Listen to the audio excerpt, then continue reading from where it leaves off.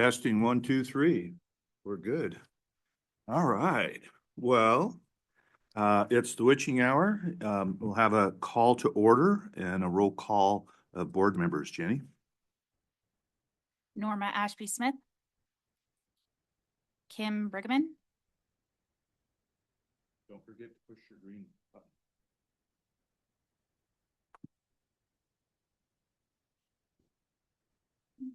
Present. Norma Ashby. Kim Brigham. Not here. Carol Donaldson. I'm here. Can you hear me okay? Yep. Okay, I'm back on mute now. Tim Fox. I'm present. Mary Helland. Present. Pete Johnson. Keep talking. Oh, I'm sorry.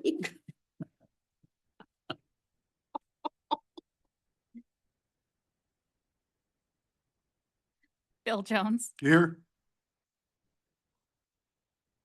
Lorna Cooney. Here. Steve Lozar. Is not present. Rachel Reckon. Present. Ken Robeson. Present. Jay Russell. Is not present. Oh, is he? Oh, okay. He's online. Chris Warden. Present. Bill Whitsitt. Present. Candi Zion. Present.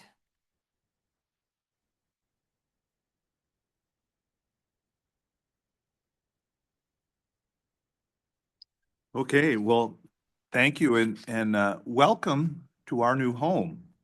What a special several months it's been, and we'll hear lots more about things that have been going on as we go forward today. But, you know, I used to say all I want for Christmas is my 2 front teeth. But this year or last year, we all got a gift. The people of Montana got a gift that's priceless and everlasting. I'm sure that we'll have lots to say today about the goings on and what we've seen and heard and et cetera. So I would invite you to be animated and excited today about the prospects of this organization, this Heritage Center, and the history of Montana. The first thing I want to do is welcome our new board member, Chris Warden. I've known Chris for many, many years, and if any of you are familiar with the Warden name, he is a walking history repository, if you will, with his family going way back. But Chris, I'd like to invite you to tell us a little bit about you, and we're just so glad to have you on board. Yeah, thank you so much, Chairman Fox. It's a pleasure and, quite frankly, an honor to be here. I don't know that I ever had serving on this board on my bucket list. I always thought it would be something that wouldn't be achievable because I have such a high regard for the Historical Society and for Molly and the team here and for each of you. So it truly is an honor to be able to be part of this. I live in Missoula. I was born and raised in Great Falls. Everybody in Missoula thinks I'm part of the Warden family that founded Missoula, but I'm not. No, if any of you know Tommy Lou Warden, who lived in Missoula for a long time, we were cross-street neighbors, and she said, "Chris, does everybody ask you if you're a warden?" And I said, "Yeah, they ask me if I'm your grandson." And she goes, "Everybody wants to know if I'm your grandmother." And she said, "How about if we just tell them yes?" So to this day, if I get an invitation to a party in Missoula, they spell it W-O-R-D-E-N. But my family's from Great Falls. I won't go too deep into that, but they came shortly before statehood, and my grandfather was the longtime owner and publisher of the Great Falls Tribune. And it's a neat kind of storied history, but I know each of you have that as well. It's probably what brings us together behind an institution like this to celebrate it. I am married with 2 kids. Some of you know my wife, Lori. Lori and I own a consulting company together called Upward Advisors. I focus on business and organizational strategy, and she does public relations strategy.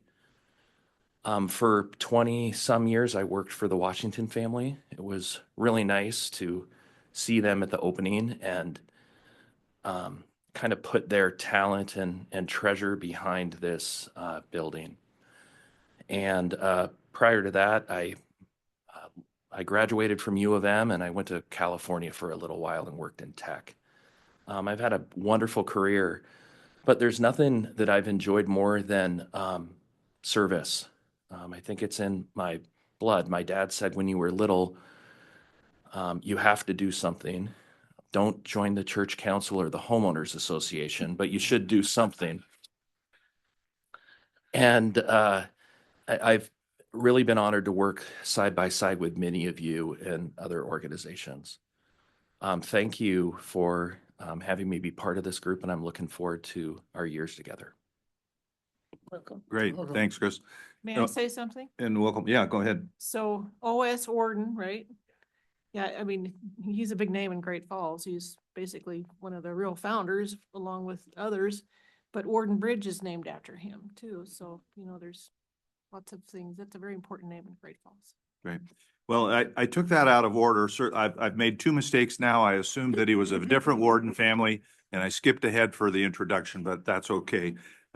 Steve is not here today, and so I wanted to ask Candi if she would, as she has in the past, to offer our blessing this morning. That'd be great. Oh, yes. Yes.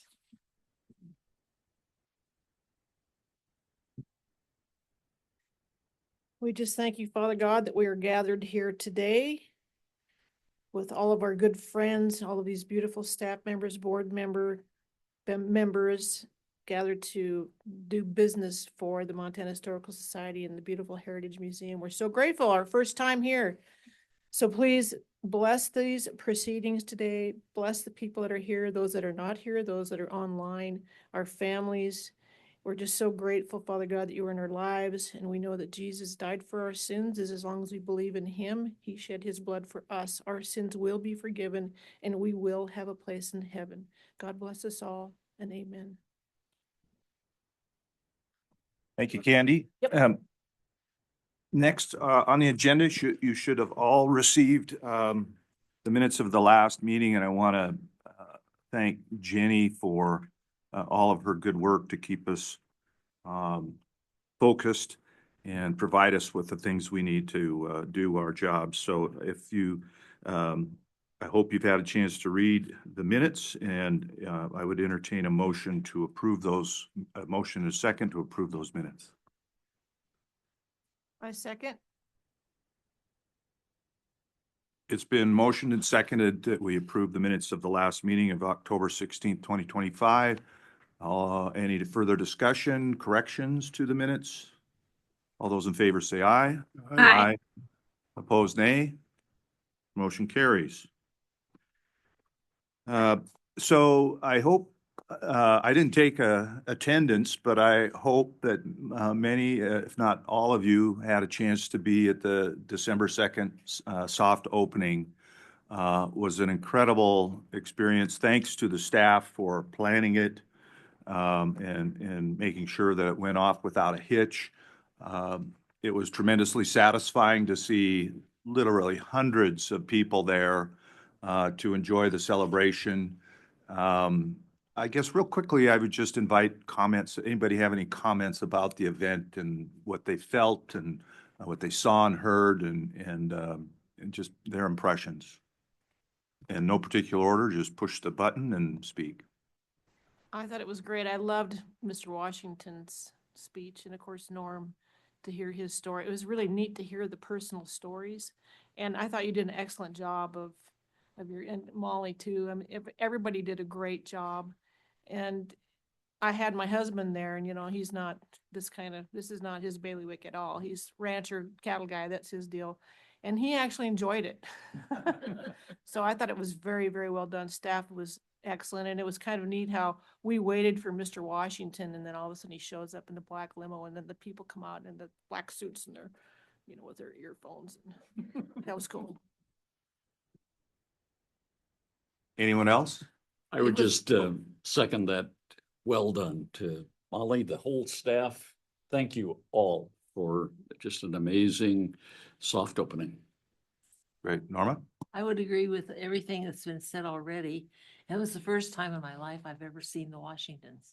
So that was a thrill for me to finally see them. They're real people and impressive people. And I was very thrilled to see them and everybody contributed so beautifully. And we just thank all the work that was done by everyone that has helped made this all possible. It's beyond our dreams. It's the most exciting Russell exhibit I've ever seen to see all that together. Great. Thanks, Norma. Ken? It was a memorable evening and the crowd was, I think, really engaged. It was great to hear from both Norm and Dennis Washington that those stories were well worth the time that they spent. I was so glad they did take the time to tell us what their success stories were. They were so important to the financing of our new center. So it was a great evening. Anyone else? Pete? Yeah, I think what struck me was just the reaction from the public when they came in and just looking around. I mean, people were, I guess awestruck is probably the only word I can think of. They were all just looking around with eyes wide open and I think, everybody's heard so much about it and for people to see it, I think the reaction was amazing. Right. Anyone else? It was fun moving around to the tables at the reception and visiting with people and their observations of the new facility, and there was a lot of excitement there. Later that evening, I had a chance to socialize with Dennis and Norm. It was fun to see them sitting there on a sofa with their phones, showing each other how their stocks were doing, and telling business stories and acquisitions and trying to buy a building in Alabama. And anyway, it was a lot of fun. A couple of interesting individuals. Right. Anyone else? I would second. My husband is also not a big history person. He's a nurse. And he also had a great time. And also the other day was like, we need to go back. I didn't see enough of the exhibits. I want to see more exhibits. And I also brought my daughter and a whole bunch of her friends the next day for her birthday. And it was very little kid friendly. They had a great time. They went down the mine shaft about a dozen times. And it was very funny to hear all these little, 4 and 5-year-olds running around telling their parents they wanted to go down the mine. And then so she had such a good time. And I also wanted to give such a kudos to the staff for the number of tribal folks who were at the opening and for the sunrise ceremony, which I heard was really beautiful and special. And it was so much fun for me because so many of those are folks I never get to see unless I head out to Lame Deer or something. So it was really, really wonderful to have so many tribal folks there at the opening too. So thank you for that. Great. Kim? We had to drag our 2-year-old granddaughter out kicking and screaming the next day, but the comment that I made to my wife when we walked through the Russell Gallery was, "That's what I love about Montana." Yeah. It reminds us of why we're probably all here. Yeah, that's great. Anybody else? I gotta share a story. The mine shaft was amazing. So Jeff's in the mine shaft with 2 little teenage girls and, actually there was 3 in there. And, when it does the dynamite blows up, the girls freaked out and they grabbed onto him, like it was for real. So I thought that was telling in itself that's how good that exhibit is. I have to just do a footnote on that. When Christy, my wife, was in there and the dynamite exploded, she literally screamed. Anyone else? I've heard about the museum for just years and years, and it was so nice to be able to come here Yes. and say, well done, very well done. Thank you. And I think Betty was watching from above and she was, I'm sure, so proud and fulfilled. And thank God for Betty and Tim. You can all be thankful that my wife attended because she's not too enamored with my long-windedness. And you can also thank the staff for giving me an outline of speaking notes that could have fit on a postage stamp. But I would say, I was just really excited and honored. And I just want to recognize the staff again for their benefit because, so much happened behind the scenes that we can all imagine, but we really can't fully comprehend in, packing things up, leaving your offices, relocating. I mean, these are our treasures, our people's treasures, and they really outdid themselves in terms of making all of this happen. I was so glad to be able to recognize them at the soft grand opening and Molly too. I couldn't be more proud of the people who work for this organization, their love for what they do, their tender loving care for the things that make up this great state's history. And I just want to give them a round of applause again for who they are, what they do, and the treasure they are to all the people of Montana, not just today, but for future generations.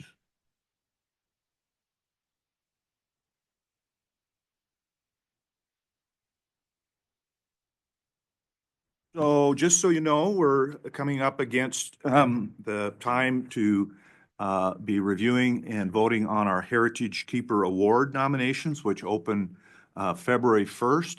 As you know, we typically get great nominees. And for your benefit, Chris, we've worked through this over the years we have a really streamlined process now that's less cumbersome than it's been in the past.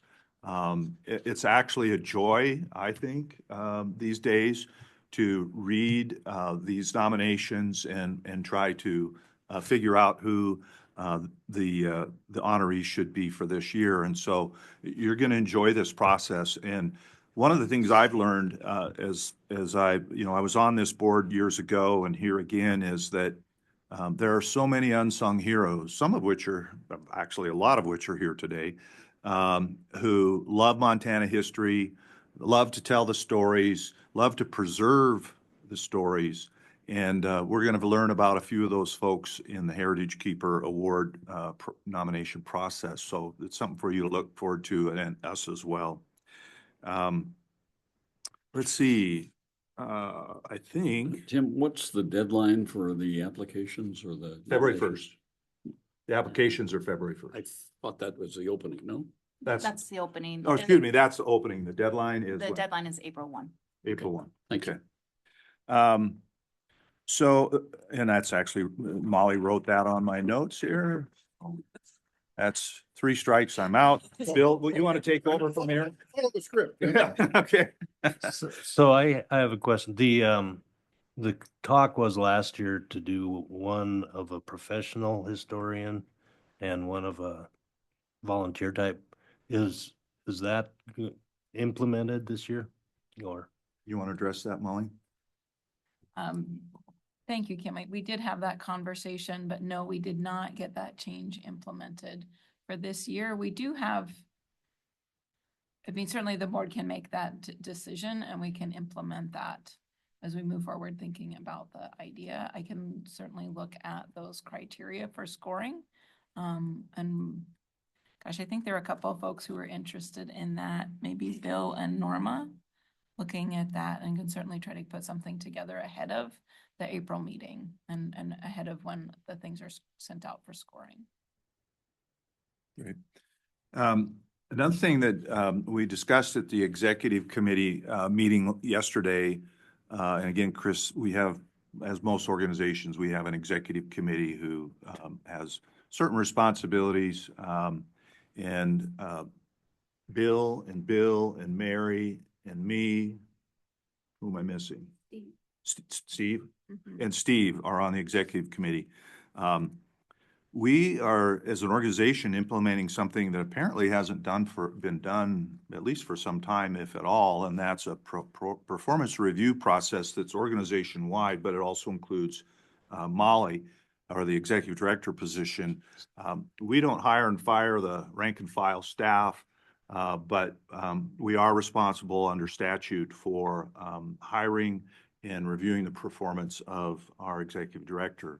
And so Molly and her HR staff have come up with a plan. It's a responsibility of the executive committee to do the performance review, and we will be going through that process. We have a time frame to have it completed by January of next year. And I just want to make you all aware of that.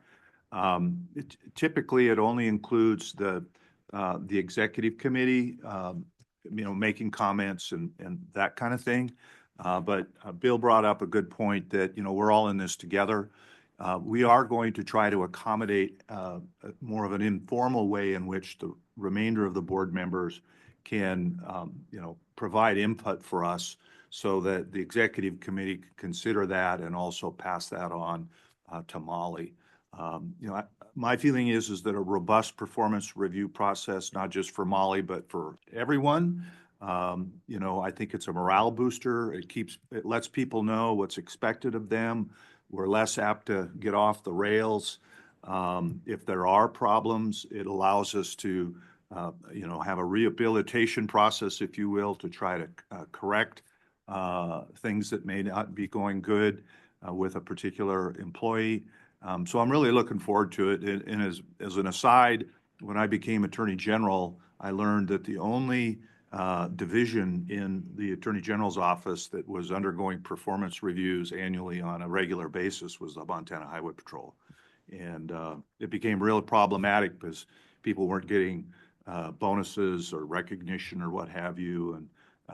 And so we implemented that. And sometimes it's a little bit rough initially to get the process going, get everybody some buy-in. But anyway, I wanted to let you know that the executive committee will be working on Molly's performance review through the year.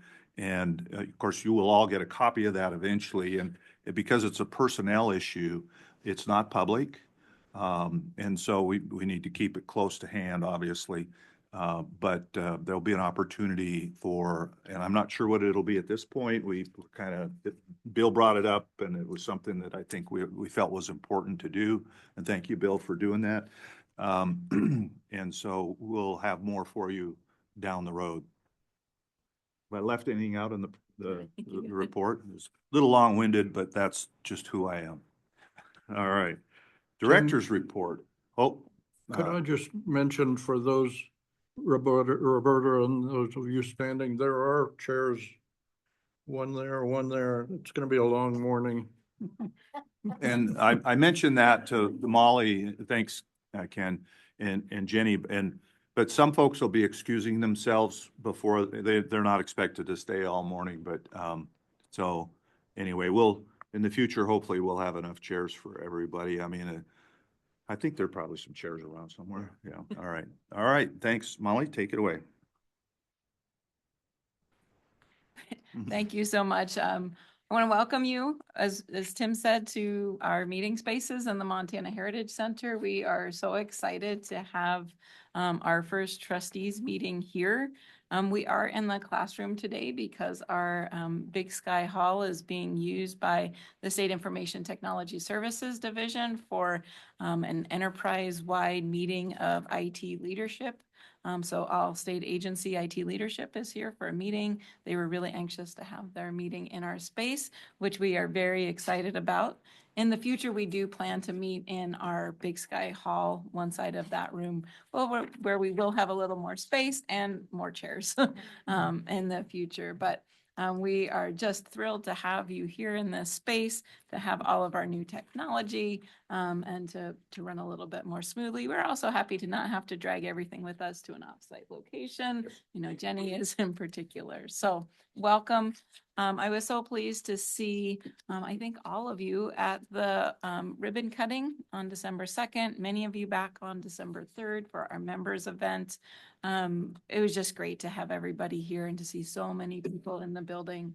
For me, it's been the most rewarding part of this is seeing people in the building. All of you, seeing our visitors in this wonderful space, hearing all of the feedback, and you'll hear a little bit later about how we are collecting feedback from our visitors, but seeing everybody in this space and hearing their reactions to the work that we knew was going to be amazing, but sharing it with people has just been the most exciting and rewarding thing since we opened. So in order to get some folks who are standing moving on, I just want to introduce our new staff. This quarter, we have had lots of additions to our staff. So let's see, Emily? Yes, there's Emily. Would you please introduce our new hires in administration? And Emily, if you'd like to. There, that mic up there on the podium works, so. we can Oh, go. sure. Yep. There you go.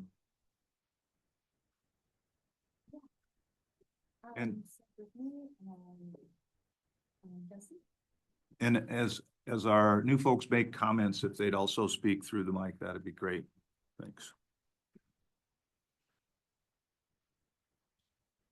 You'll want to push the Yes. little person. Peter, is Anthony online? Wonderful. All right, so I'm going to start by saying we've been really fortunate to fill out our security staff. And we've got Jesse here, and Anthony is online. He's not scheduled to work today, but he did want to be sure to join us and say hello. And I'm really proud of having these fine gentlemen join Jerry's staff. They've been working extra hard and getting down all of the protocols of our security and supporting the staff and all of the public that come into our spaces. So first, I'll introduce you if you want to say a few words. My name is Jesse. I'm originally from Livingston. After that, I went in the Air Force for about 5 years. My voice is scratchy, excuse me. A few years in Colorado after that, about 17 in Washington State. Moved back to Montana about 7, 8 years ago. Been here in Helena for going on 3 years. My favorite pastime is hiking in the hills around here, and so far I'm enjoying working here. Welcome.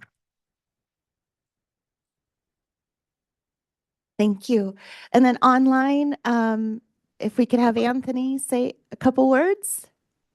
Yeah, hi, my name is Anthony Lee. Originally from Butte, grew up in New Mexico for about 15 years, came back to Montana again because it's just such a great place to be. Did wildland firefighting and structure firefighting for about 8 years, came from corrections for 3.5, and just really excited with how happy everybody is to work with and how much I'm getting to learn, and really appreciate the opportunity. Thank you. Welcome, Anthony. Thanks, Anthony. And also, I'm really excited to introduce Brittany. She joined us at the end of December. She is our accounting tech. She has hit the ground running and is really caught on quickly. We're so glad to have her on our team. She is not quite a full-time staff, but we're taking every hour she can give us. It's a 0.7 FTE position, and she's been a valuable addition. So, Brittany. Hi, so I was born and raised in Helena, never left. The last 11 years I've been doing accounting for banking. I just enjoy being outdoors with my kids and my family and doing all the fun things. Thank you. Welcome.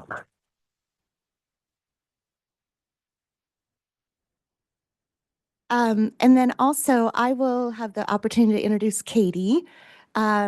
She is working with Jenni Sullivan in the Public Relations Department, and I see that Jenny's not here today. So, but Katie, could you come up and say a couple words about yourself, please? Thank you.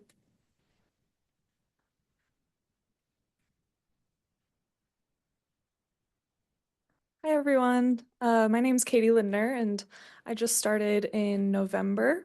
Like Emily said, I'm in Jenni's office, and I do the social media. So it's been really fun and exciting, especially with the museum opening.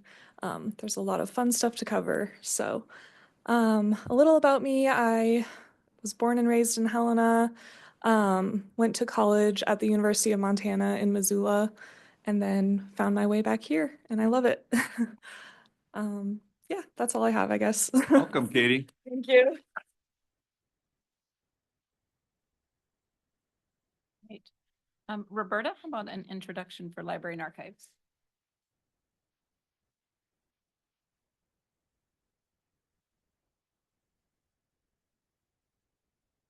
Good morning. I have two staff members to introduce to you today.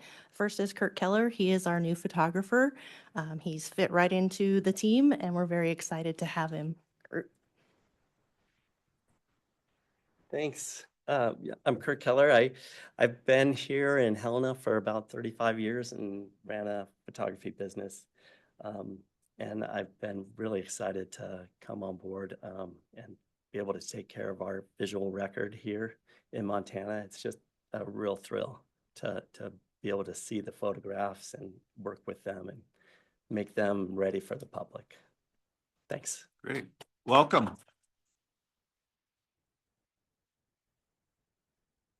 And then we have Lindsay Mick.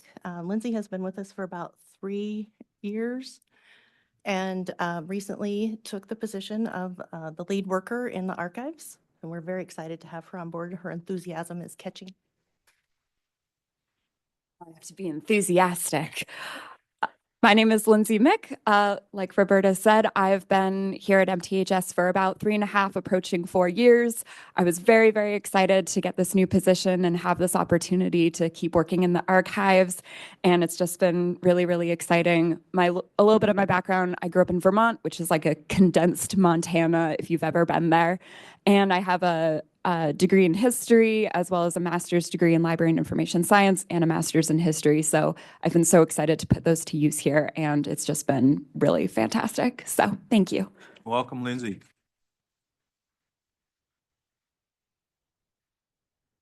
We'll move on to the museum. I'm going to ask Amanda Trum to come up. And the reason I'm asking Amanda to introduce our new museum staff is because on December 31st, Jennifer Bottomley O'Looney, our longtime museum program manager and MTHS staff member for over 30 years, retired. She left the museum program in really excellent shape. And Amanda is our acting program manager while we finish the recruitment for that position. So Amanda, if you would introduce Rebecca. Hi, of course, yes. We are very happy to have Rebecca Lewis as one of 2 registrars in the collections program or collections team.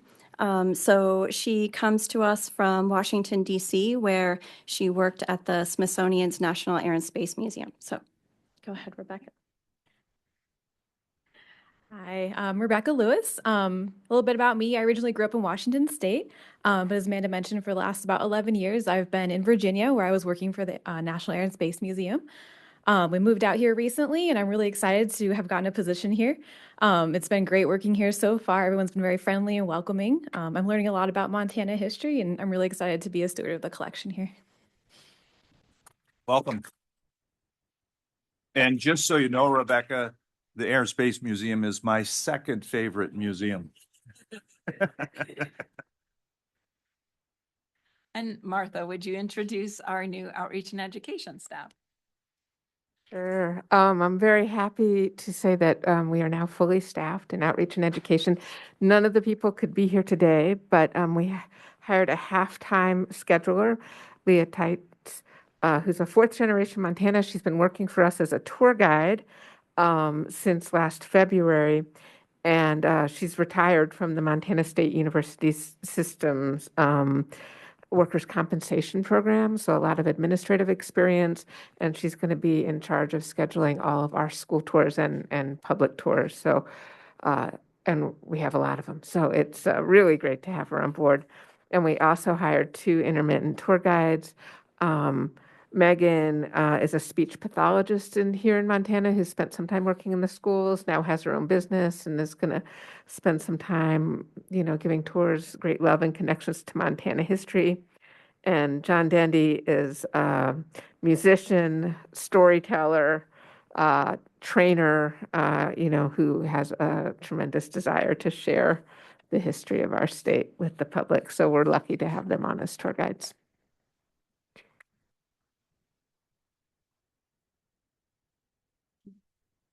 So that's it for the new hires. This is my fourth mistake, Chris, because I said earlier that Molly does all the hiring and firing, which she does, of staff, rank and file staff. But statutorily, the board is required to approve those decisions. And so when new people are hired, we have a motion, a second, to approve those hirings. So I would entertain a motion and a second to approve the hiring of the individuals that we just heard about. Norma? I approve, I move Norma Ashby and Smith, and I approve these motions. Ken? Ken Robinson, second. It's been moved and seconded that we approve the hiring of the individuals that we were just mentioned. Any further discussion? All those in favor, please push your green button and say aye. Aye. Aye. Opposed, nay? Motion carries. Aye. There it goes.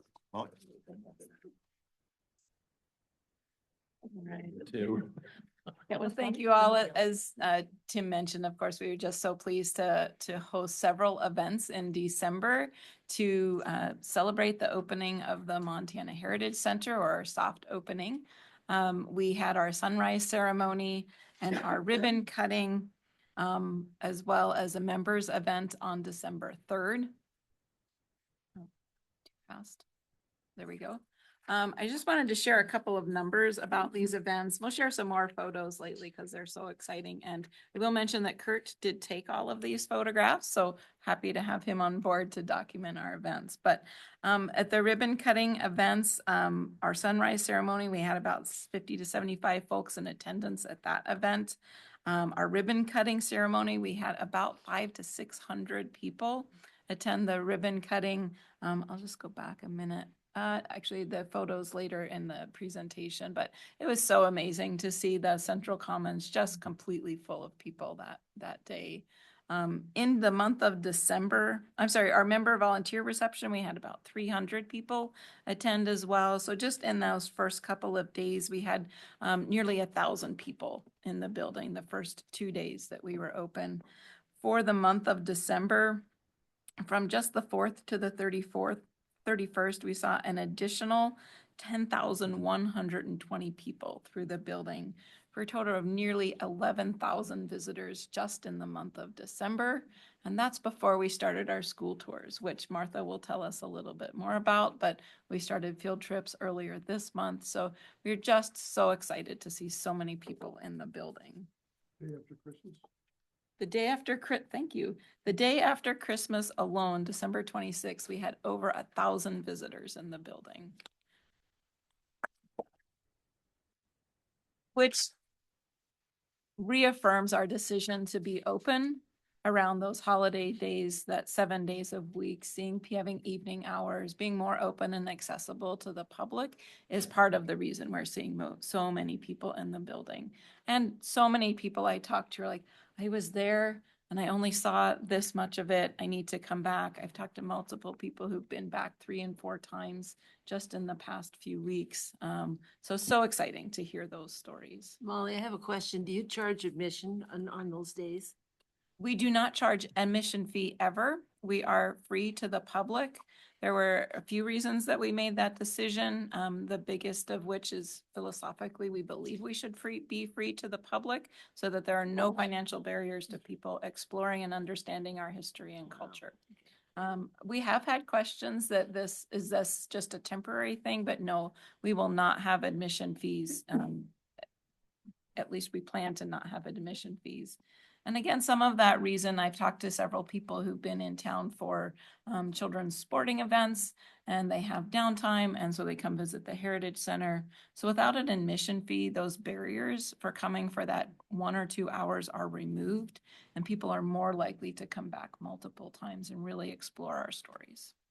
If I might add there too, if I'm not mistaken, the leadership staff thought that because of Norm's Cafe and rentals of our meeting spaces, that there would be sufficient revenue from those facilities that it would essentially make up for any loss that we might have from not charging admission. And as you know, as a member of the Historical Society, historically, you got free admission, right?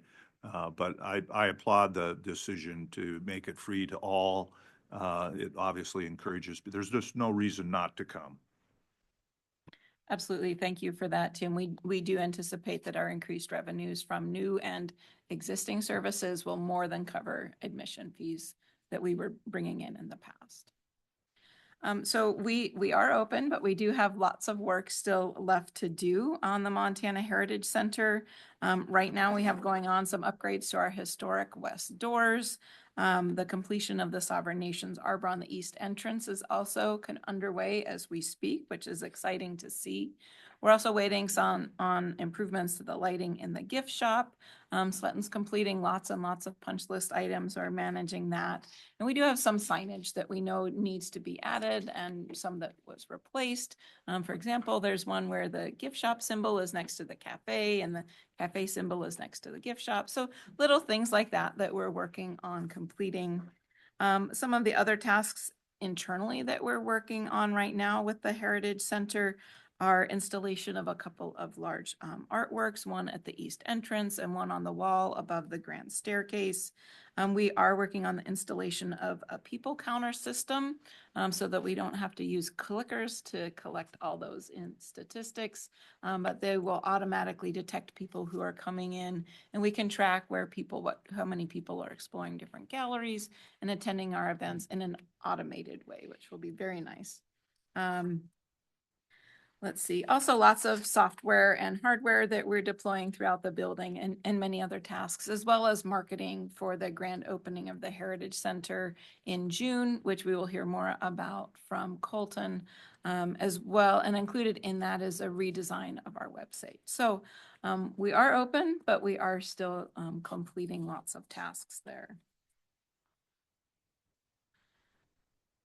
This quarter, of course, I've already mentioned our visitors to the building, but we actually welcomed 14,497 visitors this quarter. So that includes our visitors to the Capitol, the original governor's mansion, and to off-site events and experiences that we held as well. So lots of people that we're reaching.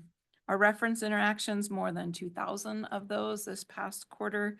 We do expect that to increase this next quarter. We had nearly 7,000 people who participated in our outreach activities, nearly 5,000 members to the Historical Society who received our magazine, and then lots, of course, virtual interactions and website and interactions for our online repositories again this quarter. So continuing to make lots of good connections with our audiences in many different ways. Oh my, this is moving very fast today. There we go. I'll try not to touch my laptop. See a few operations updates to share with you. We do continue legislative interim committee meetings.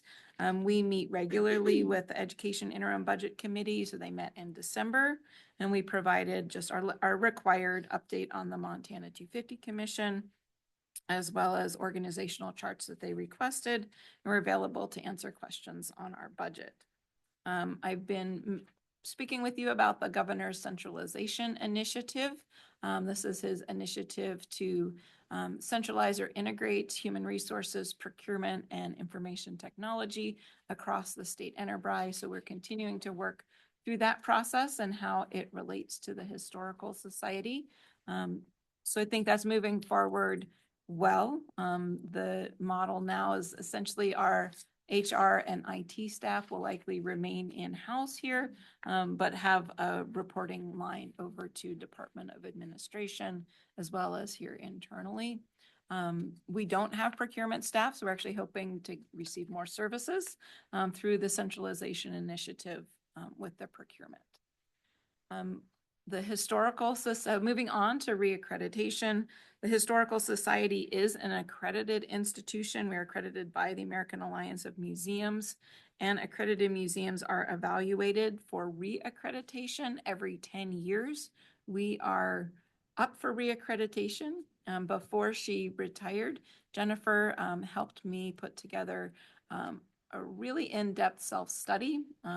Emily did as well on her team, because we have to report financials as well. So that self-study was completed in November, and we will have an on-site visit with our accreditation team sometime between March 1st and April 15th of this year. I don't anticipate any issues with our being reaccredited, but it is also always a process that we need to follow. And then finally, I wanted to, I'm sorry, I guess I have a couple more items here. I wanted to mention our generous donors with the Huffman Collection. Larry Lynn and Leanne Peterson have also approached us about beginning a new program to offer a book award, an annual book award on Montana history called the Montana Headwaters Book Award. So it's our first ever book award. The winners will be announced at the History Conference in 2027, but we'll begin the evaluation process later this year. The Petersons generously donated $110,000 to the Historical Society to support this award for the next 10 years, with $10,000 annually going to 3 different levels of the awards and about $10,000 for administration costs. So generous donors for us, and we're excited we think it will help promote Montana history, the study of Montana history in general, more publications about Montana history, and also help us promote our own press. Molly, who will be reviewing the nominees and making the decision on who the award winner is? Thanks, Tim. The administrative part of that will be run through publications and the library and archives, but we do have an independent panel of judges who at the Petersons' request are being headed up by Kirby Lambert, a previous curator here and head of outreach and education at the Historical Society. So he's recruited a panel of several judges, reviewed those judges with us, but they will work independently of the Historical Society to do their review. So it'll kind of be independent review, but the awards will be given through the Historical Society at the annual history conference. Thank you. Molly, I have a question. I wondered when this picture was taken, because I was thinking as I look, there's about 3 women in that picture. So it must have been a long time ago. It is the 15th Legislative Assembly, which would make it sometime in the 19 teens, I would guess. Yeah, I had the same reaction too. And so that's likely Ella Knowles Haskell or Maggie Hathaway.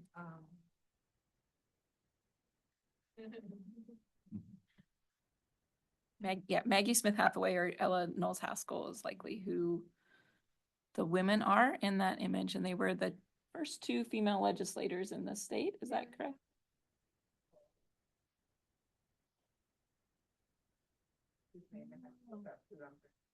See, I should never just say. I can't believe you don't know that.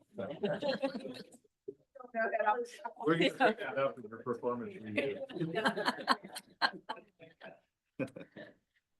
All right. And then I, at Ken's request, want to give just a little bit of background and information on the Montana Heritage Commission activities that many of you may have seen covered in newspapers and on social media recently. And the reason to do this is the director of the Historical Society statutorily is a member of the Montana Heritage Commission. A little bit of background, the Montana Heritage Commission, unlike our Board of Trustees, is administratively attached to a state department. So they are administratively attached to the Department of Commerce. And because of the way that that statute is written, that refers to different statutes, and I have the statutes here that can tell you if you're interested. The Department of Commerce is responsible for certain actions around the Heritage Commission's operations, and those include budgeting, reporting, administrative functions, and staffing of the Heritage Commission. So it's a different relationship between the Heritage Commission and commissioners and the Department of Commerce than what we have here between the Board of Trustees and the Historical Society. So that's to say the Heritage Commission commissioners do not have the same authority and oversight that this Board of Trustees has, if that makes sense.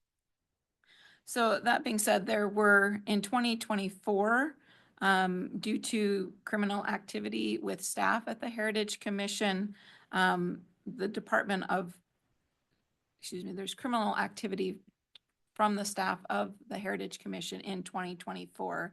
After that was discovered, the Department of Commerce implemented a comprehensive review of all of the Heritage Commission's activities, including their financial activities, and determined that the Heritage Commission has earned less than 75% of the necessary funds for their operations. They are statutorily required to earn income for much of their operations. So part of that initiative was to review all of the contracts for all of the concessionaires throughout the Heritage Commission. The Heritage Commission oversees properties in Virginia City, Nevada City, and Reader's Alley.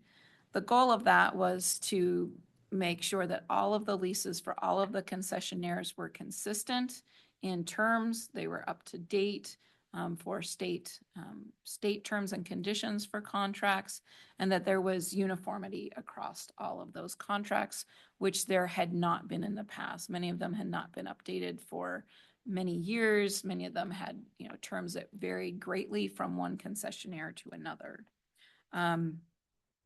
So that's what we're seeing in the news now as reaction to updates of those contract terms for those concessionaires.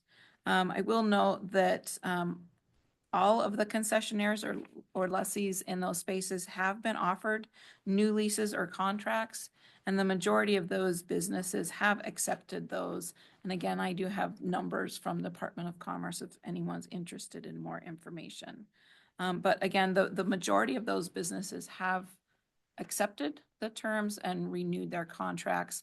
I believe there are only 3 that declined to renew their contracts out of a total of 27 contracts. To back up a second, those contracts, again, are not overseen by the Heritage Commission itself, as in the commissioners, but by the Department of Commerce because of their budgeting and fiscal responsibility for the Heritage Commission. It's really a complicated issue, and that's a very high-level overview of that. I'd be happy to try to answer any questions about that, but would also point you to the Department of Commerce has a website on the Heritage Commission with an FAQs page that delves into this a lot deeper, and would also point you to April Armstrong, who is the acting executive director of the Heritage Commission at the Department of Commerce. Well, that sort of answers my question, which is, did they hire they haven't hired yet? Because I know they were in the process. They have hired. Okay. I believe his first day was Monday. Okay. But until he's up to speed, the Department of Commerce is asking that questions continue to go through April as who's helping him learn the processes. Okay. Thank you.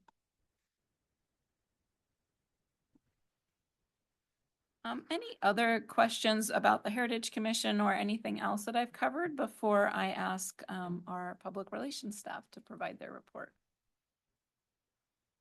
Thank you, Molly.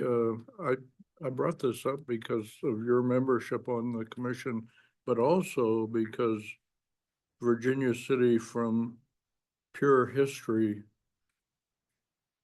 context, is drawing probably next to the two national parks, the most visitors, has the most visibility, and has a major restoration project, Stonewall Hall, that has been affected by the loss of, well, by the problems that the board and the director of the board have had. And I think we should all be aware of it because of the importance of Virginia City. So thank you. You're absolutely correct, Ken. And there's a lot of concern on the part of the commissioners and providing strategic direction to help get the commission and the new executive director on the right path. I know the Department of Commerce has actually committed several $1 million in support to the Heritage Commission, including some for Stonewall Hall, so that that project can continue to move forward.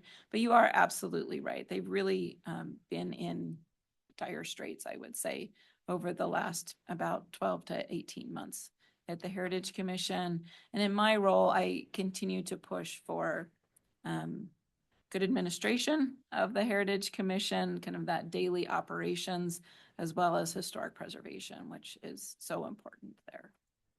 And it's most unfortunate that one of those three that have not renewed is one of the theater productions and has a lot of visibility because of that. So I hope the vendors overall can survive. That's an important part of the tourist visitation operation in Virginia City. But thank you. Absolutely. Any other questions? Okay. Colton? Or is Claudia first, I think? All right. Unfortunately, no, I think, unfortunately, Jenni is sick. She attended the Bobcats game and caught a bug while she was there and has had a tough time shaking it. So she is not joining us today in order to not spread her illness. But we will have Claudia and Colton providing the update for development and marketing, and Jenni will provide us an update on membership. And for the record, I feel Jenni's pain about Bobcat games.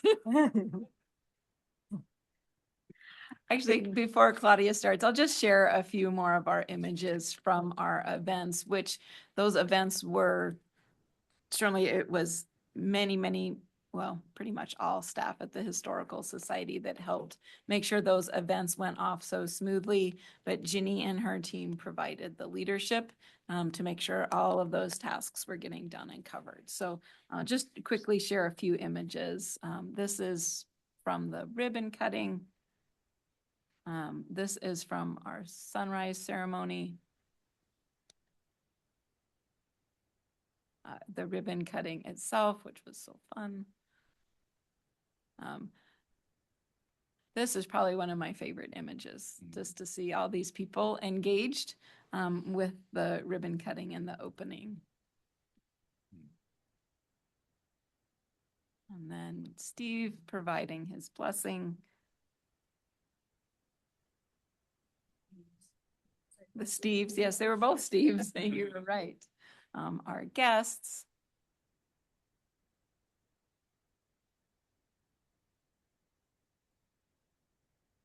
This is our opening reception, so our major donor reception.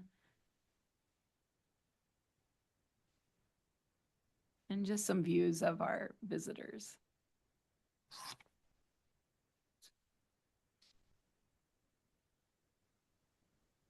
This was our members event.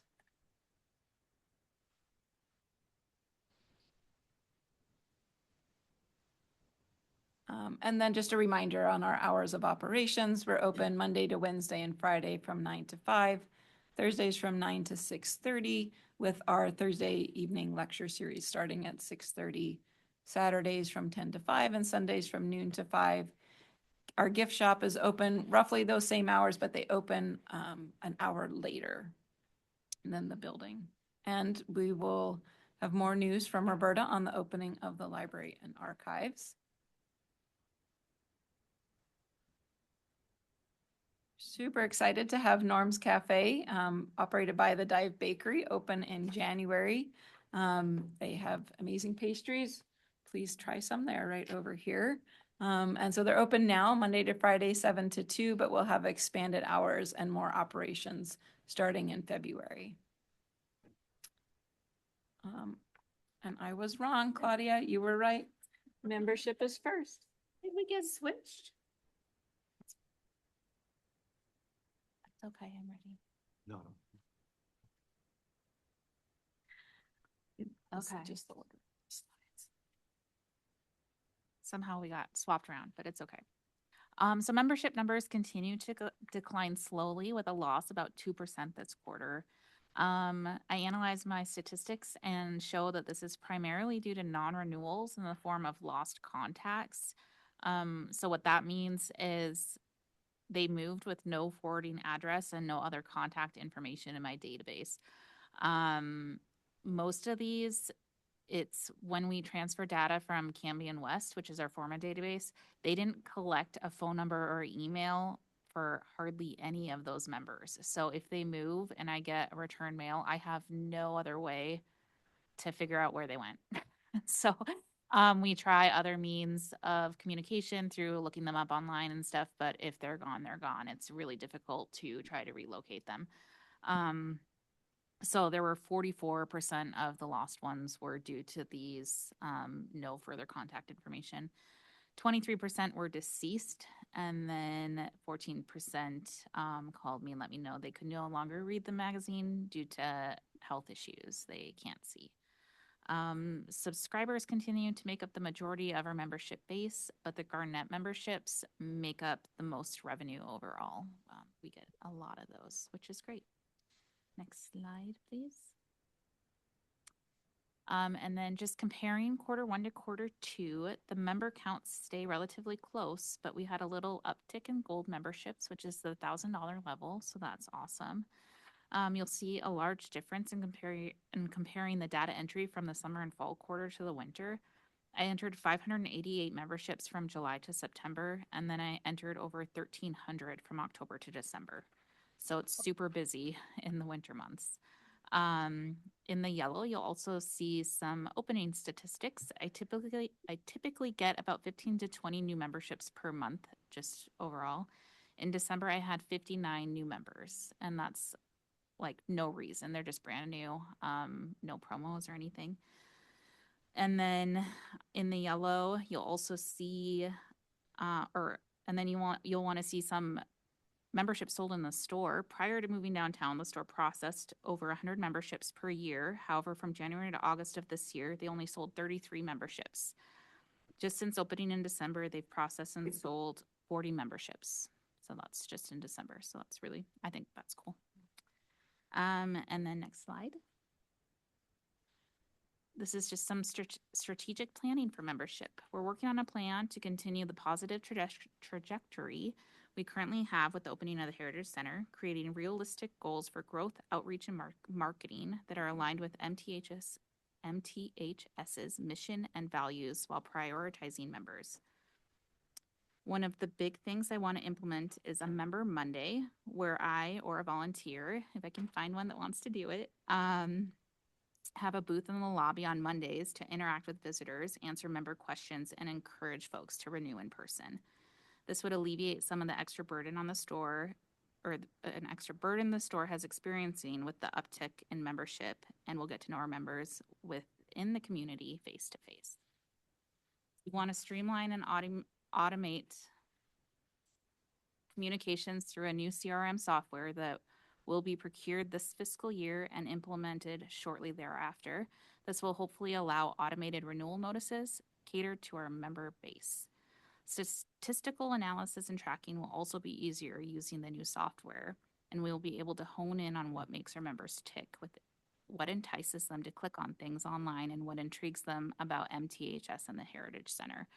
Currently, we're getting held up with kind of the state network and security. They'll fill out half of a form, submit that, and then it gets to the payment portal and they'll just stop. So I get a form and then they won't pay for it, and I'll try to call them and they just don't answer my call. So we'll get them halfway there. So hopefully with the new CRM, we'll get them all the way. That's the goal. Customer service will be a top priority as we partner with all the departments and make sure our members are prioritized and supported from the moment they walk through our doors. Marketing will continue as we look at cost-effective marketing tools, provide regular promotions, and continue to grow excitement about membership and Montana, the magazine of Western history, especially.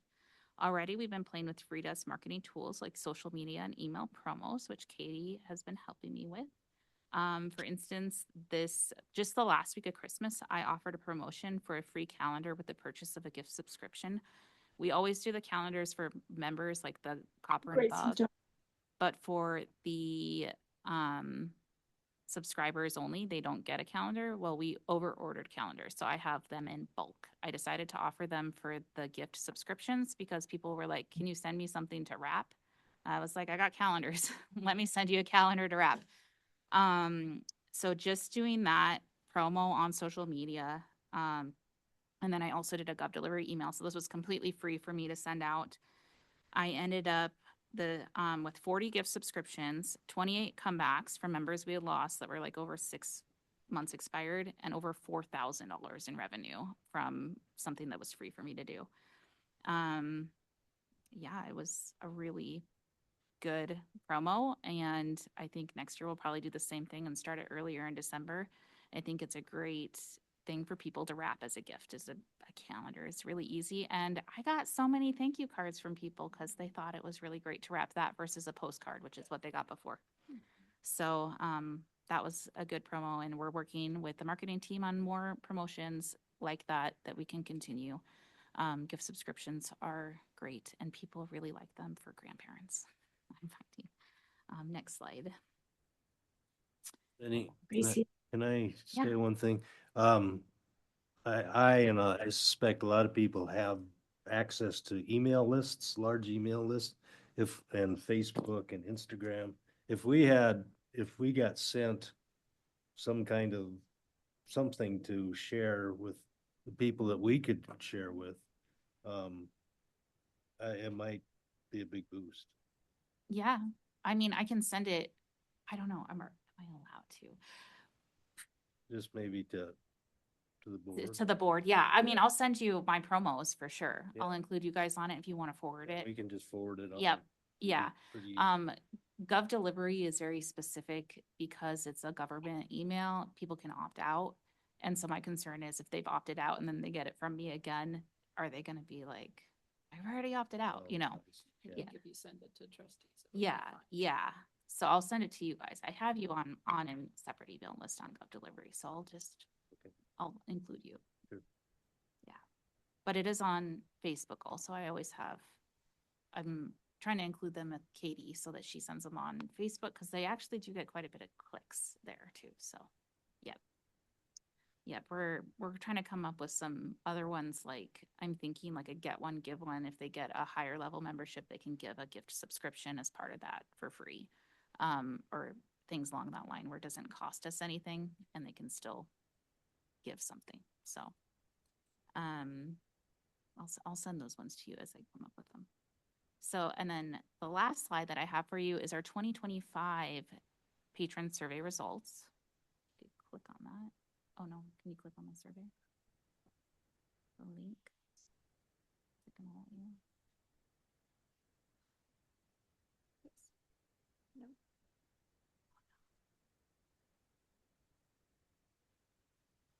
Well, it let you, but it's not up there.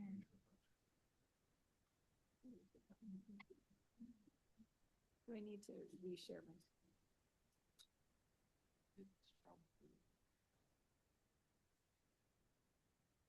Okay.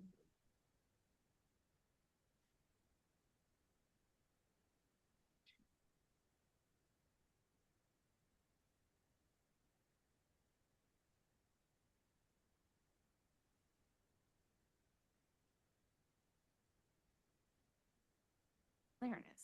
Okay. Do you want me to drive? Sure. I'll drive. Okay, so This survey we did a little different. I did not send out anything in the mail because I'm out of money. So postage is getting really expensive. So we tried to just do it digitally this year to see what happened. We did not get a lot of responses. So next year it's going back in the mail. I'll have more money. So we got 456 responses. Last year we had 1,200. So I got about a quarter of it. What's crazy is last year they all wanted email responses. So I was surprised that we didn't get any. Oh, why is it not letting me? I guess it's going to be tiny at the bottom because I don't know what I'm doing. But the first question is the overall, how would you rate your experience? Overall, great. We get this. I mean, the whole survey is, they love us, which is great. So on a scale of 1 to 10, how likely are you to recommend MTHS? We always get really good responses. There's always one though. One person that just doesn't. Yeah, I'm sorry, I pushed the wrong button. Yeah. Your top reasons for joining. We have the top reason is believing in our mission to preserve and share history, which I love. And then the magazine is second, which is also great. That's always good to hear for pubs, especially. And then preservation are our top 3. And those were our top 3 last year also. I did go back and check. And then quality of materials are all really high. Our Society Star actually went up. So I got to change this to bulletin, but we left it just because half the year it was still a Society Star. And then now we've changed it to the bulletin. So we'll adjust that, but we got overwhelmingly positive responses. Digital resources are good. This is what other people belong to. Mostly none. So, I mean, I think it would be good to partner with some other historical societies and see if we can't get them to join other entities, you know. If I can interrupt, Jenny and Molly, what do we do with our wonderful local museums and historical groups? You know, if I'm from Hardin, we have a first-rate museum in Hardin. If you've never been there, it's worth a trip. What do we do with them to encourage membership in their organization and vice versa? You know, at the moment, we really don't do much with actual membership. And I know not all of those organizations have their own membership program.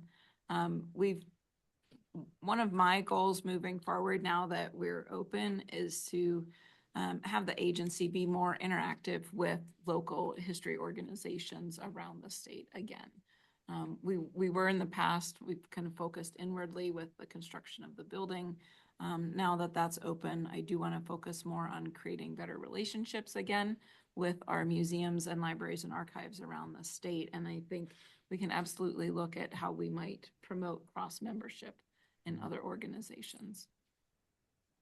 Yeah, and I will say since we've opened, I've had probably like 6 other historical societies around the state join at the Garnet level because they're wanting to see our materials, our society bulletin, and more of our programming to get more involved with us. And I've requested more of their materials, and they don't have a lot of materials, which is a little bit sad. So I know that they are reaching out, so hopefully we can reach back, you know, as much as we can. Thank you. And then, Can I Yeah. interrupt again? I know our little museum in Bonner has indicated interest in helping out with the grand opening in June. We can do whatever it would require, and maybe that's another way to get the locals involved. yeah, for sure. Have them reach out to me and I'll get them on a list. We'll start a list of how to get more. I mean, if we can do booths with them or whatever. I'd like to submit a suggestion that we tried on my TV show for several years, is that we would honor the surrounding communities, like a salute to Fort Benton, a salute to Vaughan, and we'd invite the people. We would go there and do a whole week of shows featuring them, and then they'd come back and be on my show. And that was very successful when you highlight a community. And so I'd like to pass that suggestion to close by, don't have to go too far, and bring them on. And they just love that notoriety. And the local paper, if they had one, would do a feature on it, and it was a big deal. Yeah. So Jenny, I don't want to get ahead and dive deep at the moment if this isn't the right time, but I would like to have a little bit of a discussion on the balance of the efforts on the internal communication, which is really important. This is good. And on social media, but what are we doing to keep the buzz going among people who aren't already familiar with all of this in terms of using more traditional media that can break through clutter, can reach the guy driving the tractor, person go into. Yeah, so that will probably that. be part of Colton's report. Okay. Yeah. Good. Yeah, he's the PR guy. Great. And so this is kind of our knowledge base, which is also, I find interesting. Most of the people taking the survey, at least, are either some or advanced knowledge. And again, we say that there's no admission charge, but for some reason we get this question a lot. And this is how often people plan to visit. Most people annually, 2 to 5 times per year. Favorite way of engagement is reading books and articles. Best way to learn about news, programming, and events was emails and the website. So online, we've been rebuilding our website, so hopefully that'll keep it up.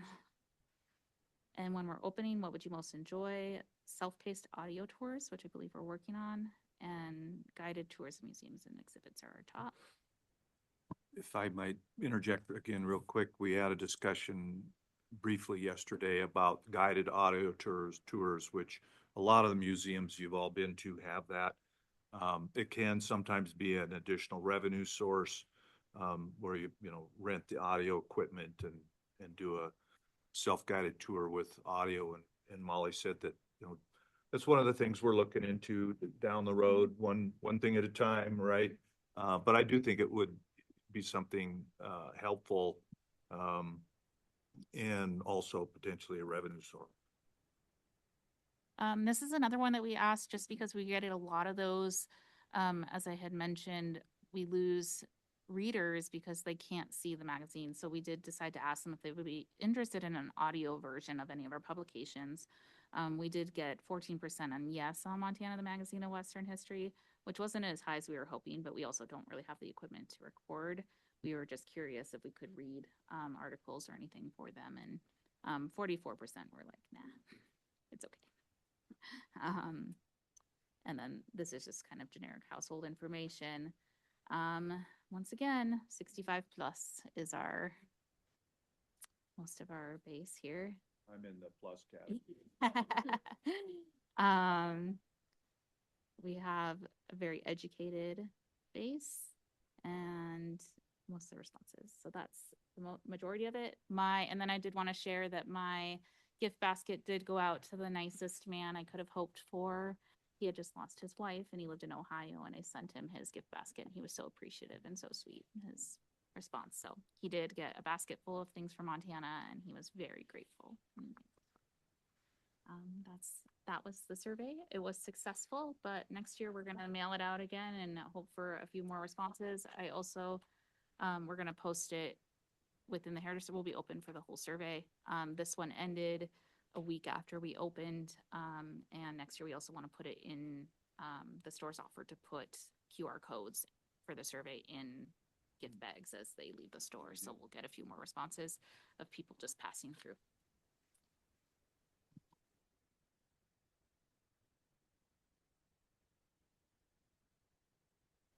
There you go. Hi, everybody. I'm Claudia Bickel. I've worked with Jenni for almost 4 years now on the campaign, and sorry she's not here to announce. As you know, the campaign is over, and we missed our.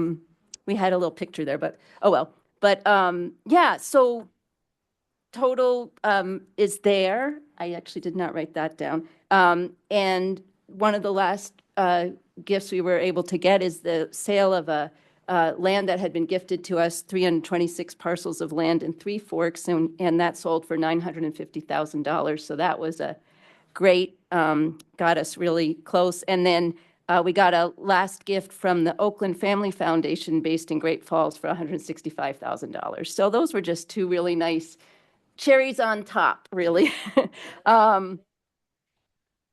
Yes, they're all there. Yeah, there's the price. There you go. And so now, now that the campaign is done, we get to do a little bit of analysis. So I have just two sort of hopefully interesting pieces of information. And the next slide, if you go to the next slide, Molly. Yeah. So it's interesting to see the campaign followed the usual pattern of major giving campaigns. The majority of the funds raised comes from a few transformational donors. So in our case, at the top here of the 3 donors gave gifts of a total of $5 million and up. And well, their gifts were $5 million and up, and the total is $40.4 million. That's how much 3 donors gave. And of course, that includes the Washington Foundation. So that was 25 million, but it's still interesting to look at. So 3 donors gave 67% of the total raised. And the next level, then 11 donors gave between 1 and 5 million. Sorry, I'm not used to presenting a lot. For a total of 11.3 million raised. So that's 11 donors gave 19% of the total.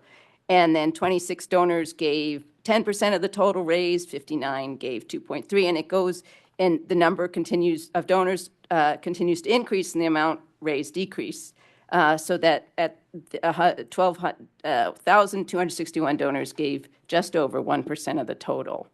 So this follows the pattern of a major gift phase followed by a public engagement phase, and both are vital to a successful campaign, which we had. So, and then in the next, let's see. Oh, so that was the old slide. That's okay. We had a bunch. Yeah. So another interesting thing to look at is donors we acquired. So donors who had never been before given to the Historical Society who gave because of the campaign. They gave for the campaign. So we had 319 donors who made their first gift ever to MTHS through the campaign. Those 319 donors gave a total of $24.4 million. And the Denison Phyllis Washington Foundation is not, it says that they're not included, of course, because they've been giving to the outreach and education program for years for the history conference. So the graphs here and on the next page show the total giving of these newly acquired donors by the date of their first gift. So perfect. Yeah, so our first new donor to the campaign was the Greater Montana Foundation, and they gave their first gift in 2007, and they gave a total of $635,000 to the campaign. So it's the next big increase in giving amount is in 2019, and that reflects the date of the first grant from the National Endowment for the Humanities in 2019 and their total giving amount. So on the next page, I have a little picture. So you can see in 2007, there's a blip, and in 2019, and then the dramatic increase between 2021 and 2024 reflects the height of the major gifts portion of the campaign.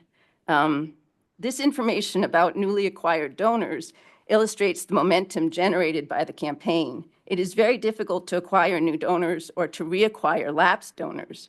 We now have a new batch of donors who might be interested in giving further to other MTHS programs and projects. And this is very positive for MTHS fundraising efforts moving forward. So, thanks.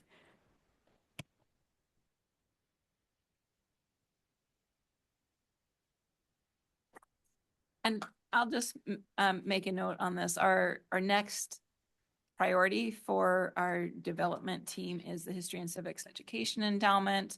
We have $3.5 million raised towards that endowment, including a $50,000 grant from Blue Cross Blue Shield, which will be spent in this fiscal year. We just recently received another $25,000 gift to the endowment. And so as we wrapped up the campaign, our next major efforts for fundraising will be around building out this endowment to the $10 million goal. Okay. Colton?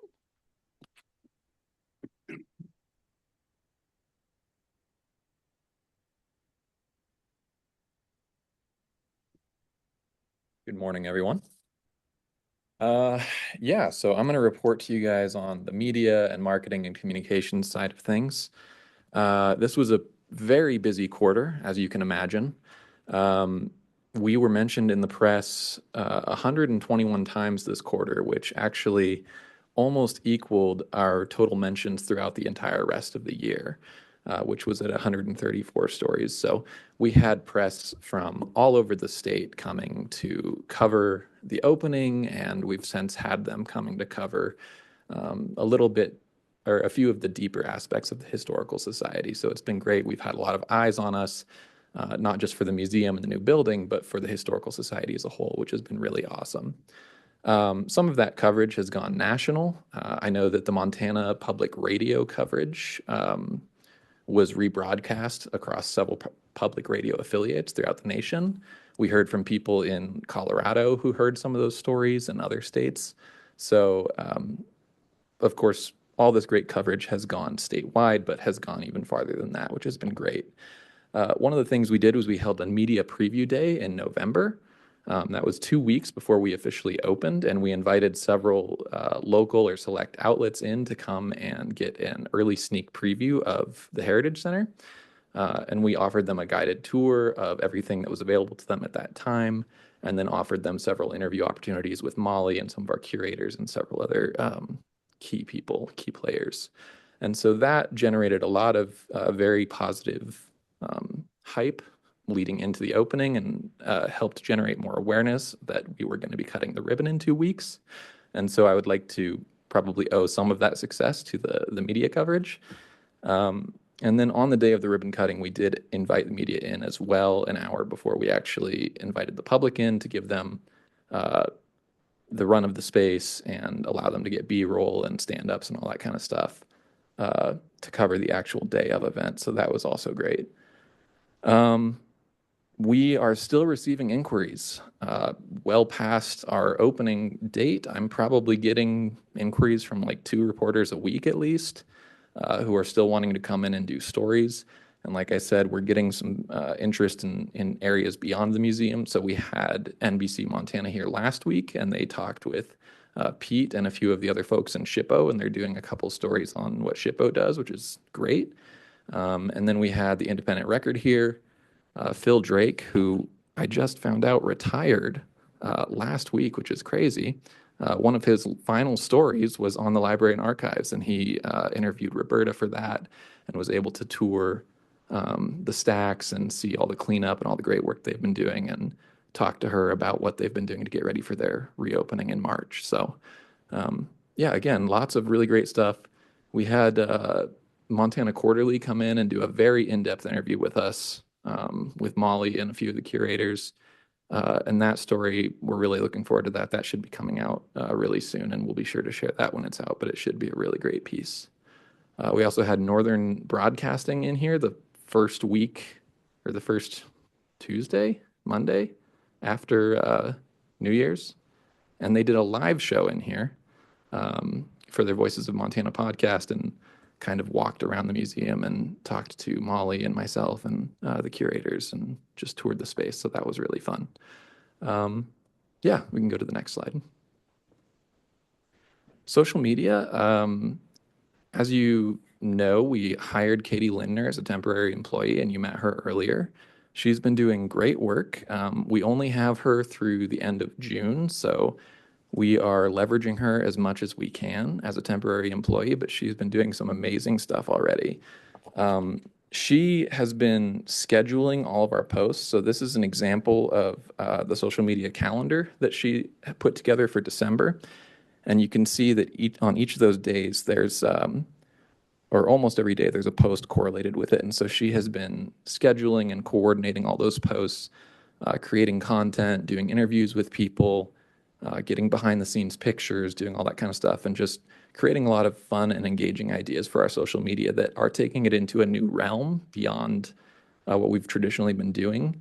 which has been sharing a lot of historic photos and stories, which people love, and we're continuing to do that, but we're also dipping our toes into more modern forms of audience engagement and asking people questions and inviting them to come see the new museum, asking them what they like about it, all that kind of fun stuff. We're also following the recommendations of our marketing firm, Gecko Designs, which I'll talk about a little bit more on the next slide. But one of the things that they suggested we do with social media was work to engage a younger audience. And so we are expanding our presence on Instagram in particular, where that younger audience really lives, and where we have a good built-in following. And we're experimenting with some kinds of posts and content that we might not put on Facebook. And those have been really well received. There's been some really fun videos and kind of trending and meme type stuff that she's been doing related to the museum and other historical stuff that has been really well received. So, and we are seeing very strong growth on Instagram as a result of that since she has came on, which has been great. Overall, our stats have remained very strong this quarter. We've seen trending upward in all the areas that we have been tracking, page views, follows, all that kind of stuff. But this is going to be the last quarter that we are recording stats as we have been. A lot of the stats that we have been reporting on have not aged well. Like one of the things we've been collecting is number of Facebook friends, which is something that has not been a thing on Facebook for many, many years. And a lot of the other statistics that we've been tracking are just not very meaningful. So we are analyzing the statistics that we want to gather and reevaluating that. And we're going to be gathering statistics a little bit differently going forward so that we can have a better understanding of how we are actually performing on social media, and we can more meaningfully improve on that. Yeah, that's it for social media. Marketing, and this is where I'll talk a little bit about your question, Bill. We are following very closely the strategy documents that Gecko, our marketing firm out of Missoula, has provided for us. And so they have given us several different documents on marketing and different recommendations. They've given us a messaging strategy. You can see some of the examples of that messaging on these sample billboards and Facebook ads. I can't quite... yeah, like the Montana We Love has a story to tell is an example of one of their suggested messages.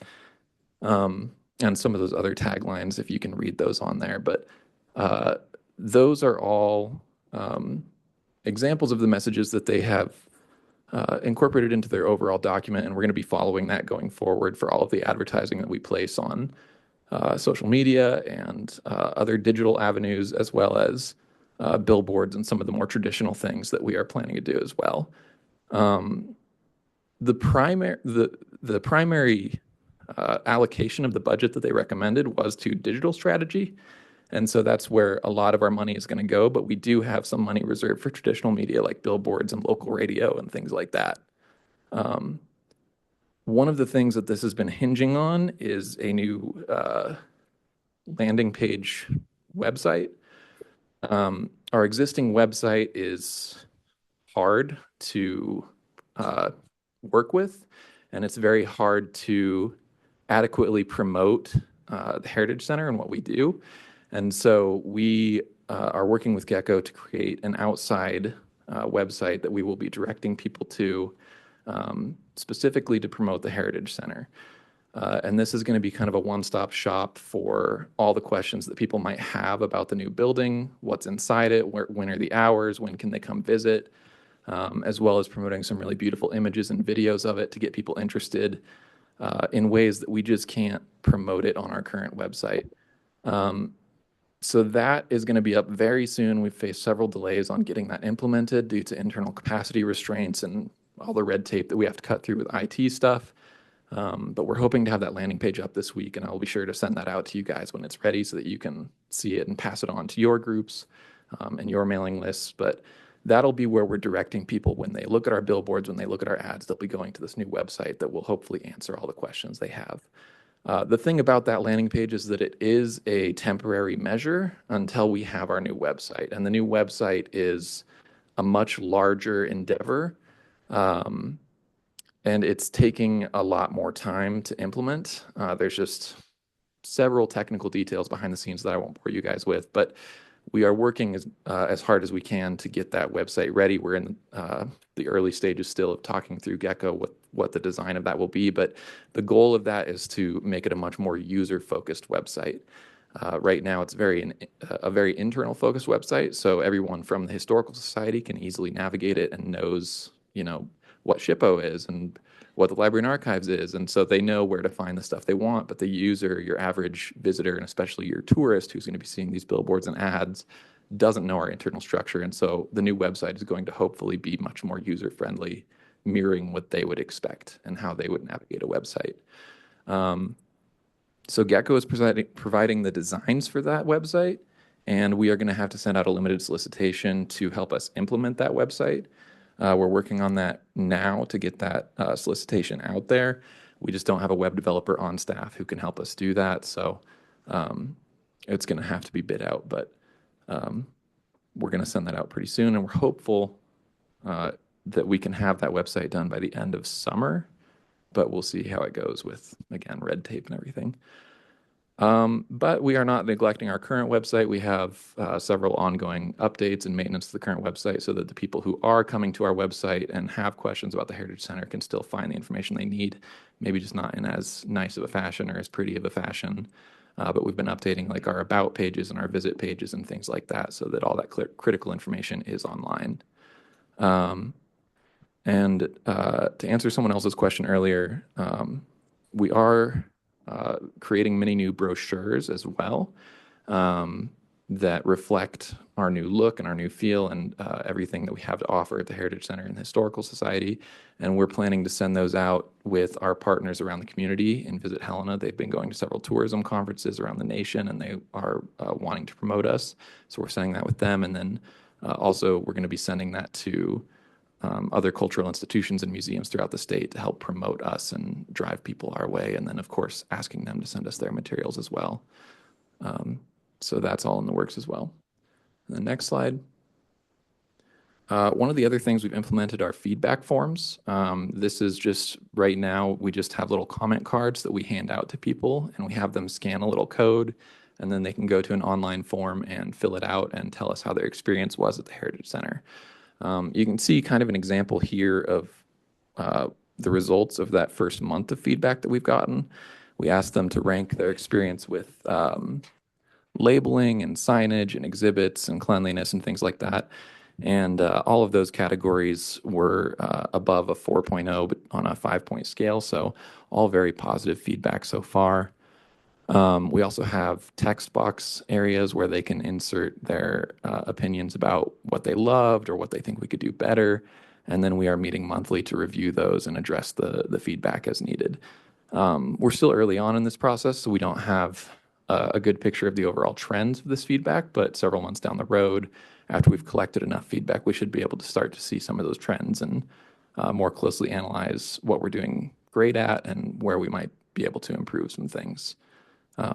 So that is, we're currently only distributing that through little comment card, but we're talking about putting up like yard signs or banners or things like that that can get more people's eyes on these feedback forms so we can gather more data. And the next, just a few other things.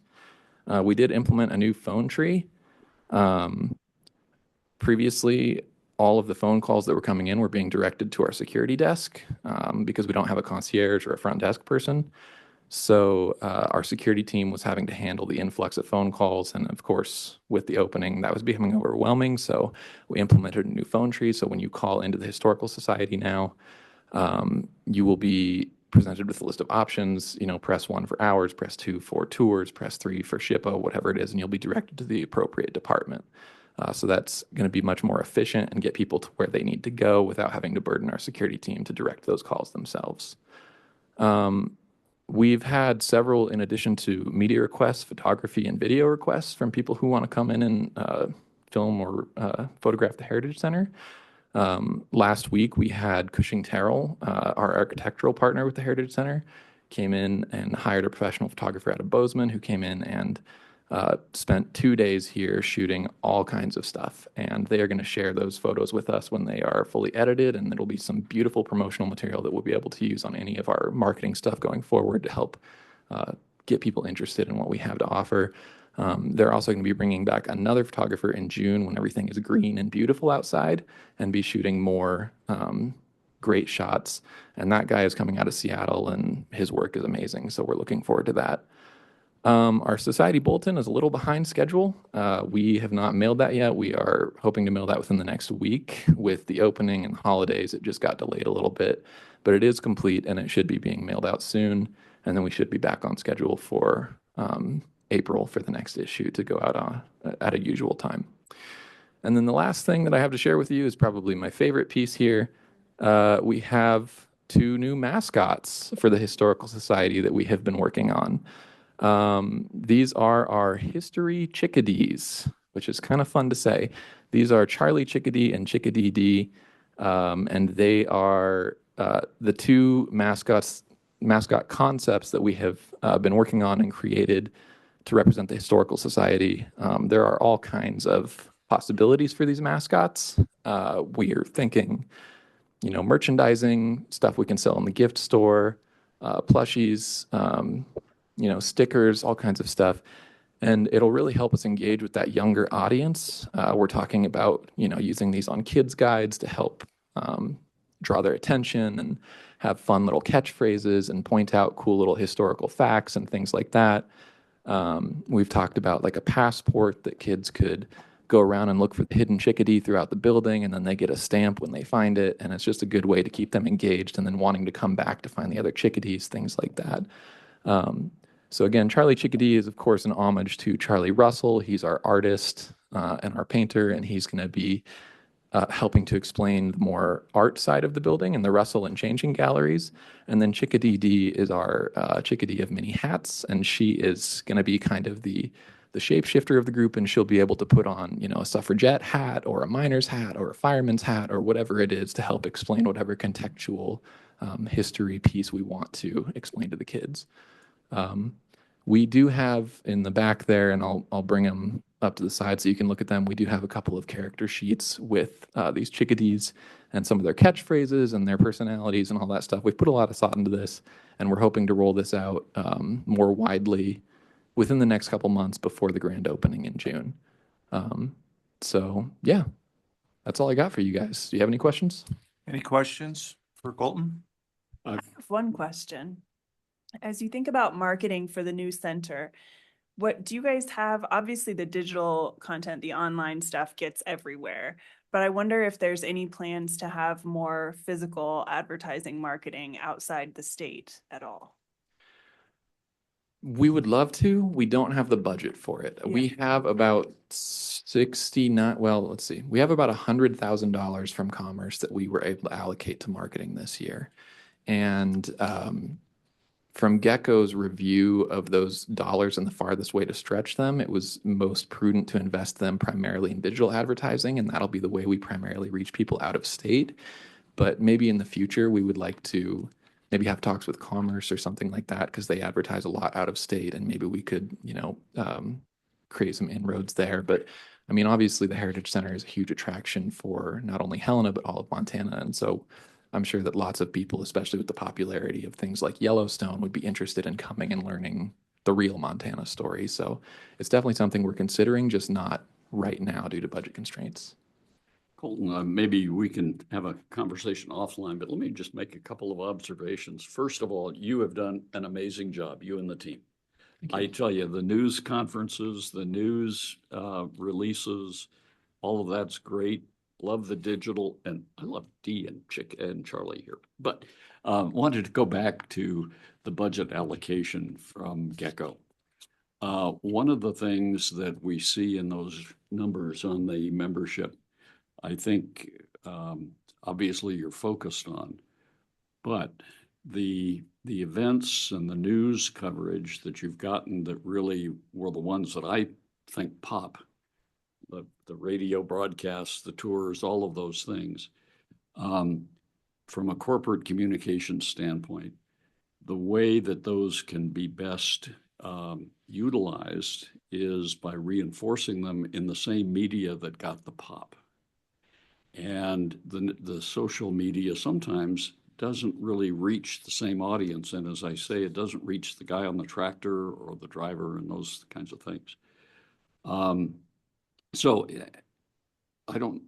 there's no reason you would know this, but the Greater Montana Foundation is about to release its latest survey of where Montanans get their news and information. That will happen over the next several months. It's in process right now. But there were 3 previous surveys, and one of the things that we saw in each of them was that while social media is increasing, and I'm sure this new survey will show that that's the case, it kind of indicates that we aren't there yet where you reach new audiences with social media totally. It's necessary, it's increasingly important, and the internal communication where you maintain the audience is absolutely critical. So we got 3 legs of the stool, and I'd be happy to help you a little bit on that 3rd leg. There are some cooperative programs for radio and television, public service announcements. There are other ways that from a budgetary standpoint, you might be able to capitalize on the good things you're doing in the media realm. And I'm sure the newspapers have the same kind of thing. But a periodic kind of reinforcement of those things, I would say, it's a challenge because of the budget, but it may be a leg of the stool that we need to think a little bit more about. I'd be happy to talk to you more about it. Yeah, absolutely. Thank you, Bill. I'd love to talk more about that later. I will say that we have been talking with the Montana Montana Radio Association here in town, and they recently pitched us a package that would include Montana Broadcasters Association spots throughout the state on both radio and TV. Oh, and so we're looking very closely at that. We do have a little bit of leeway in the budget because we were supposed to start advertising in November, but we weren't able to be digital advertising in November because we weren't able to because the website wasn't ready. And so because we have a few of those few thousand unspent dollars from November to now, we're looking at allocating that to the Montana Broadcasters Association package, which I think would get us that kind of statewide, more traditional coverage. And maybe there's a way to do it on a pilot basis or something. Yeah, good. I'm glad you're thinking about it. Thank you. Yeah, absolutely. Thank you, Bill. Thanks. Colton, any other questions for Colton? Well, I was just going to say that, yeah, I think that's great because the demographics show 65 and up is one of your largest groups, and a lot of those age group don't use social media. So yeah, good. Anyone else? Okay, we're about, thanks, Colton. Nice job. We're 20 minutes behind. Candi? We have that scheduled for the end, if that's okay. Oh, okay. All right. No, go ahead. Let's do it now. So, Candi had asked for a little bit of time to make an important presentation. So, Candi? Norma, is it okay if I talk about your foundation for just a second? Okay.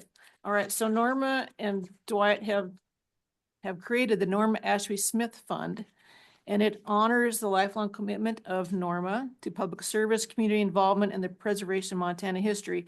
So they've developed this foundation to help 3 museums in Great Falls. So the discussion about the museums, this museum being involved with others, it's a perfect opportunity. And maybe this will help encourage them to become members of this museum. So in light of this, I've been thinking, oh, and by the way, cool swag, you guys. I mean, I've just been enjoying it to no end. So I'm wondering if somebody wouldn't mind grabbing that in the back and bringing it up to me would be fantastic.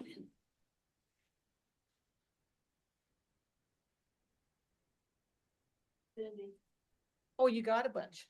Cool. Excellent.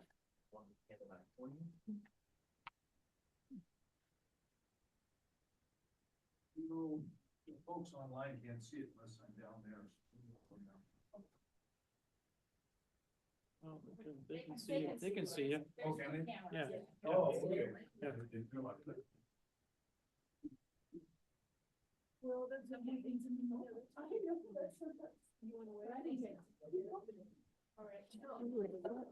Did you?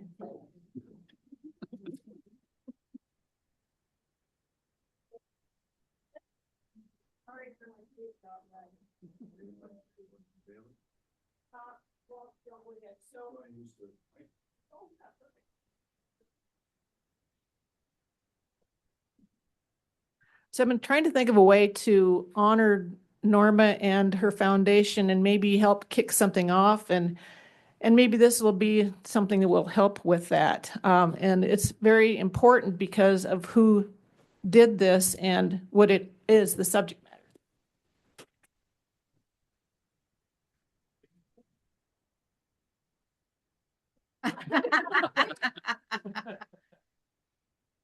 Beautiful.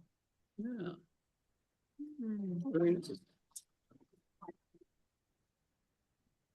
This is a Gary Schilt painting, and it is of the Blackfeet. It was a series that he did of paintings of powwow time up in Browning. And Norma is an honorary member of the Blackfeet Nation. So I thought, okay, what can I do to help with the foundation? So I'm giving this to Norma and Dwight for the foundation so that they can auction, sell, use for promo, whatever it might be. And I'm hoping that it will bring money into her foundation for this great cause that she has to help the 3 museums in Great Falls. And I wanted to share it with the board because, and the staff, because your family, and this is the family that would be interested in this kind of thing. So thank you.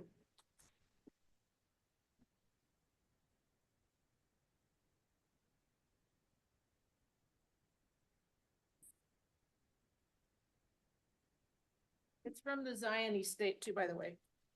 That would have been my dad's collection. That's beautiful. Yeah. Nice job. Good. Yeah. Thanks, Candi. Thank you. Thank you. Thanks, Candi. That's really special. And thanks, Norma, for not only preserving history and sharing history, but making history. We celebrate you.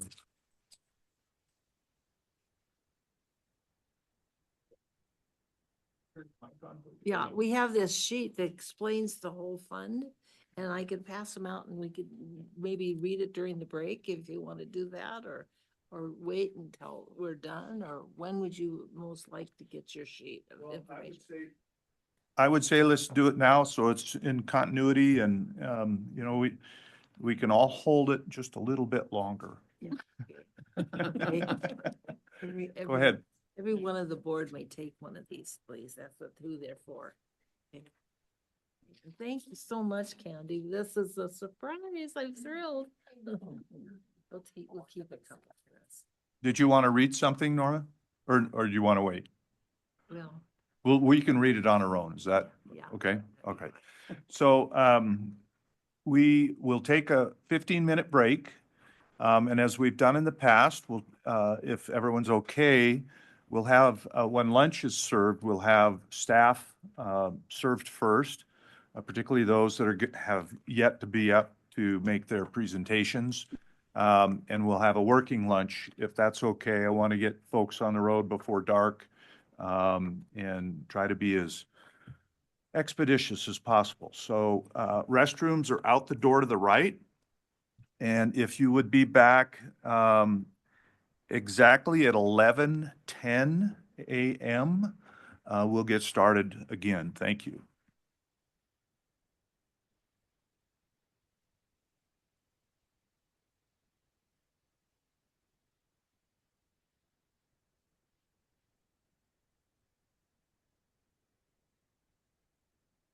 This is a good job to do this right now, bud.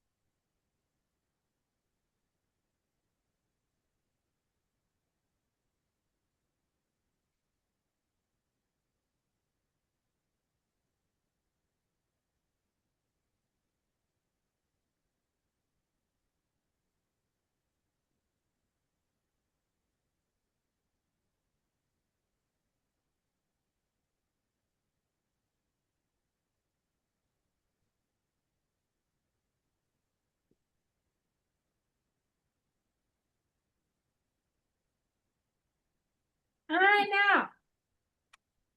Let me go potty again too.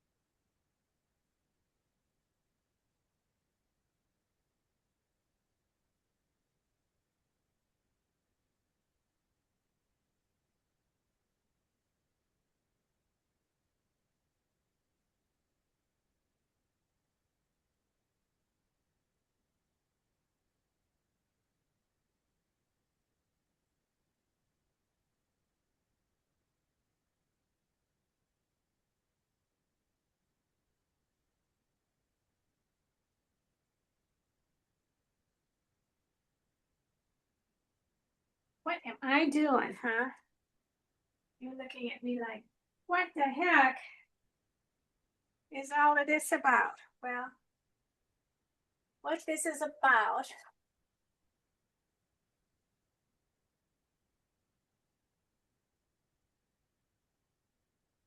is dusting a little bit in here. So I haven't done that for a while.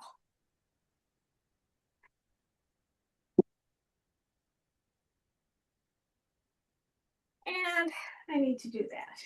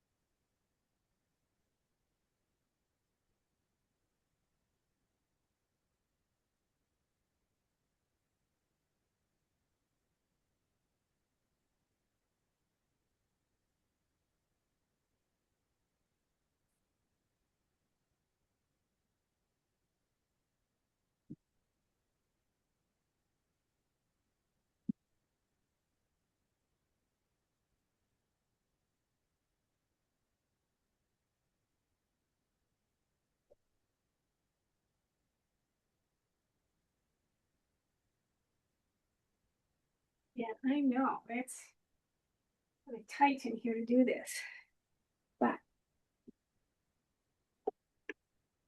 we're getting it done.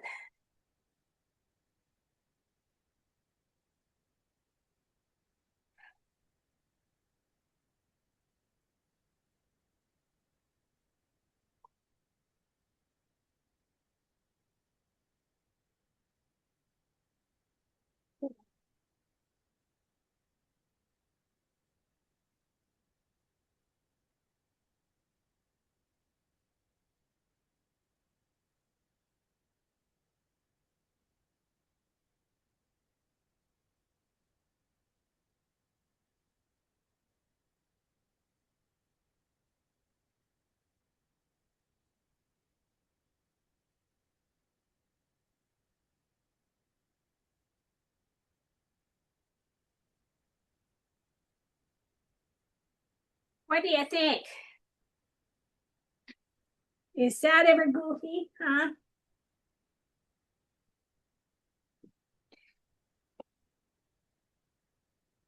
We're just getting some of it dusted and polished.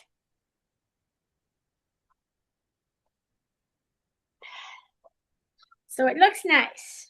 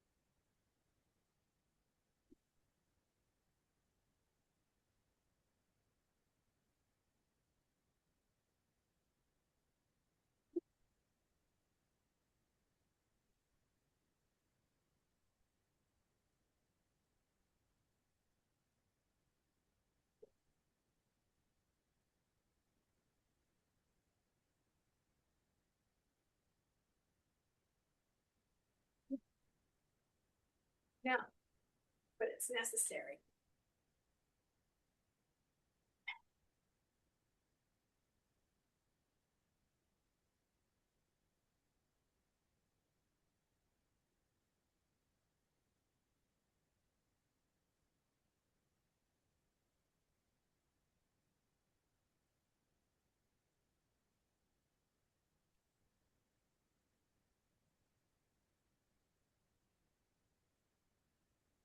We like that.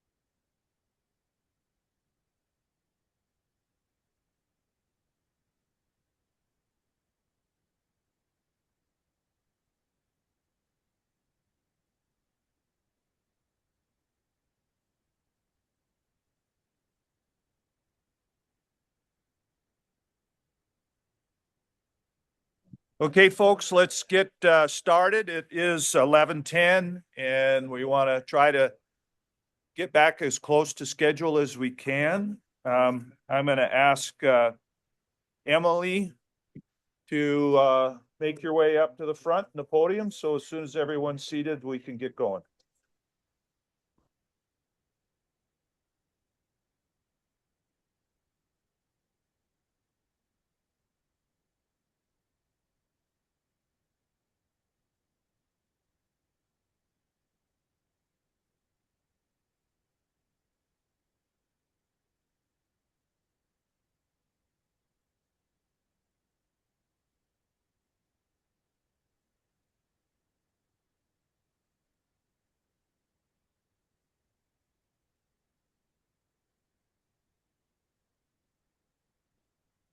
Okay, folks, let's take our seats. We'll go ahead and get started, Emily, in the interest of time. I'm sure everyone will trickle in here momentarily.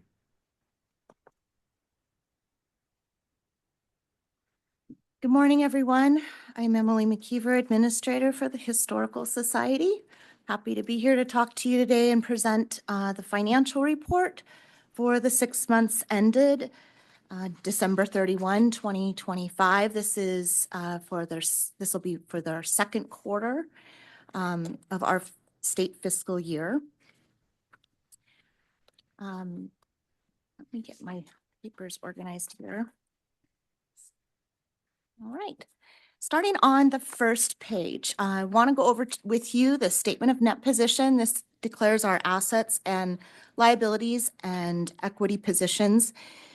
We did have some significant fluctuations in our assets since the last quarter that I just wanted to review generally with you. Our cash balance for our governmental activities funds is up to $16.3 million at the end of the December. That was an increase of almost $10.6 million from the last quarter. The most significant reason for this is that A&E, the Architectural and Engineering Division of the state, is paying final bills for the construction contract and build of this center. And so as they're paying those bills, they're drawing down on the remaining private funds that were raised. And so to facilitate the payment of those bills and making sure that accounts are balanced throughout the state's accounting records, Bo Antilla, our fiscal officer, and his team ensured that we did sales of our short-term investments to liquidate and have cash on hand to facilitate the payment of those bills. And so we did sell down our short-term investments. That balance is down to $11.3 million, which is a decrease of $6 million from the end of the last quarter. That significant decrease is due to us needing to have that cash on hand to help cover those bills as A&E is moving that money out and paying the contractors. Also, as part of that cash balance is the receipts of accommodation tax money that is coming in for our different funding sources. And that is approximately $3 million of the cash balance also in that cash amount. Of our the pledge receivables, happy to report that our pledge receivables, we collected $2.46 million over the last quarter. Really commend Jenni and her team, but most of all commend how fortunate we are to the donors who are paying on time and honoring the pledges that they did make to us. We have been fortunate that we've not had to make a lot of phone calls, that donors have been honoring their commitments and those pledges have been coming in timely. Next up is receivables. We don't typically have a large receivables balance. However, at December 31, we do have on the books a $731,000 receivable balance. This is a reflection of state accounting and the Department of Revenue recording to the books the accommodation taxes that they anticipate will be received shortly. And so that receivable is reflected onto our books as well in our financial statements. Going down, our depreciable capital assets have increased approximately almost $700,000 We had significant activity in the last quarter in getting ready to open the building. We have, at the discretion of the director, we have utilized some of our private funds to make necessary purchases of equipment. Most notably, we've purchased $432,000 worth of computer hardware, mostly comprised of audio-visual equipment, in order to do these types of meetings in these rooms and provide state-of-the-art audio-visual equipment for our event centers that we're now renting out to the public, and also to provide, here in these classrooms, the remaining screens and projectors and such. And so we used our private funds for that. That was a significant asset purchase. Also, in the course of the last quarter, we have additionally purchased furniture for the gift shop. Hopefully you all get an opportunity to go in and see the gift shop. We've got amazing displays in there and a wonderful array of books and merchandise available for sale. But of course, in order to display all that well and make it available to our patrons, we needed to get some better furniture in there. And so we used some private funds for that. Additionally, we have purchased some office furniture and also equipment for the cafe vendor that we do own. The cafe vendor is providing some of their own operational equipment, such as their coffee machine and things, but much of the main operating equipment we purchased with some of our private dollars. So that increase in the depreciable capital assets is a reflection of us getting ready and opening the doors in December. Next up on the line item for land and non-depreciable capital assets, this line item reflects much of our museum and art and acquisitions that we have in our collection. However, this balance did go down over $1 million in the last quarter. And the reason is that we did sell the Nygaard land, as was reported earlier in the development report. Oh, I can move back. Yeah. As reported in the development report, the Nygaard land sold. When we originally had, when my predecessor booked the Nygaard land donation, it originally came onto the books at $1.3 million. However, at the time of sale, we had to sell it, per state law, we had to sell it at its appraised value, which was $950,000. Therefore, when we did sell the land, we had to write it off the books at $1.35 million, which brought that asset balance down. On paper, that shows a quote unquote accounting loss on the sale of the land, but truly it wasn't a loss to us. It was a donated piece of land that we had the wonderful ability to earn $950,000 from towards the capital campaign, and we're very, very grateful for that donation. So then overall, there was a lot of ups and downs within our assets for the last quarter, but the net change in our assets was just an increase of around $650,000. Our liabilities remain consistent from the last quarter, and in our net position, you'll see that our private funds and are separated out between the non-expendable and expendable. That's a presentation I've been providing to you over many of the last few reports. And then in our position for capital assets, Bo and I are working through a process. Many of our capital assets were purchased with private dollars. We've done the due diligence, and we're currently achieving final approval from state accounting.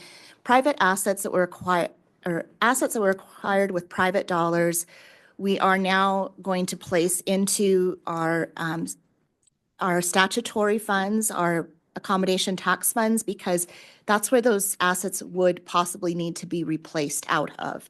Once the private funds have purchased the assets, there's no money left to replace them over the years. So we're moving those assets over. So you'll see that this 114,000, or excuse me, 114.3 million is a reflection of the total assets up above. And then looking at our business type activities, the assets and liabilities associated with those, we didn't have much significant change over the course of the quarter, other than cash balances did decrease around $60,000 as normal operating costs were expended. And then investments did also decrease around $61,000 as STIP was sold to help fund operating costs as well. So overall, that is the statement of net position. Are there any questions on our assets and liabilities thus far? Wonderful. Let's move on to the statement of activities. In this presentation as well, we break our activities out between our government type funds and our business type funds. I'll start with our governmental activities. Our general fund, we continue to expend our dollars here, and although it shows a decrease in the net position, please note that by the end of the year, that's when the state makes us whole and they transfer in the necessary general fund monies to offset any expenses we have, and we monitor the expenses we are incurring in the general fund against our budget and ensure that we don't overspend there. In our state special revenue funds, you'll see that the state distributed taxes have been recorded towards our efforts of 2.5 million nearly thus far, and our personnel and operating costs continue to be incurred. This is now our primary funding source for the Historical Society, and we are currently operating right within the realm of, our expenses being very close to the revenue being recorded into that fund. Over the course of the year, I recently have worked with Bo. I've asked him to develop an analysis, so we are now tracking very closely how we are receiving the state tax funds and making sure that we are following and spending within policy of what we're allowed to do. During the course of the year, the cash is because of how taxes are collected and they kind of ebb and flow a little bit. We're allowed to kind of go up and down a bit in that money, but by the end of the year, we do need to be within our bounds of what we were allocated to spend, and we are tracking that closely. Yes. Yesterday, Bill asked for a little bit of elaboration about the forecasting and how we keep ourselves from overspending or having more money that we didn't spend, et cetera. Could you, for the board's benefit, briefly mention how you interact with the Department of Revenue, what the forecasting, how that works? Absolutely. So recently, I asked Bo to develop, meet with this Department of Revenue and better understand how that revenue is allocated and distributed to us, and he did do so. We learned that the Department of Revenue forecasts the revenue to be collected from the accommodation taxes and lodging taxes allocated to us, and they can provide us the forecasted amounts. On a monthly basis, into the books, they are recording the revenue and periodically recording receivables as necessary, and then the cash is being collected. By the end of the year, they will then transfer the full cash amount into our business unit. And but when we look, for example, one of the funds is Fund 02850. It is the Montana Heritage Center Operations Fund. And there's two business entities that can operate within that fund. One is the Department of Revenue and one is us. So in order to see the full picture of our activity, when Bo and I analyze that, we look at what Department of Revenue is recording into the fund as well as what we are recording. Of course, we record our expenses into the fund.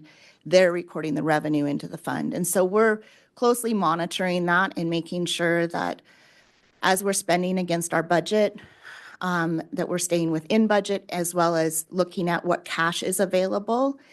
During the course of the year, if if the cash being collected from the taxes isn't quite matching what is budgeted, that's an okay situation to be in, because the fund is allowed to be covered and protected by the general fund. However, by end of year, we have to make sure that we've only spent within the budget, because we can only spend the cash that's been collected from the taxes. So we've developed an analysis that we're updating quarterly now to monitor that.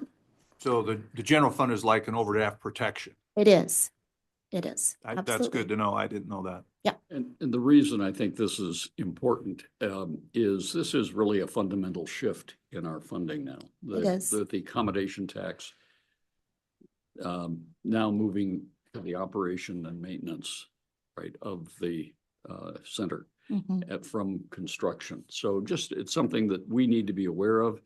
And who knows, it may get some attention down the road because it is a sales tax and it does exactly what it should do in terms of helping us pay for this facility. Tourists, you know, contribute to it, and it's a very interesting watershed, I think. Yeah. Well, and it's tied to tourism, right? You know, because tourism, whether it be local people or people from out of state who are coming to hopefully visit the Heritage Center, the fact that we're getting a portion of those funds to help operate this wonderful facility, we're putting it to good use. And tourism is second only to agriculture in terms of our greatest economic generator in Montana. Yeah. Yes. Next column over is our federal funds. We currently have just two main operational federal funds at this time. The National Preservation grant that helps fund the SHPO operations, as well as we have a Union Bethel restoration grant. We are a pass-through entity, passing through $497,000 to Great Falls to help fund the restoration of the Union Bethel Methodist Church there.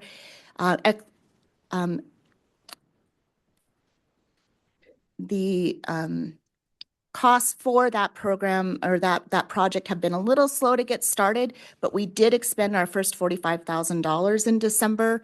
So we will see an uptick in expenses in the coming quarters. And we do anticipate more of that money, if not, hopefully, maybe all of it, to be expended by June 30. So our federal funds are well on track for the year. In our trust funds, you'll see that we have income of grants and contributions. Those are some of the gifts that have come in the last quarter, as well as a healthy balance of investment earnings in the last, not quarter, but the last 6 months of $362,000. I just want to call your attention to the line item of equipment and capitalizable asset costs. I did mention to you that we have purchased nearly $700,000 worth of assets in the last 6 months. And that doesn't quite line up with this expense line that you're seeing here. And that is because we did have to record a $400,000 paper loss on the Nygaard sale of land. And so that's why that number is quite a bit larger. So those are our governmental funds. Next up, I just want to speak to you about the business type activity funds. I'm going to start first with publications. In our last meeting, we did talk to you a bit about that publications, because of we've had many years of diminishing subscribers, and that unfortunately has taken a bit of a toll on the business operations of the publications fund. However, there are many revenue generating ideas that are in play right now. And Jeff is going to talk to you about those. He and his staff, as well as the public relations team and Jenni, are working hard to come up with some great new ideas about how to increase revenues for the publications program. And then also, we've really put our heads together, and I want to bring Bo up here to talk about how we can properly assess costs. There's actually, over the years, Pubs has expanded staff, and the work that they're doing has often benefited many other programs. And we've determined that perhaps there's ways that we should be allocating costs of what that pubs is doing to the programs that it's benefiting in a way that would help diminish the costs in the pubs program and help their deficit. So, Bo?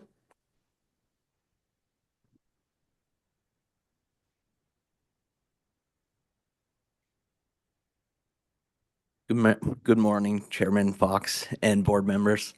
My name is Bo Until, and I'm happy to be here. So I just wanted to talk a little bit about two programs that we got. We got membership and we got publications. So I've been looking at some of the aspects that publication offers. They offer a lot of services and materials on behalf of our members. And membership program, they collect fees upon our members, and some of those fees are distributed to publications. $38 per member goes to publications to help cover their costs.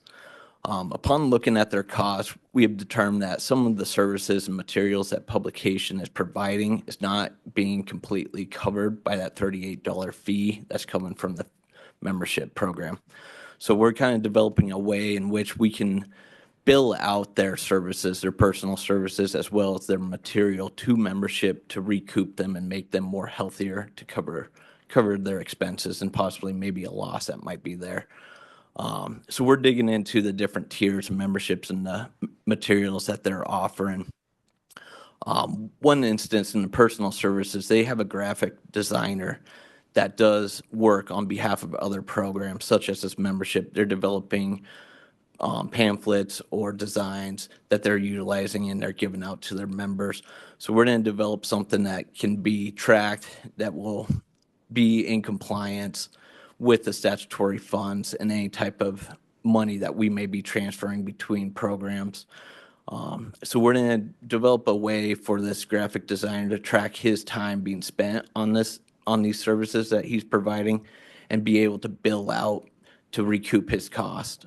The other aspects that we're looking at is materials and making sure that what they're providing to the members at different tiers, that they're also seeing if they have a loss there, they can bill out, not to the members, because we don't want to raise their fees, but to the membership program to help recoup them and make them whole. So they're not, so they're just not weakening their status. Do we have any questions on any of those aspects? Awesome. Thank you, guys.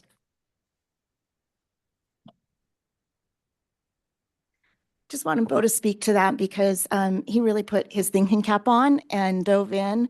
He's been working close with Jeff and trying to figure out a way to problem solve together so that we can help improve the activity of this fund. And I appreciate the expertise he's brought to his role in really doing some cost analysis and digging deep to figure things out and being a problem solver for us. So it's really wonderful to have him in his position.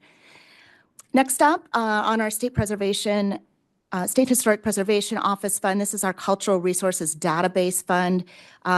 Again, really doing well.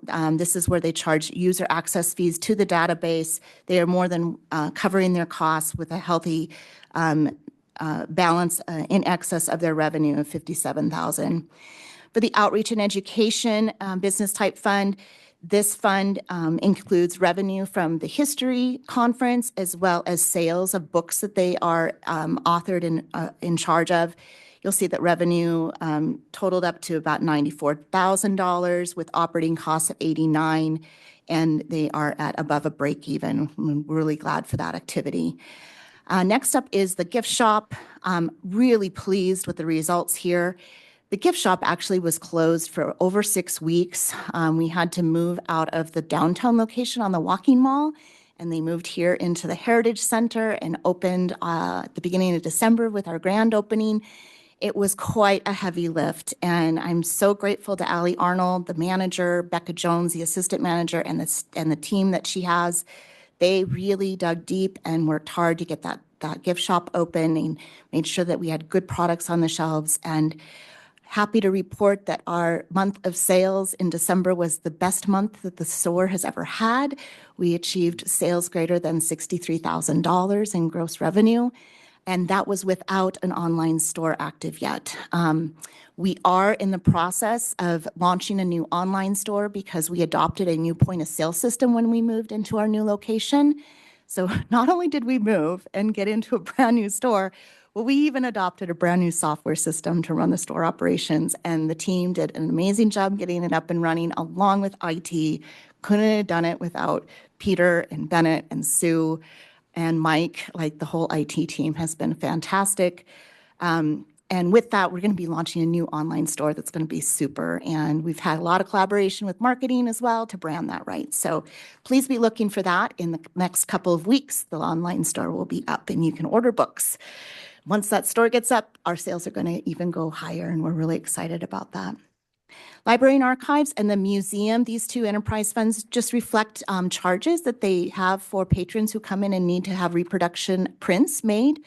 And you'll see activity and revenue from in these two funds likely increase now that we're open again. But expenses are in line. The Library and Archives Fund is a bit under on their net position. However, they had a very healthy cash balance that allowed them to have a bit higher of expenses in the last 6 months, and they're in fine shape. So with that, if there's no question, are there any questions on the activities? All right, then I'll just touch on the last page, our budget to actual report. I've made a small, Bo and I've made a small change to the budget actual report in that we've highlighted that in the course of a year, agencies are allowed to submit budget change requests to the Office of Budget Planning with the Governor's Office. And we've had some of those changes are pretty minor, but as we're growing, many of our changes do end up being a bit more sizable. So want to highlight to you that on a go-forward basis, we're going to present to you what those budget adjustments are so that you know what our new annual adjusted budget is that we're working from, because it does change from quarter to quarter. Within our accommodation tax, you'll see that there's an increase of a bit over $300,000. This $300,000 reflects an allocation from the Department of Commerce. They gave us $300,000 of their accommodation tax money to help with the launch and media coverage and branding and getting ready for our grand opening events of the Heritage Center. And we're really grateful that they gave us that funding. And that's what Jenni and Colton are working from in many of the activities that they're doing. There's some smaller dollar amounts you'll see through here, like $351 in general fund and an extra $165 in accommodation tax. That reflects some minor budget adjustments we were required to book for some work comp premium adjustments that the state has us put through. So nothing significant there. The next one is under federal funds with the historic preservation funds.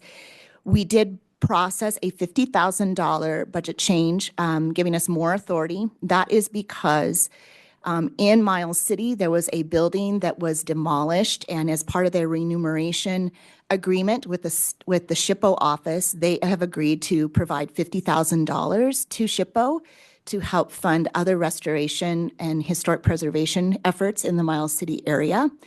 And we had to request the authority to bring that funding in to help serve those purposes.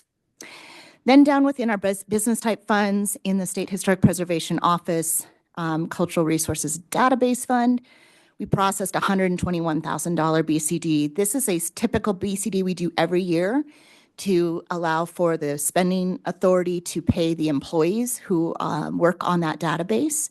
So that $121,000 is authorized to spend on the wages there. And next is in the Outreach and Education Program. Annually, we request a budget change to spend the cash available to pay for the history conference. So that $100,000 was requested to help pay for the history conference and other minor costs through that fund. So those are pretty standard. So overall, we did request budget and authority increases of $571,620 in the last 6 months. So now our new budget for operating is $13.72 million. Going back up to actual expenses against the types of funds that we have in the general fund, we have expended $1.182 million.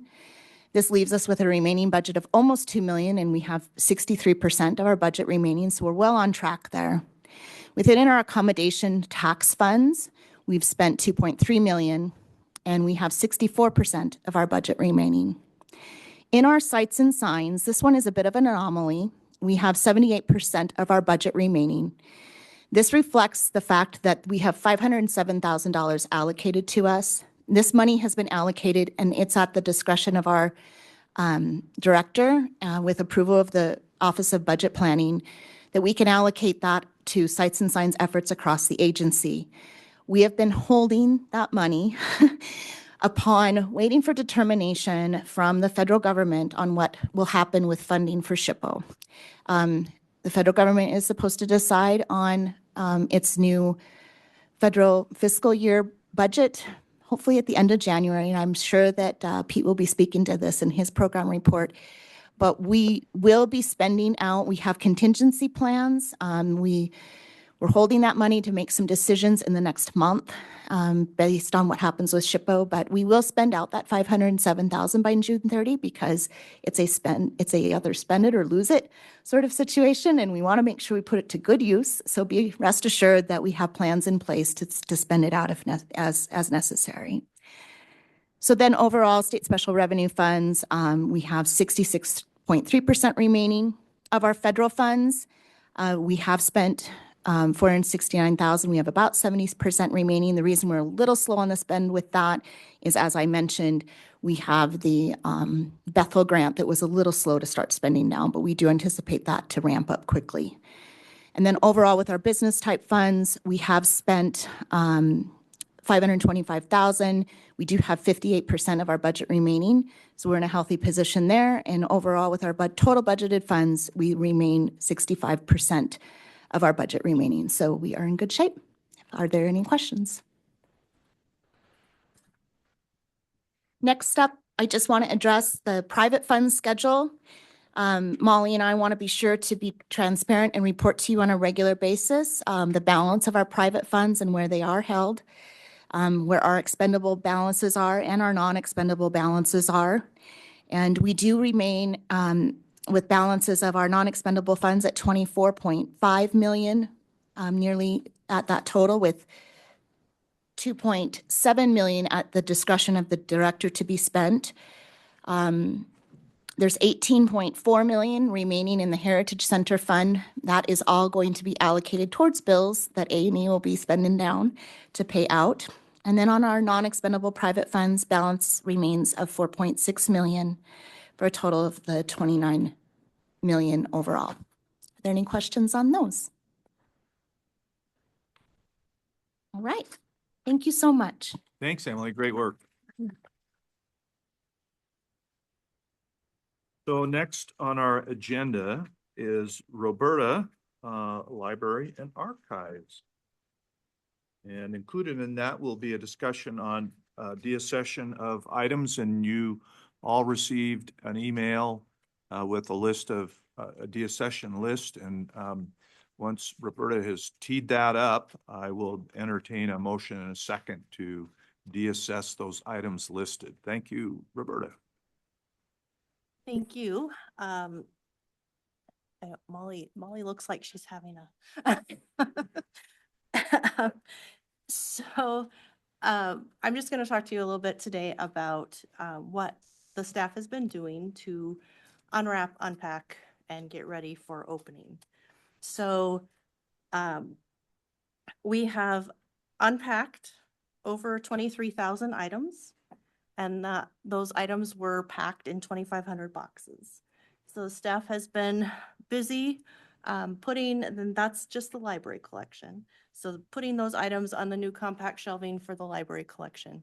It was an all hands on deck. Everyone participated, and it went really smoothly. We've also been moving the state documents collection and the periodicals collection from the vault storage into the new storage. And I did notice yesterday that they are finished with state documents and have started moving the fiction collection, which is great. And with the state documents, In the reference room, we used to have a large collection of legislative materials that we had in the reference room.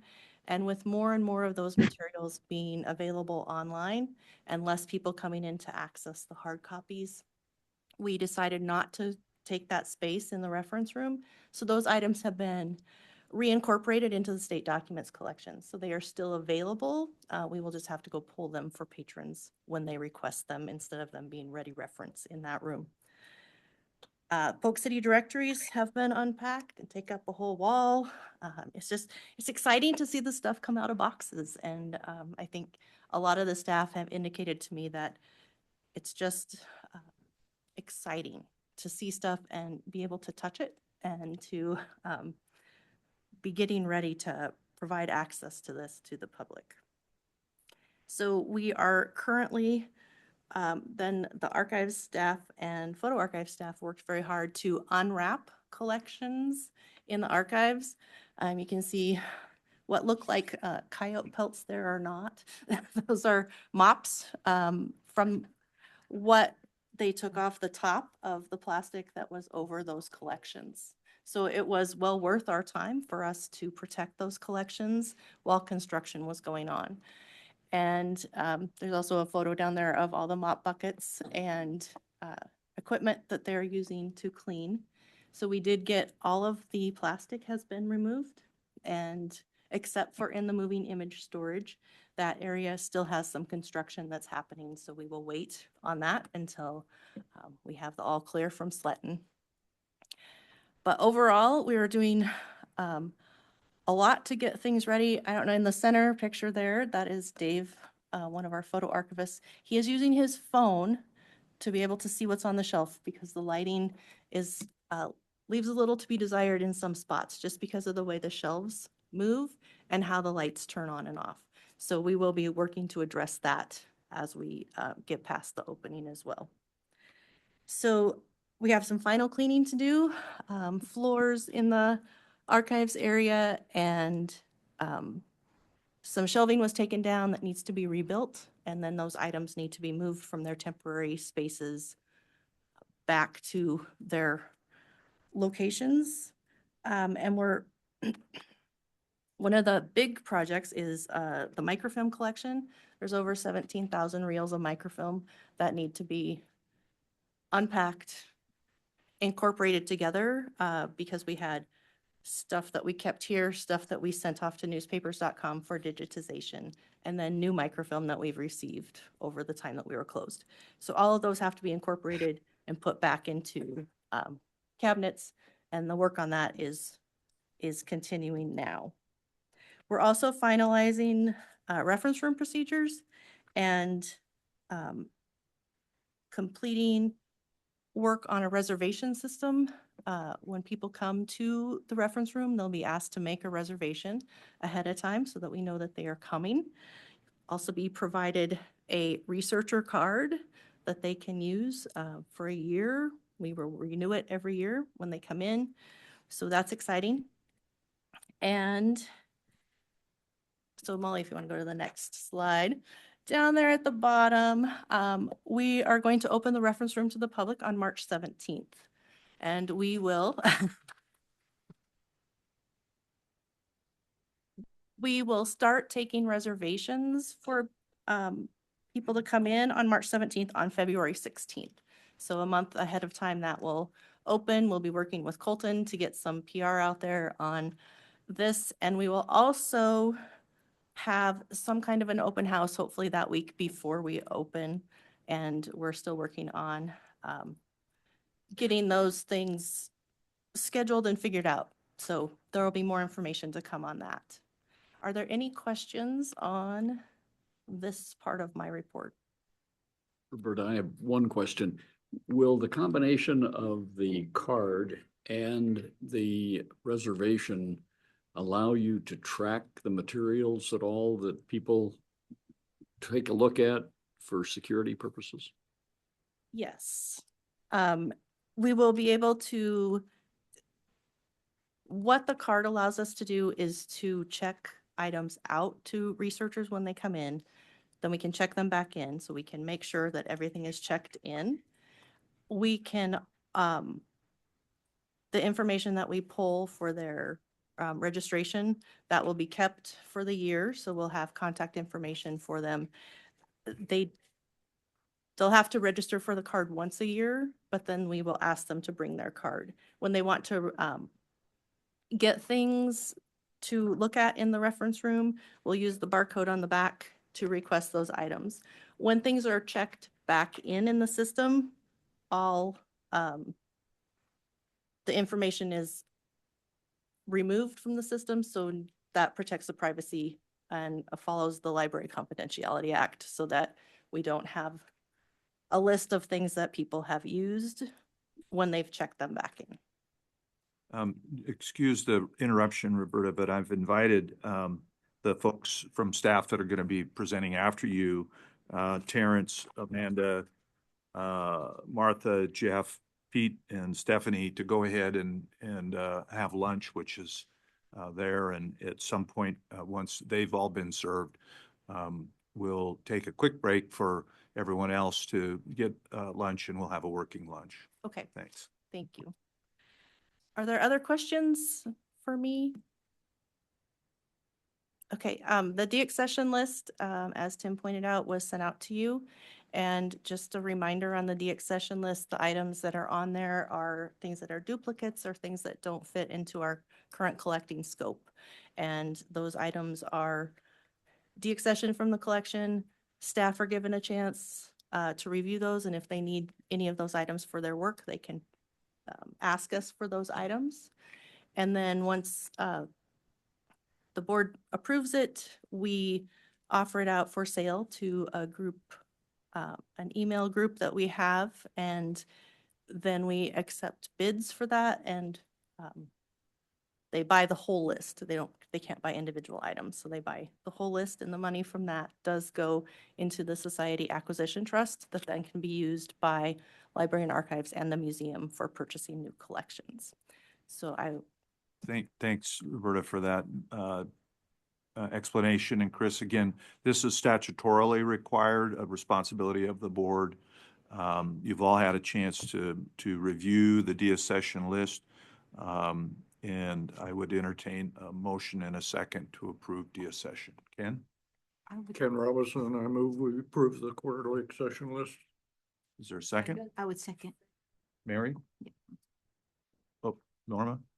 It's been moved and seconded that we approve the deaccession of the items in the January 2026 deaccession list.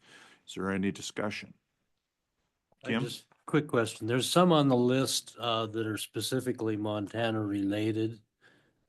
They're not duplicates, but they're listed as not significant. There's a Butte memory book, for instance, here. Yeah, go ahead. So I don't create the list. The list is created by our library manager. So I would need to check with him on why those items were put on the list, but I'm assuming it's something that maybe was self-published and was not done in a very historically accurate way. So some things like that, new things that come in also can be put on the deaccession list. Thanks. Any further questions? If you would make your mics hot. All in favor of the approval of the deaccession list, please say aye. Aye. Opposed, nay. Motion carries. Thank you, Roberta. And are you done? I am done. Did you want Terrance to do his part now, or did you want to go get one? So, Terrance, you've not gone up to get something to eat? Okay, if you'd like to begin, but whoever's coming after, if you want to have lunch, I would encourage you to go do it now if you want. Thanks. Terrance? This is Terrance Kratz, and he is our digital projects archivist, and he is going to talk to you today about Preservica and the digital preservation system that he's working on.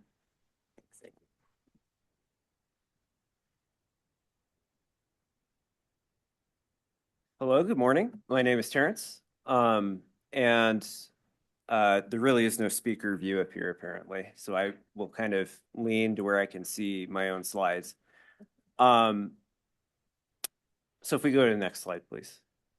So today I'm going to be talking about our digital preservation program and where we are on that. And just really briefly, while we tend to think of history or historical documents as being based on paper documents and physical records, the truth is that a lot of that is now digital.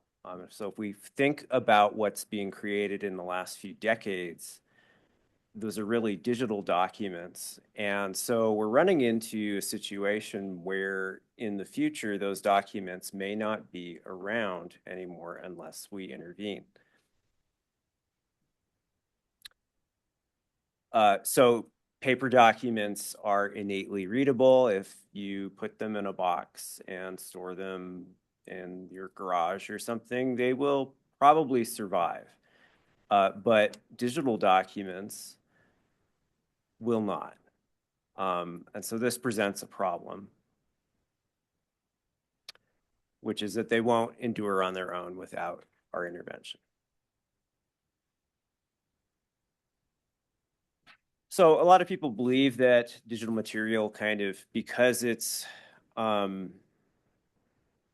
less physical, that it resides in some kind of virtual space. And that's not really true. It sits on physical disks that are vulnerable to being erased or to deterioration. Next slide, please. I also get asked a lot about the cloud. What if all my photos are in Facebook or all of my documents are in Google Drive? And that, of course, is fine for the time being, but over the long term, you need to recognize that these services are commercial services that don't serve an archival purpose. That's not part of the product. And also that any material is tied to the life of the account. So to quote my coworker Peter in IT, in the cloud really just means that it's on a machine somewhere else. So when I came on board about 1.5 years ago, the situation is that MTHS has a large backlog of existing digital material. And this is a combination of things that it's digitized and digital materials that we went ahead and accepted. But we didn't really have much capacity to do anything with them. So this created a very large backlog of over 20 terabytes of files of various kinds. And these were just being stored on network share drives and not really being backed up. There was not really an inventory of this material. There was no infrastructure in place to sort of validate when changes to it might occur or when something might be accidentally deleted. So it was not an ideal situation. Next slide, please. So now after an 8-month procurement process, which was very lengthy, we have a system in place, and the software that we're using for this is called Preservica. So what Preservica does for us, well, actually, I'll go over how it works further on. But we've implemented this and added about 10,000 files in the course of our testing. And I'm going to show you what the system looks like here. And I apologize, I didn't really know the venue ahead of time, so this might be a little bit hard to see. But that's the user interface for Preservica there, and that's an item. So this is an image item. I could have showed you a document, but it wouldn't really look like anything. So the item itself, and then there's metadata about the item. And if we can just go to the next slide, please. So that you don't have to strain, this is the image itself. Next slide. So this would be another image item, again, with metadata. And if we could, I don't know if you might be able to hit space, you might have to hit play on the video there. So if we open up the item in the viewer, it's fully pannable and zoomable as well. So there are built-in viewers for a lot of file types within Preservica. Next slide, please. This is actually the directory for the Agriculture Committee for the 2001 legislative session. So these are all audio recordings in here. And again, there's not a thumbnail because it has no visual aspect, but we record all of the metadata related to that item. In addition to metadata about the item, there's also technical metadata generated by the system, which you absolutely cannot see, but that's over on the far right side there.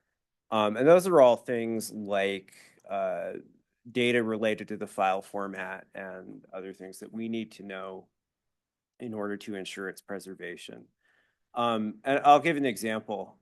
So if you think about a Microsoft Word document, most people think of that as a single format, but the truth is that it's about 30 different formats of different versions of Word, different operating systems, things like that. And they are not all currently even readable in the current version of Word.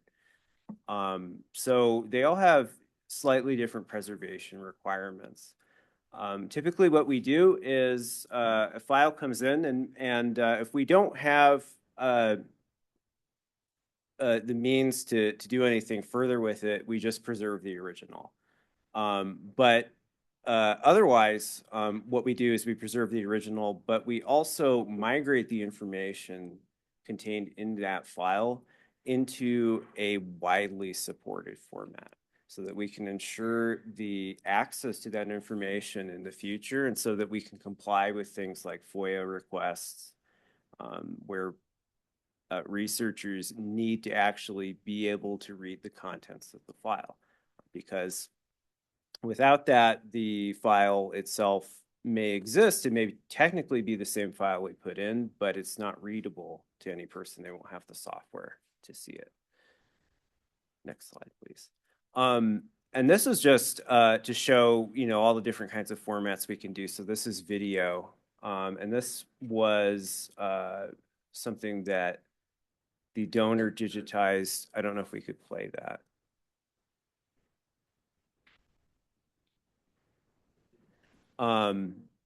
Which is just from 1939 ranching activity. So it was actually kind of a fascinating piece of video, but just to show, that we have viewers for a lot of different file types built directly into the software.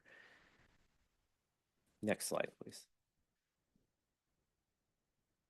Okay, so what are some of the challenges that we had?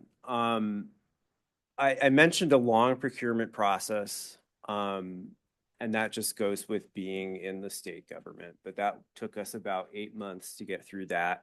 And then we were able to do the onboarding process, and that required a lot of system configuration on our part.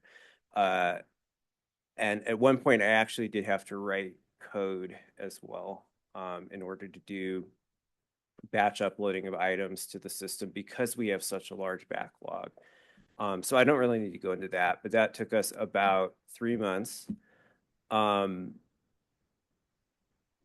And then in addition to the large backlog of items, especially with the legislative recordings, a lot of those files actually were not ready to be the final file. They needed some additional editing work. So that's kind of slowed things down with that particular collection a bit. So why though? Why really do any of this? How does Preservica help us solve some issues? So Preservica really mitigates those issues. And I'll go over 3 of them. One of those issues is loss of data. which I sort of mentioned before. So this is where the file is damaged or deleted or corrupted, essentially. So the way that Preservica solves this, next slide,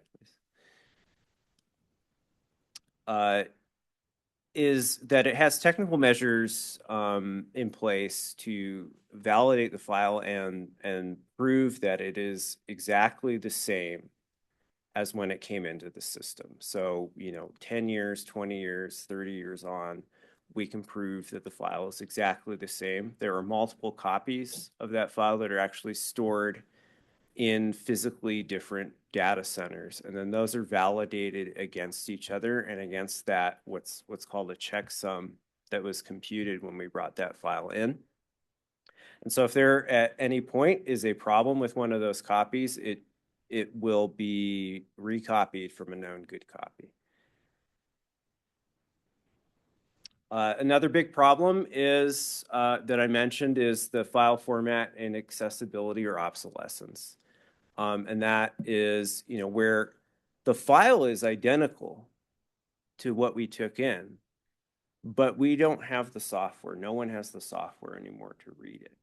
And there are a lot of different pieces of software out there. There are a lot of different file formats. Many of them are proprietary. Many of them are not widely used, or they're superseded by new versions of software or new types of software. And so you end up with file formats that are not readable anymore, or they're not widely readable. So I mentioned that one of the ways in which we can sort of mitigate that risk a bit is where we can read the format today, but it's not considered to be what we call a stable format. We will keep that original, but we will also migrate the contents of the file to a format that we consider to be stable, so that we can feel greater assurance that it'll be more readable in the long term. And then the third problem that I'll talk about today is just the poor discoverability of data. So this is where we have a lot of files. We'll have a growing number of files. And if you've ever looked at a lot of computer files, they can all kind of look the same. Maybe you've tried to find a file before and haven't been able to find the file that you were looking for. So the way that we kind of deal with that is in the digital sphere, we kind of do what we do in the library and archives with physical material, which is that we describe that material with metadata that we assign to it to provide some different access points for searching it. And then with full text documents, we also can index those for search as well.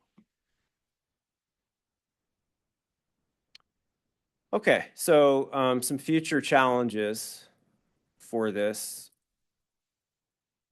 are that increasingly manuscript records that come in are going to either be digital or they're going to have a digital component. If you think about a lot of your work today, a lot of your documents are probably digital. If we were to receive your papers, at least some of those would be digital. And then the state records, the state is at some point going to go paperless. And more and more state records are electronic, so those will be coming in that format. Okay, so next steps. As I mentioned, we're kind of through a lot of our implementation. We have to go through a state IT security review that will take, I've been told, a minimum of 2 months, but realistically probably 3 or more months to go through that security review. After that, we will be setting up ways to accept digital materials from donors, including direct submission from donors. We'll be onboarding our photo archives team into the system, as well as the museum program, because they actually have some files that they need to preserve. And then we'll continue working through our backlog. And then finally, we will be setting up a public access portal for certain collections so that people can get directly at that material without having to submit a research request. So what do we need to get there? The price of the contract is, we're in a 5-year contract, which is $44,000 a year for the software itself. And this is just kind of how specialized software is a lot of the time in terms of cost. The storage is actually the cheapest part, which is coming in at $5,000 a year. But at the end of that 5-year contract, I would anticipate probably a 15 to 25% increase in the cost of the contract.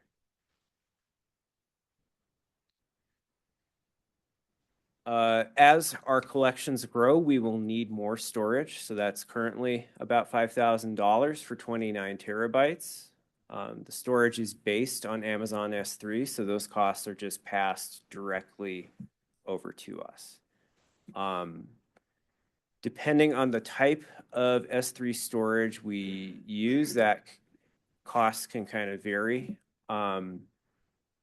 Next slide, please. And then something else that we may consider as our scope expands would be moving to an enterprise level agreement. So although the tier that we're currently at is very capable, we're at the professional plus tier, we're not considered to be a flagship customer. So we're not at the highest tier or the enterprise level tier. So there are features that we don't have access to that we may need either for state regulatory reasons or capabilities that we need as we onboard other programs and things like that. So that would be about $20,000 additional cost. Thank you. Are there any questions? Any questions for Terrance? I'd like to make a comment. It's fascinating what direction museum collections are going now. And when I think of the cost and everything involved in this, I think of all the small museums around Montana that have all these photographs and have letters and paper records. None of that's going to get digitalized. I mean, there's no way that they can afford to do this kind of stuff. So anyway, I think it's just simply stunning what's going on. Thank you. Any other comments or questions for Terrance? Terrance, since you have a 5-year contract with Preservica, are you locked into that system, or have you decided to change to a different vendor? Is all that stuff transferable? In answer to your question as a technical question, yes. So we can migrate to another system at any time. In answer to your question, in contractual terms, that is above my pay grade. So I can't answer that question for you. Well, I want to thank you and the team for giving us instructions on how, at some point we had hoped it would be by now, but this year we will provide you digitized copies of all of the 7 years of material on the USS Montana.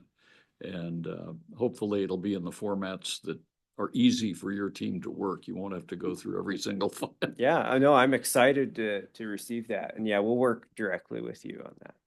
Any other questions for Terrance? Candi? Montana Memory Project, I'm assuming, is in process or done? I don't think that it's done. We're continuing to participate in the Montana Memory Project. So it's still being digitized then? We're still adding materials to that, yes. Thank you. Any other questions? If not, Terrance, thank you very much. That's very interesting. Yeah. So, folks, what I'd like to do now is we'll take a quick break for everyone to serve themselves for lunch. I'm going to start with Norma. If you'd like to make your way out to get lunch, and then everyone else might follow, if you would please bring your lunch back and get yourself seated as quickly as possible. And then we'll follow up with Amanda from the museum program. So let's take about 15 minutes max. And Norma, if you'd make your way out before the rest of us, that'd be. I'm sorry? Norma has made it. Oh. All right, well, let's prop the door open and make your way on out and come on back and get seated and we'll get started again. Thanks.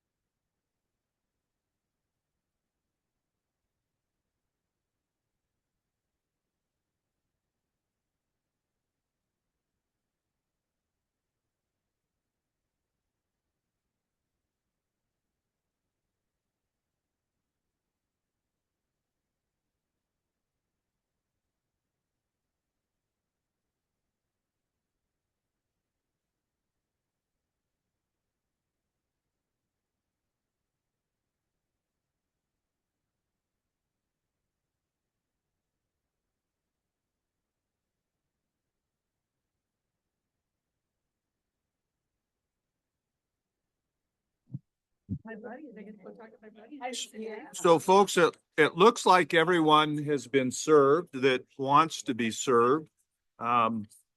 So Amanda, where are you? Are you ready? You want to get started? We'll get started again, folks. We're back on the record. And Amanda Trum from, am I pronouncing your last name correctly? Trum, makes good. Will visit with us about the museum program. Welcome, Amanda. You want to turn your mic on? Mic on. Okay, thank you. I just wanted to say that I have actually worked here for 18 years. And Jennifer had been my direct supervisor that entire time. And so, you know, I'm getting used to the fact that she's not here anymore. I think all of us are. So I just wanted to recognize that we do miss her. So in terms of the museum program, we are settling into a routine with gallery cleaning and maintenance. And with IT staff, we're working out some glitches with the media and the Homeland Gallery.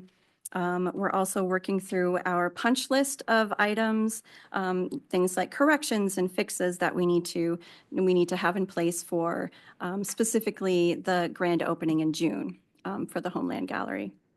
And speaking of the mine shaft scaring people, we have heard that as well a number of times. And actually, the most recent thing that I heard was that there were 2 little girls in there who left the exhibit crying because of the explosion. So we don't want that to happen.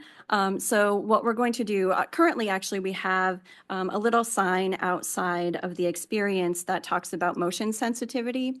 And so what we'll do is just kind of update that to say, include language about the fact that, you know, you will experience an explosion. So that's, I know, it's hard because surprises are fun, except maybe not when they're an explosion form. Just please don't do away with it.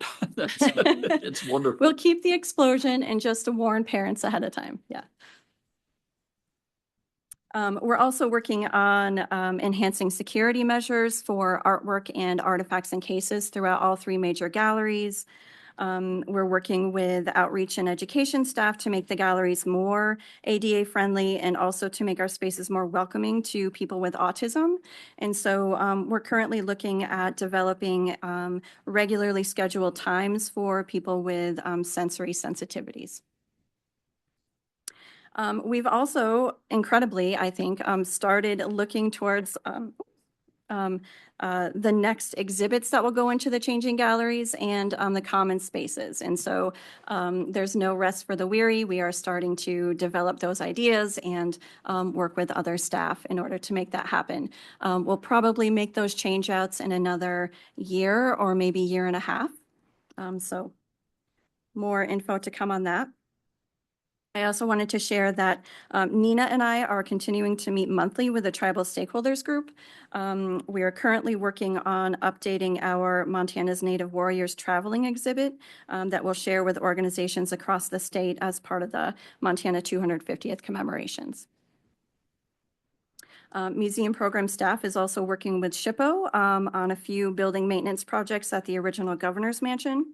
We're replacing the balustrades along the front porch, replacing the boiler, and also replacing the wallpaper in 2 of the rooms in the house.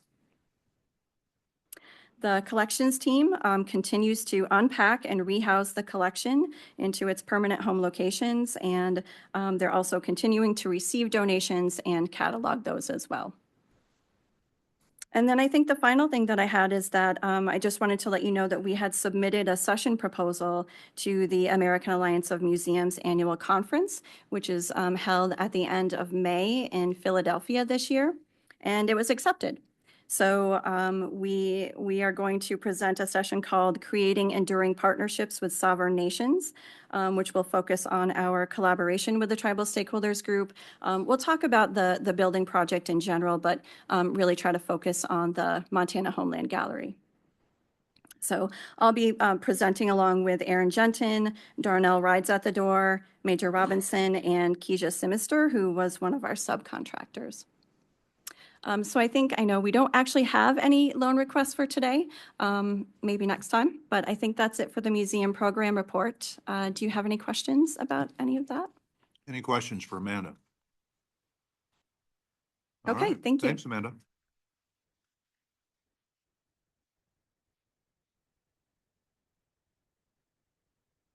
We'll move on to outreach and education. Martha.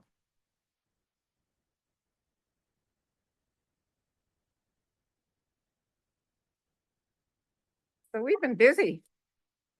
Outreach and education oversees the Montana 250 Commission, is administratively attached to our program, and they awarded $419,721 worth of grants to 32 organizations across Montana to commemorate America's 250th anniversary in 2026. And the themes were wide. They were doing history, the power of place, and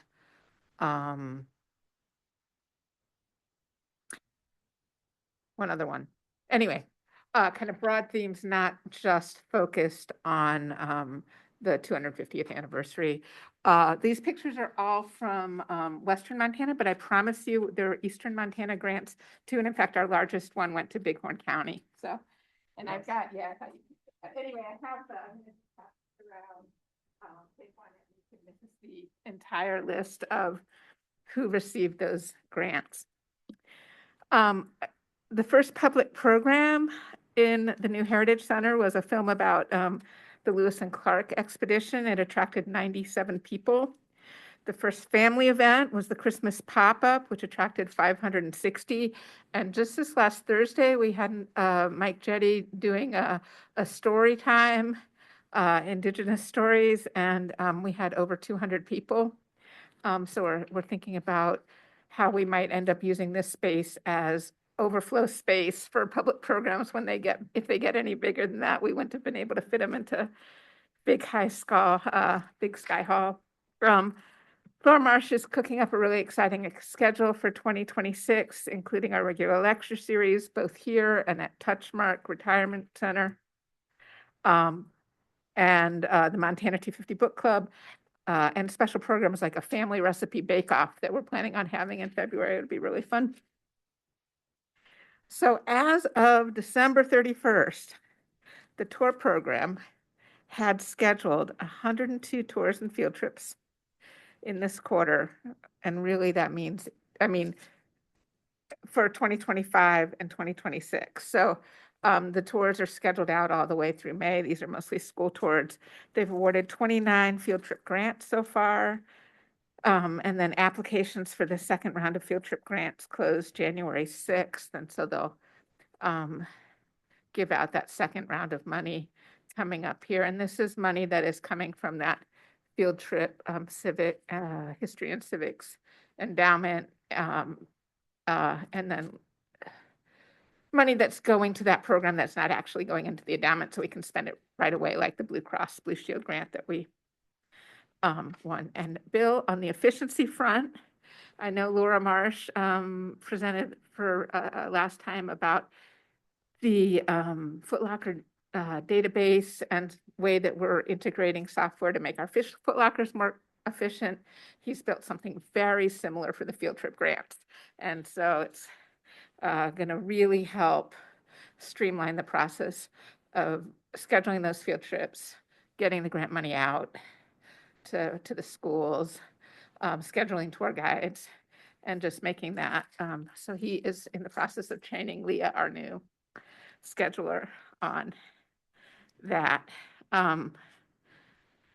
Starting February 1st, we'll also start giving public tours. So right now we're just doing school tours as our tour staff gets trained on all the spaces and we get up to speed, but we'll start giving public tours. There'll be Thursdays, Saturdays, and Sundays for the winter months, as well as the Monday through Friday Capitol tour that we give regularly. And then in the summer, we will ramp up that and we will be giving more tours during the week. We also are setting up a docent and greeter program. We have I think, 24 volunteers that have signed up for this. And we're going to schedule them to do informal interpretation in the gallery, bring out some touch and feel stuff, greet people and help them, tell them what they can see, help direct them, make them feel, our visitors feel welcome. And so we're doing training with them now, and we're going to start scheduling them. I think the first test for scheduling will be at the National History Day regional contest. They'll be here February 14th, but really we're going to start scheduling them in a regular way March 1st. I want everyone to mark your calendars for the Montana History Conference. Again, I'm going to just pass them around. These postcards, I brought extras. I have plenty of extras if you want to take these back to your own community, especially if you're east, because it's in Billings. You have people just come see me after the board meeting, and I'll get you ones to hand out. It's going to be really fun. I hope you'll encourage any historians that you know of Eastern Montana or Billings history to submit a proposal to present, but it's looking like it's going to be, are we done? Oh, sorry.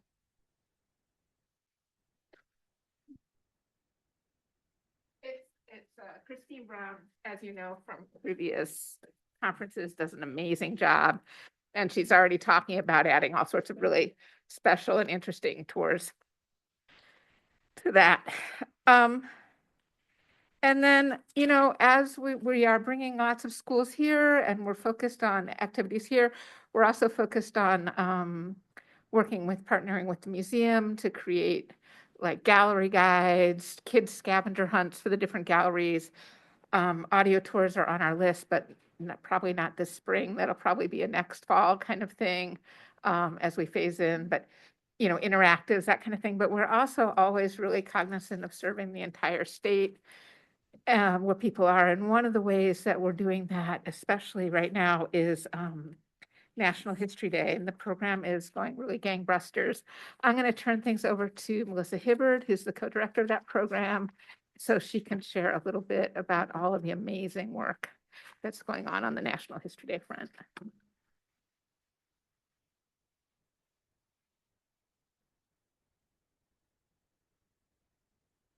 So just to remind folks what National History Day is, it's a project-based learning program for formally students 6th through 12th grade at the national level, but here in Montana, we're one of 18 states that also offers a 4th and 5th grade component to that. So really it's 4th through 12th grade students that I'm engaging with this program. And students research their own history topics, like a topic of their choosing that aligns with an annual theme. This year's theme is Revolution, Reaction, Reform in History. And then they present their findings if they're 4th and 5th graders as a poster about Montana history only. If they're older kids, they can research any history topic they want, and then they can do a documentary, film, an exhibit board, a performance, a paper, or a website, and they can work as individuals or in groups up to 5. I am so excited to share the fantastic news. First, I'll start with the funding that's been secured for the upcoming year. So my Library of Congress grant was renewed for year 2 for another $100,000. I have secured $150,000 from Montana 250 and then $25,000 in a regional Library of Congress grant that I share with the North Dakota Historical Society and their History Day program. And that programming is specifically focused on teachers in Eastern Montana and Western North Dakota, which are both areas that both of our programs would like to see more History Day participation in. Now, what am I using all this money for? History Day does not happen without teachers, and so that is where I'm investing most of my time and money right now. Over the summer, I taught a 12-week course online on historical argumentation for educators, and the topics that teachers could research on their own with my guidance was allotment or Indian voting rights. And there was a mixture of NHD teachers, NHD being short for National History Day, and then also folks that had never worked with me before that I have sort of brought into the network and now are teaching History Day and attending more of our professional developments, even just about other resources for teaching. Then in August, I did a 2-day workshop in Billings on historical argumentation through student-driven research, and we were able to fly in an educator from the national office in Maryland. We brought in teachers from 4th to 12th grade. And this is the map. There were 45 educators from across the state that came to Billings for this 2-day workshop. And it is truly statewide. We had teachers from Heart Butte, Glendive, Sunburst, down to Harrison. So really, really proud of the way we were able to bring in so many educators from big schools and really tiny one-room schoolhouses. We were able to pay for their rooms, pay for their travel, feed them. And that's really essential for teachers in this big state, is to be able to have the money to get them together. And then the gift of learning from someone from the national office is just truly amazing. Then in October, I drove to Sydney and I did a historical thinking through Indigenous histories workshop. The goal was to get about half and half North Dakota, Montana teachers, but the Montana teachers really showed up. We had 19 Montana teachers, all from Eastern Montana and one from Williston, North Dakota. We had teachers as far away as Lodgegrass, Coal Strip, Hinsdale, and then teachers a little bit closer by to Sydney, Poplar, Wolf Point, Savage. And my partner in North Dakota ended up rerunning that workshop online for 11 North Dakota teachers in December, using all of our resources and everything that I had created. And folks online and folks in person loved it. Some teachers from Wolf Point said it was the best PD they'd ever attended. And they were like, trust us, all-day PDs are not always like this. And then a lot of those teachers have continued to come to both Martha's and my PDs, and many of them are doing History Day now.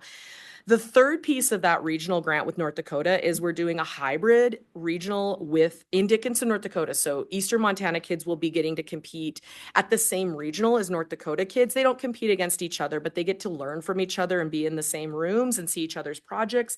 And the day before, we're able to bring in 20 teachers to learn about History Day, train them in evaluating projects, and have them stay and judge, with the hopes that that'll help grow the program in the eastern side of the state. And I know many, many Montana teachers have applied for that opportunity. I've also launched a training cohort with my Library of Congress grant, which runs the whole school year and actually through the summer. And it's a combination of online and in-person learning. I'm working with teachers from all over the state, and they've done workshops 2 times a month. I've done 9 of these workshops so far, and they've been tremendously popular with teachers even outside that cohort. I have about 20 to 25 teachers attending these every 2 weeks.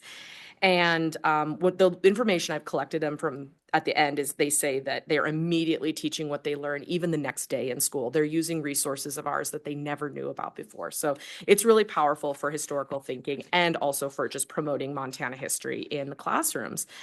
In April, I'm launching another training cohort with the Montana 250 money, and that's going to bring in another 15 or 16 teachers that will get to train over the course of about 10 months. And they get to do in-person workshops in Bozeman, Great Falls, and Billings, as well as monthly coaching calls and online webinars. And we're again bringing in 2 people from the national office to lead all 3 of those workshops. So it's just really such a wonderful opportunity for our Montana teachers. And I'm seeing the impact of this in the program growing. Last year, I had 9 schools competing statewide in History Day. This year, I've kept all those 9 schools and added another 11.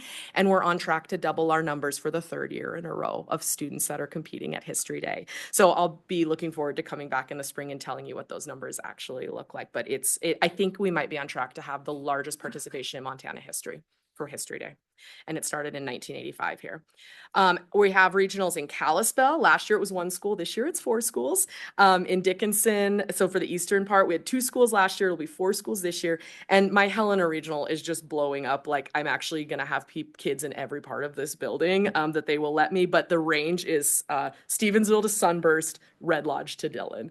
It's a really wide range of schools that are coming to this regional. And it's looking about maybe like 362 students statewide at contest. And that doesn't even account for the ones that are doing it in the classroom. Like, for example, Big Fork teaches History Day to 86 students. They bring about 24 to contest. So those are kind of the ratios of kids statewide that are benefiting from this work in the classroom. So really looking forward to knowing what those numbers are in the spring.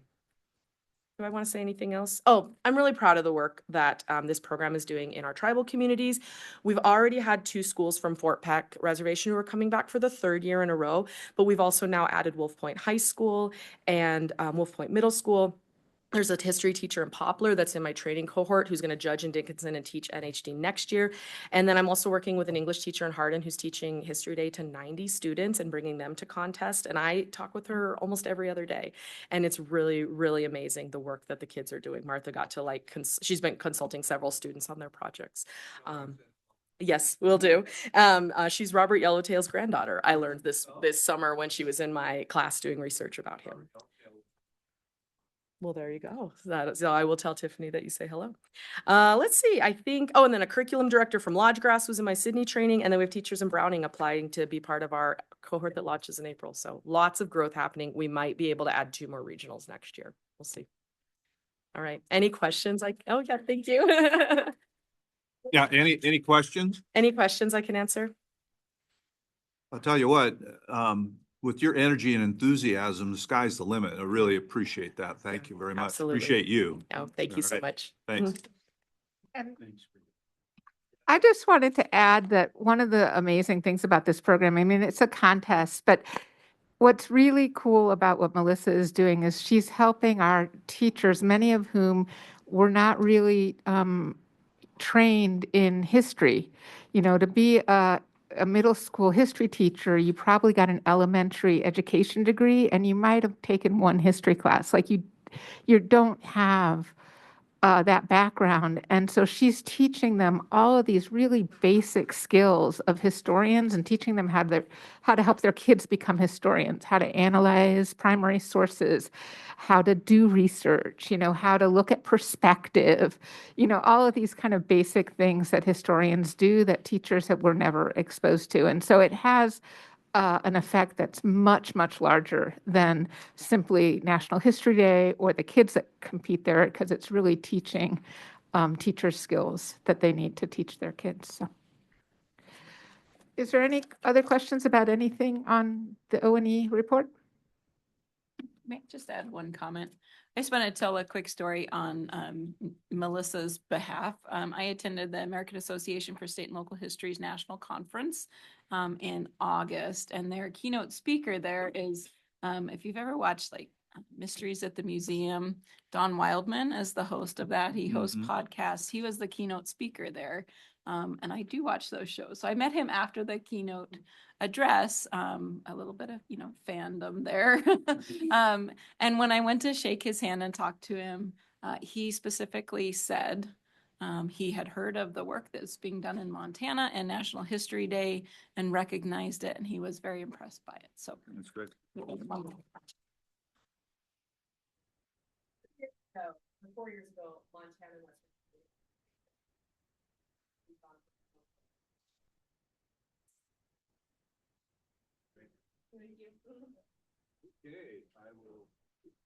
I'll call on Jeff to give us a little update on publications, which hopefully you all had a chance to read the latest issue, which was spectacular. I told Jeff I read my Montana Magazine of Western History in the evening, so I don't have any interruptions. And typically I read that cover to cover and oftentimes go back and reread a little bit of it.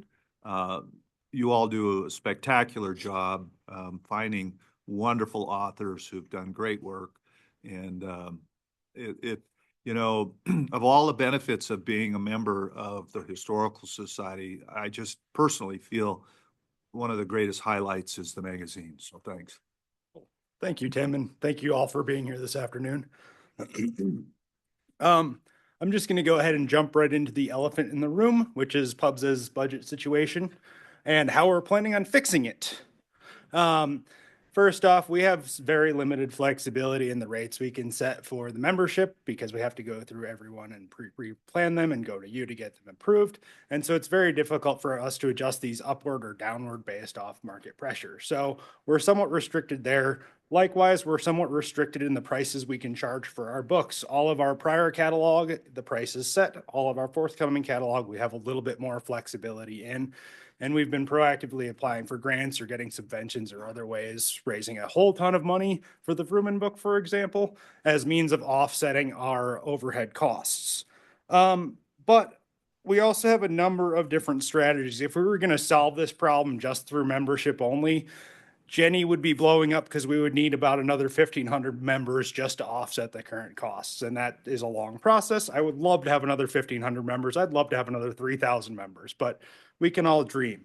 What we're doing right now to help offset this cost, the first real big thing we're trying to do is Over the past several months and with Emily's assistance, we now have a distributor that's run through a newsstand consultant called JK Associates. What JK Associates does for us is they coordinate placement of our magazine on newsstands throughout the region across the country. So now we are for sale in places like Whole Foods, Barnes & Noble, Albertson, several airports. And we won't know how much revenue we're going to get back from this until roughly late March, when the winter issue comes off the newsstands and we get our first sales reports. But I have been seeing preliminary sales reports where magazines are moving off of the newsstands into people's hands. What this does is hopefully those are potential subscribers and members, so we get their revenue directly.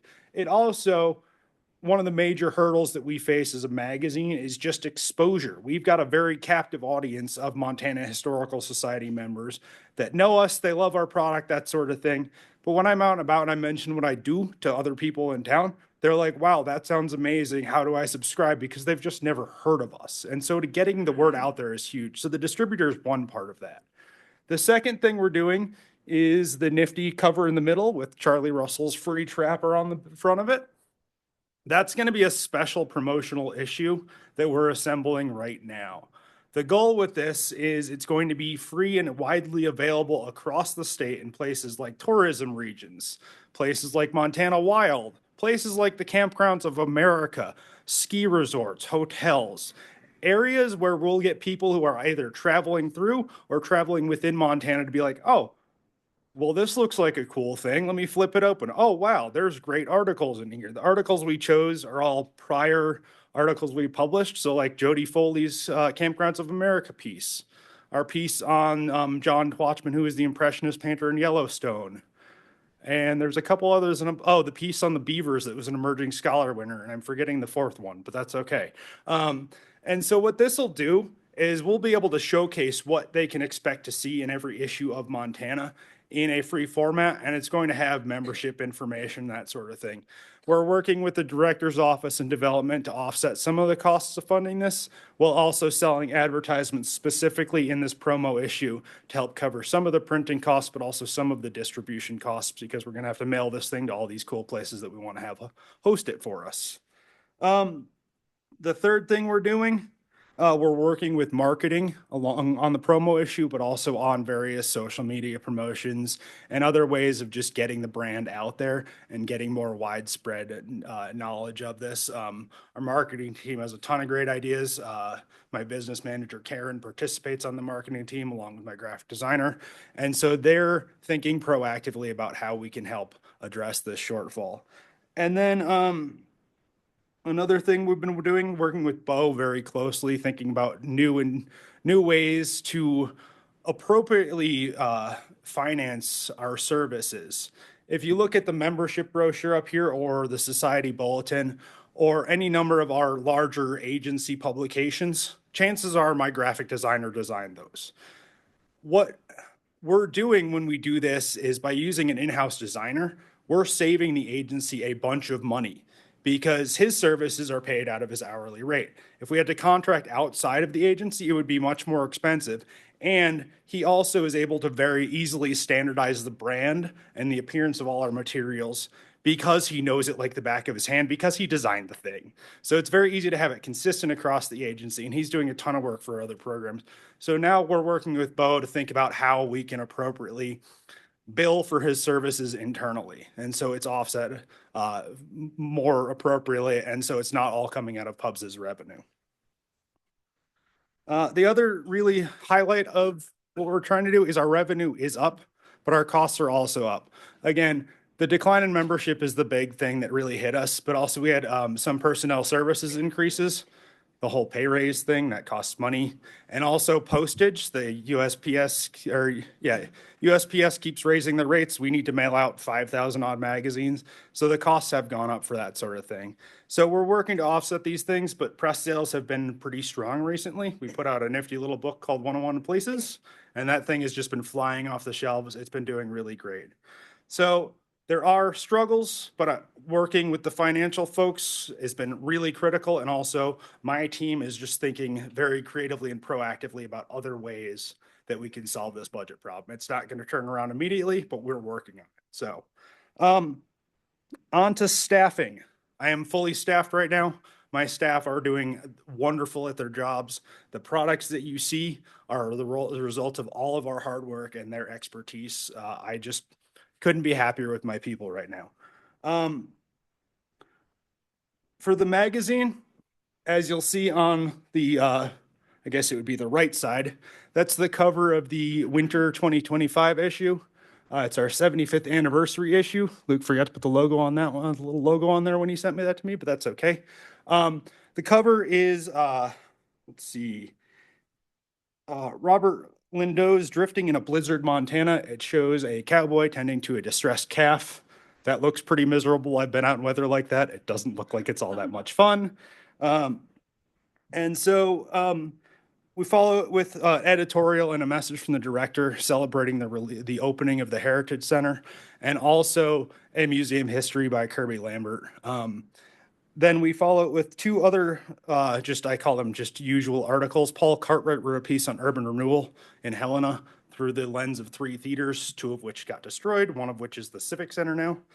And then a article about prohibition politics by Hunter Richardson. And we concluded the issue with History of the Magazine by Chuck Rankin. Chuck was the editor of the magazine in the 90s.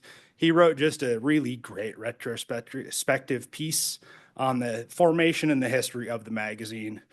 We really had a great time putting this one together because thinking both retrospectively and for the future of the publication and of the society, we got to look back and see what they'd done in the past and where we can go in the future. So it was a great experience for us, and it's one of my favorite issues we've produced in the 5 and change years I've been here.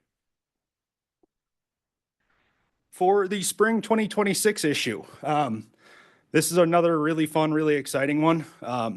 The first article in the lineup is John Axline, longtime friend of the Historical Society. He wrote a piece about flying saucers and the Great Falls UFO video. So we're having an article about UFOs in the magazine. It's really fun. The peer review comments were actually fun to read because they're like, we weren't expecting this to be this good, but it really is. Please run it, was the extent of it. We're going to follow that piece with a history of the Tongue River Railroad, which doesn't exist because the Northern Plains Resource Council fought tooth and claw against the Tongue River Railroad for nearly 4 decades. And so J.C. Anderson, she got her PhD at Montana State University as well. She wrote a wonderful piece that's a lot of oral history and a lot of just looking at the records of Northern Plains and their struggle against the Tongue River Railroad and the preservation of the Tongue River Valley to prevent open pit coal mining, and also just prevent this railroad from bisecting a lot of these ranches and pastures. Real quick, let me interrupt, Jeff. I can't wait to read that article because that's my haunting grounds. But the Mars family, the Mars Candi family, I can't think of the gentleman's name. I think it's Mr. Mars. I can't remember. Yeah. You know, he was on one side of the table until he was offered an equity interest in the railroad, and he flip-flopped, right? And money talks. The politics of that whole thing are incredible. A lot of my tribal friends, et cetera, have deep, deep feelings about all of that. But that's super. I can't wait for that article. It's going to be really good. We just got the layout proofs for it, and it looks fantastic. So we're excited to put that one out into the world.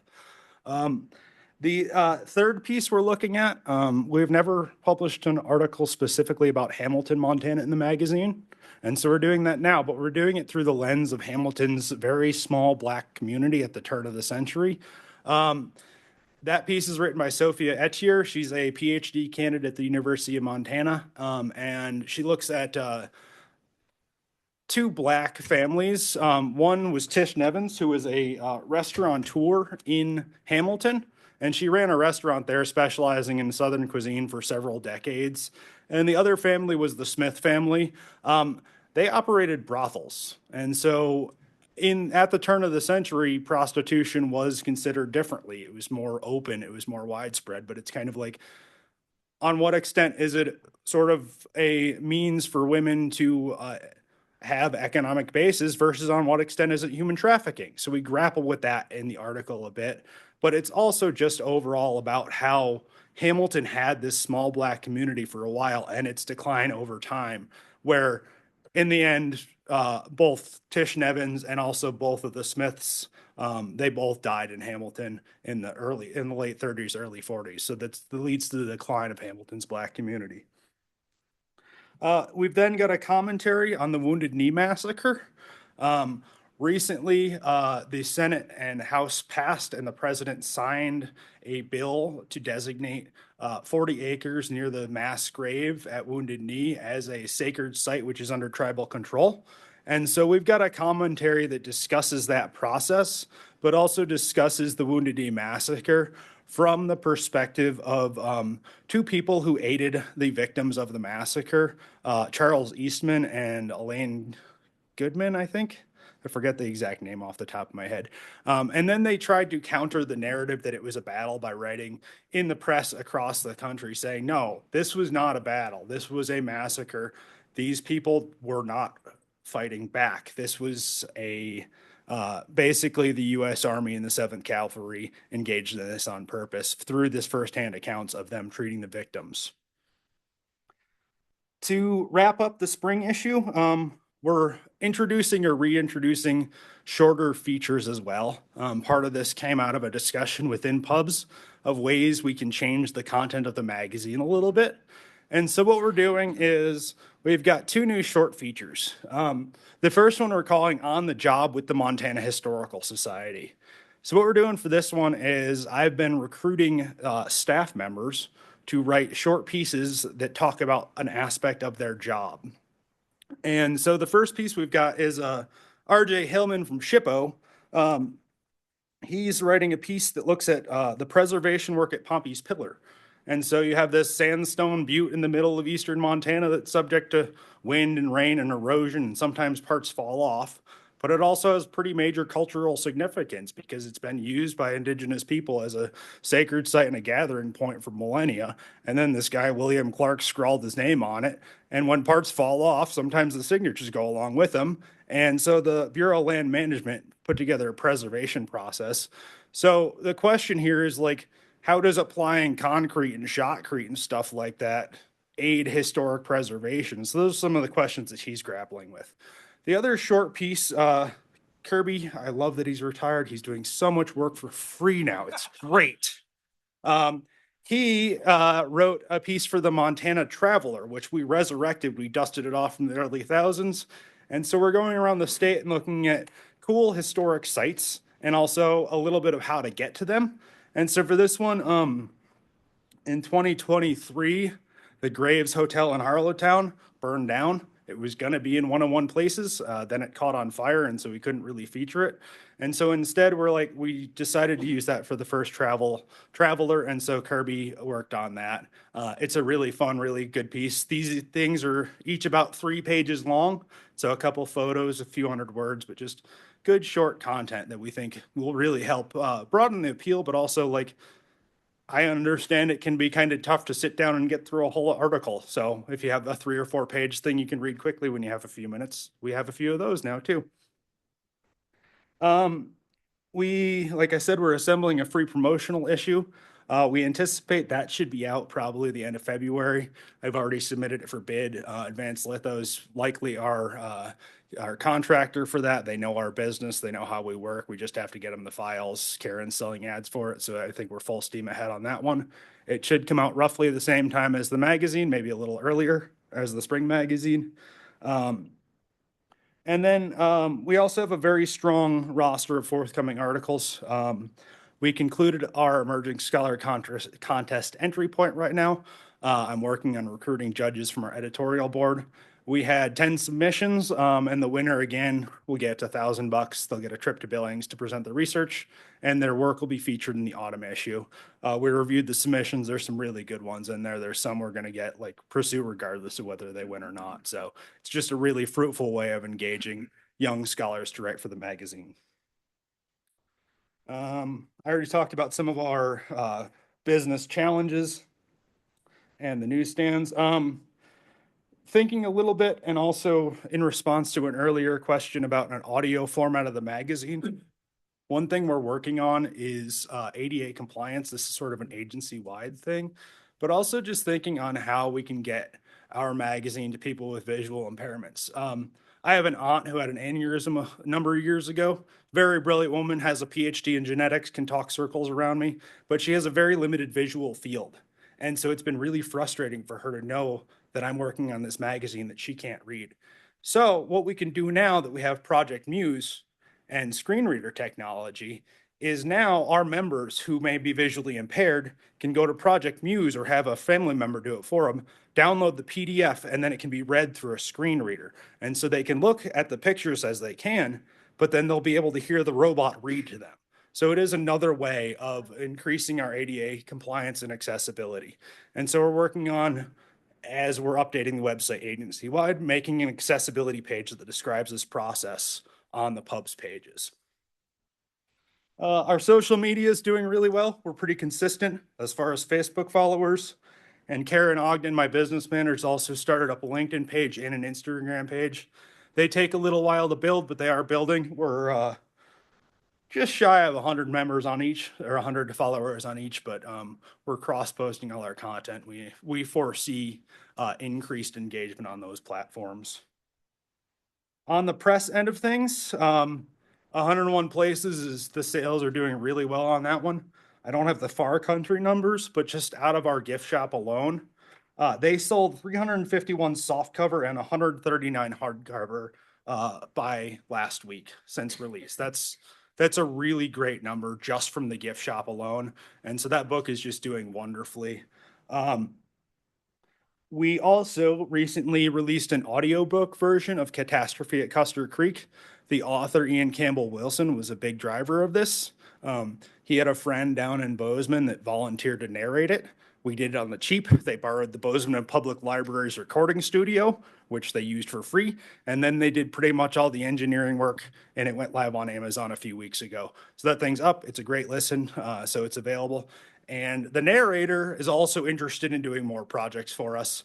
So we may be rolling out a few additional audiobook titles over the next months, years. However, it just kind of depends on his capacity and his time. The next major release is the reissue of Nicholas Vrooman's The Whole Country Was One Robe. I just really need to thank the development folks here. They raised something like $78,000 for the reprint of that, which is going to enable us to reprint it in a hardbound cloth edition. It's also going to, part of the funds were raised is to gift a substantial number of these books, roughly 500 to the Little Shell tribe for their use and distribution. And so we've got the contract finalized, we've got the MOUs finalized, and we're anticipating a book release sometime in April. We're going to work with the Little Shell to do the book release up there at their facility. And of course, I will be sure that you all know about that. We have several forthcoming book projects, which are all really exciting. On the subject of the 250th Commission, the Montana Arts Council won a nifty little grant to publish a book that's, the working idea is Montana 12250. So culture and ideas about art and democracy since the first known settlements of Montana and how that changed. This is really in the Arts Council's hand. We worked with them on the poetry book a couple years ago, and it was a very fruitful partnership. And so they have an in-house designer. They have the contacts with around the state with the arts community. Alan Morris Jones, the new poet laureate, is editing this volume, and he's edited a number of books previously through his, I think it's Bangtail Press, but he's very experienced with this, and so he's very much helping Arts Council get this together. So that should be out probably 2026. They're going to do a lot of the design. Our role for that is really publicity and also the technical end of getting the book spec'd out and printed and bidded and then distributed through Far Country Cruise, our distributing partnership. Let's see, what else are we working on here?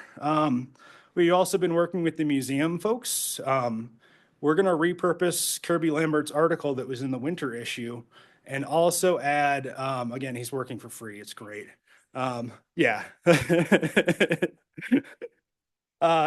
Kirby, his article is going to go in this museum guide, and then we're also working with existing design aspects from the creation of Homeland and the Russell Gallery to lay out a museum guide that's going to offer a zone by zone description of both the Homeland and Russell galleries, and maps of the facility, a director's message, and some other content that's going to be for sale in the gift shop. It's going to make a great souvenir for visitors that want to come, and either if they're very nerdy types, plan their visit in advance by knowing exactly what's in every single zone, or have something to bring home with them and reflect on what they've seen in the history of the collection. So we're hoping to have that out by the summer grand opening celebration. So that'll be really exciting. We have a few other forthcoming book projects. Steve Aberg, an archaeologist, he's written a history of the Reed and Bowles trading post at Judith Landing. So we're looking at that. That's probably our next book project after the Vermin project, because he's hard at work on revisions. We also have a history of Fort Parker, which was the first Crow Indian agency. And this is really a story of how the Crow reservation's boundaries shrunk in the late 19th century. That's back from review. Then we have Culinary History of Montana that Mary Murphy's spearheading. We're hoping to have the manuscript in hand hopefully by this summer, and we'll get that one moving in the pipe once we have the production capacity for that. And we're also, I think this is the last one, I probably forgot a few. We're working with Troy Halso, who's the Malmstrom Air Force Base historian, to put out an anthology of post-1945 history. It's a major historiographic gap in Montana history right now. There aren't any major works that are sort of an overview of post-45 history. So what we're going to do is we're repurposing a number of articles from Montana, the Magazine of Western History, into a monograph. This is not going to be a definitive survey of the state's history since 1945. Instead, it's more of a question of what else historians should be looking at, and here's what we have so far. Please research and write more, because post-1945 history, it really deserves a deep study, and we're hoping to encourage that through this project and also through magazine articles. So we, in addition to our usual work, we work broadly across the agency. We collaborate with other programs as much as we can. The shorter pieces are a good way of doing that. Our graphic design or editing skills are another way of doing that. Our marketing skills is another thing we share. And so we're trying to think creatively about how we can increase that work while also increasing our member numbers and increasing our overall revenues. The Winter magazine was the highest distribution in several years. We printed somewhere around 9,000 copies of that. 2,700 of those went out for distribution on newsstands, and we mailed about 6,000 copies. And so I feel like we're on an upswing. We do have several challenges ahead of us, but we're working hard and we're working across the agency to help solve those. Any questions? Yeah, Norma. Excuse me.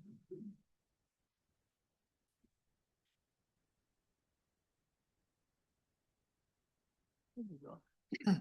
I have a question. I want you to just tell me a little bit more about that final picture there. It looks like it's by Thank you. George Poindexter. That is a Poindexter collection. Is that actually going to go in the magazine? That is not going to go in the magazine. Okay.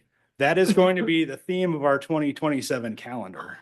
And so given the fact that the Poindexter collection is on display right now and is also just an underused and understudied sort of collection we have at the Historical Society, we figured it was a great opportunity to, again, work in between the programs to produce our calendar. And so right now, Kurt Keller is working to photograph the Poindexter collection and the images we want, and we're going to assemble them into the calendar, and then that's going to be the 2027 theme. So we're very excited about it. So thank you for bringing that up.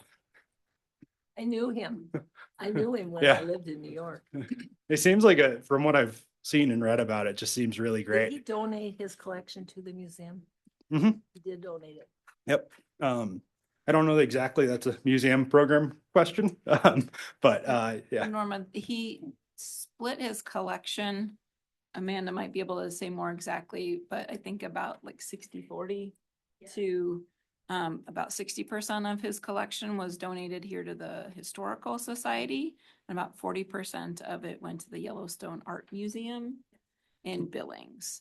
This is the first time we've ever been able to exhibit the vast majority of that collection at one time. Although we have had parts of it on exhibit before, and it has been loaned out parts of it before as well. Do we have any of the Yellowstone loaned to us for this exhibit? I don't believe so. It's entirely our collection. And I will share, this is Martha's story, but she was one of our gallery guards during our opening events, and had folks in the Poindexter Gallery and was listening in on conversations and heard one of our visitors say, I didn't even know I liked modern art, which I think is exactly the point of putting that collection on exhibit. And we've had multiple other conversations I had with people too that, didn't know that that was part of our legacy and culture here in Montana. Thank you. I think, Jeff, double kudos. 75th anniversary issue is just outstanding. Thank you.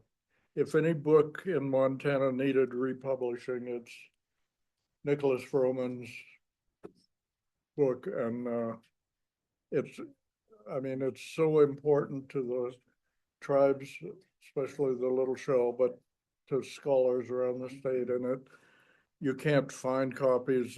They're hundreds of dollars when you do find them. It was a small printing when it came out originally, so well done. Thank you. Thank you. We're very excited for that project. We're in the fun part too, which is like the final design. So we're picking out like cloth patterns and we're revising the dust cover and foil patterns and that sort of thing. So we're really excited about that. It's gonna be a great event and a great time to just release this thing back into the world. Any other comments or questions? Kim? Quick one, Jeff. How many issues of the free issue are you planning? Yeah, we're planning somewhere between 1,500 and 2,000 for a print run on that. Molly and the director's office have offered some funding, and with the advertising, we'll also be able to cover the costs of it. But the idea is really just to get the thing out in the world and get exposure to what we do, both with the magazine and as the Historical Society. It's free. Are you sure you got enough? I'm hoping so. Any other comments or questions for Jeff? Norman?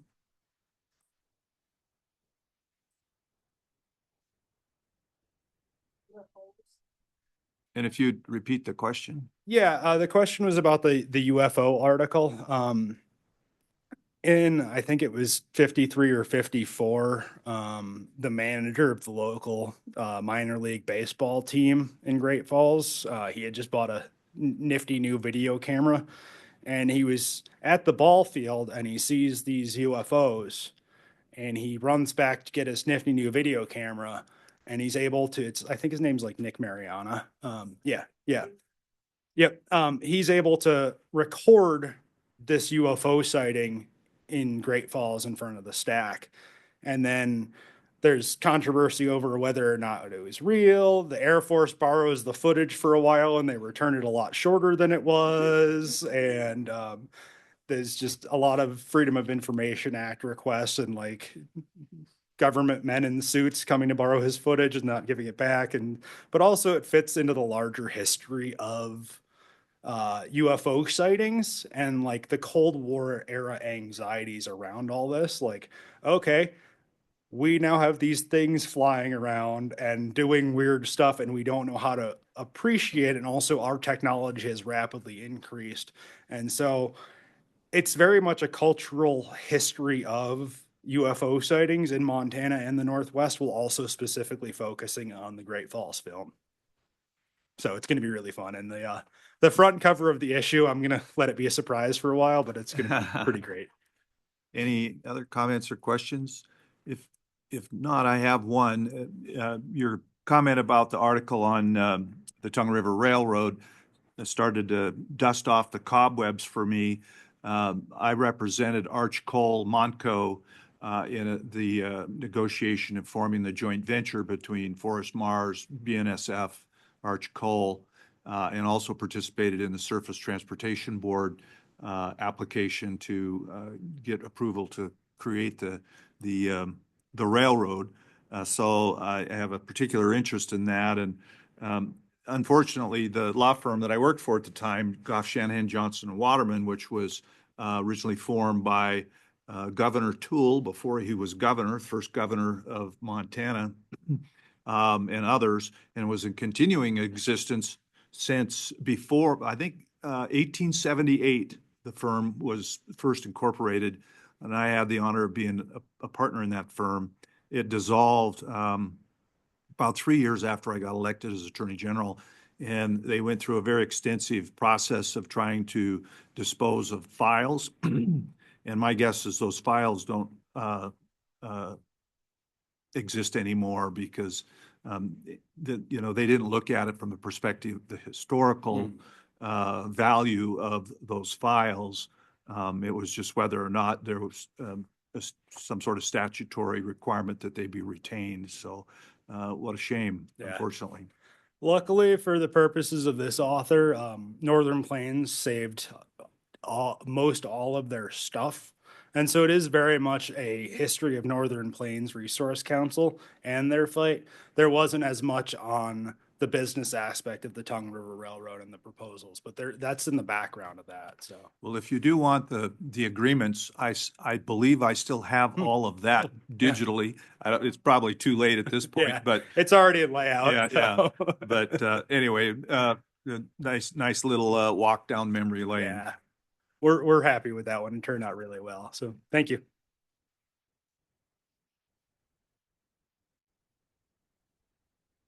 Okay, we're last but not least, we'll have a report on SHPO from Pete and then Steffany.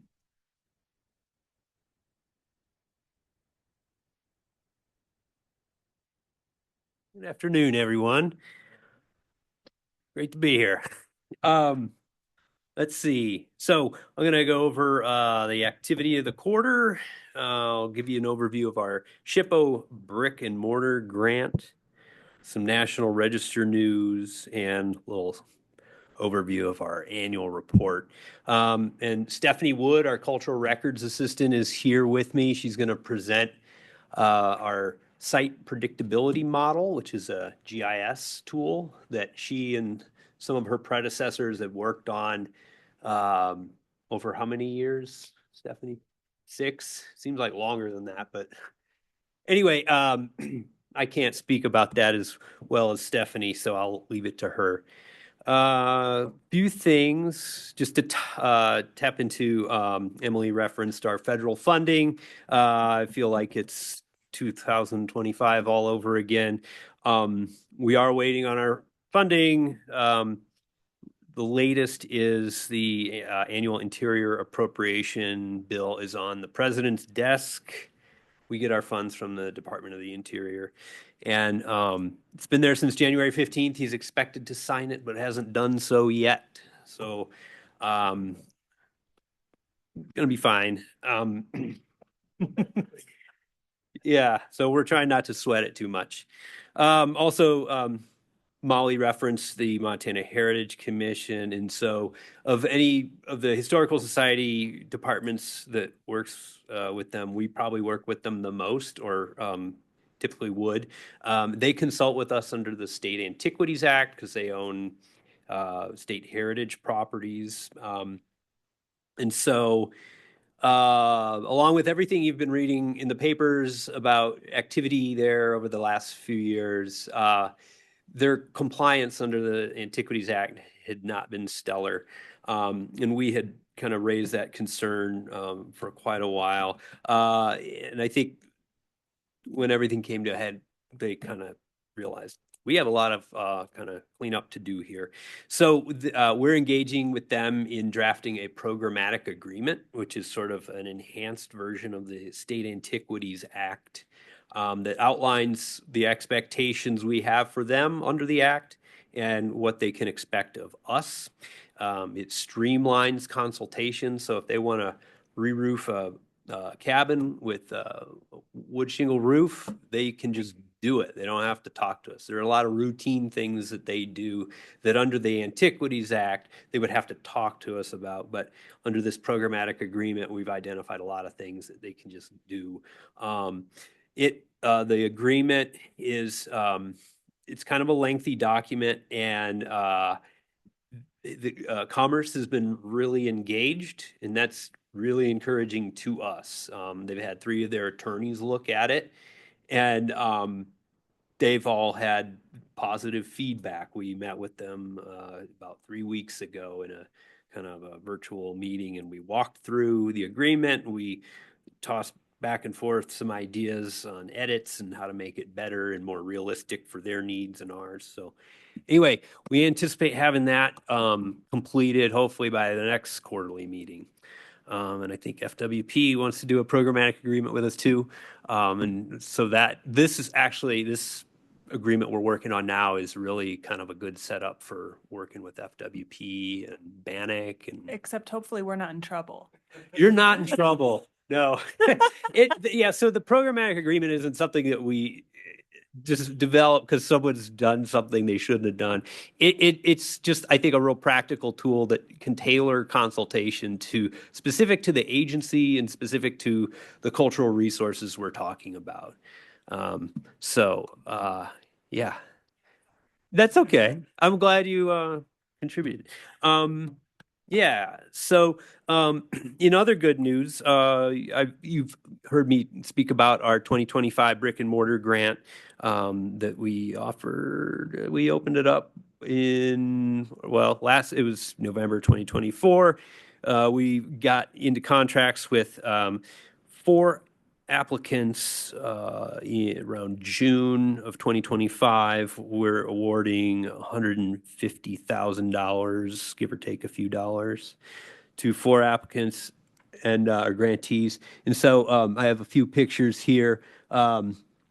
Dayton State Bank is a really neat little kind of Egyptian revival building. It's used for the Dayton Yacht Club, which makes it sound very elite, but it's not there.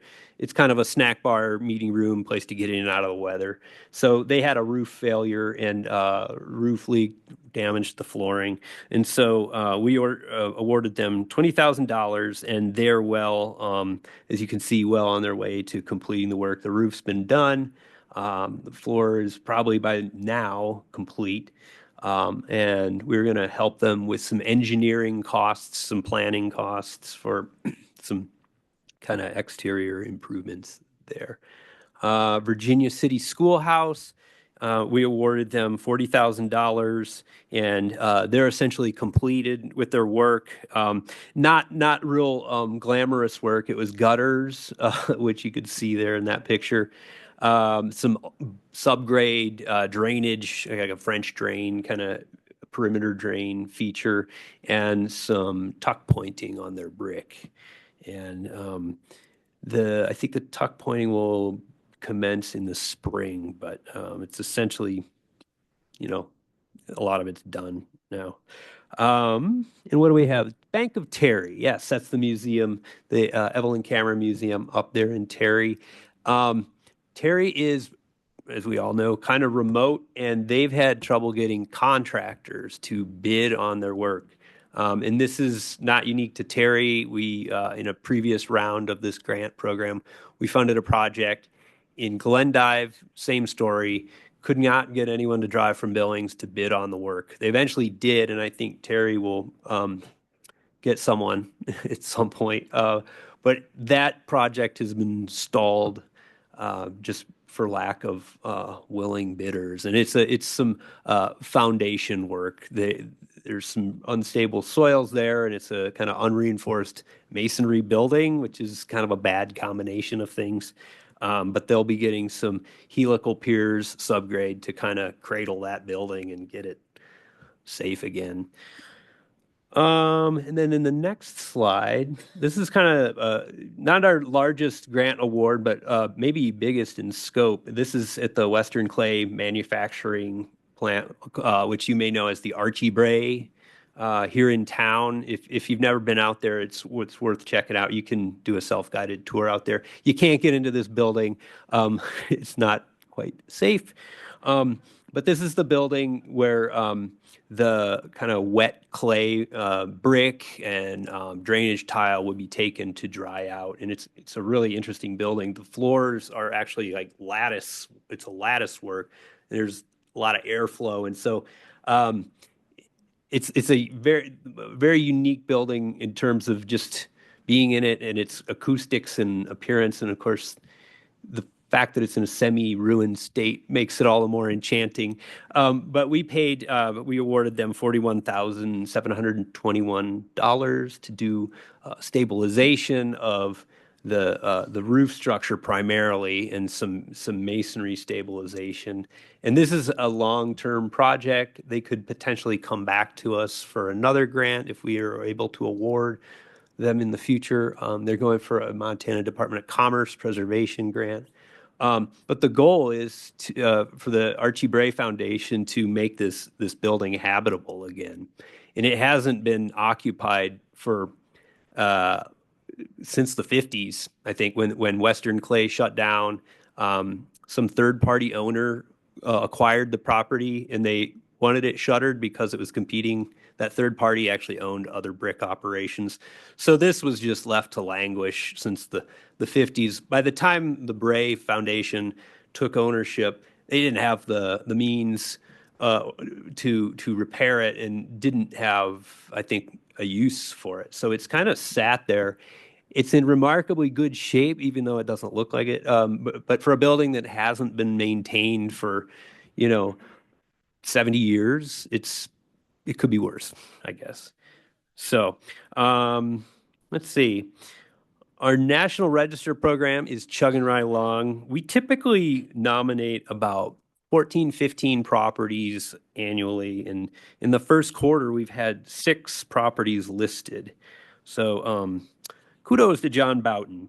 He's producing a lot of nominations. And I'll just read off the list. We've had 6 properties in 5 counties, and they include the Muscle Shell River Bridge in Golden Valley County, the Goffnauer Lumber Company in Livingston, Milk River Bridge in Phillips County, the Shy Brothers Mercantile in Ashland. Anyone familiar with that one?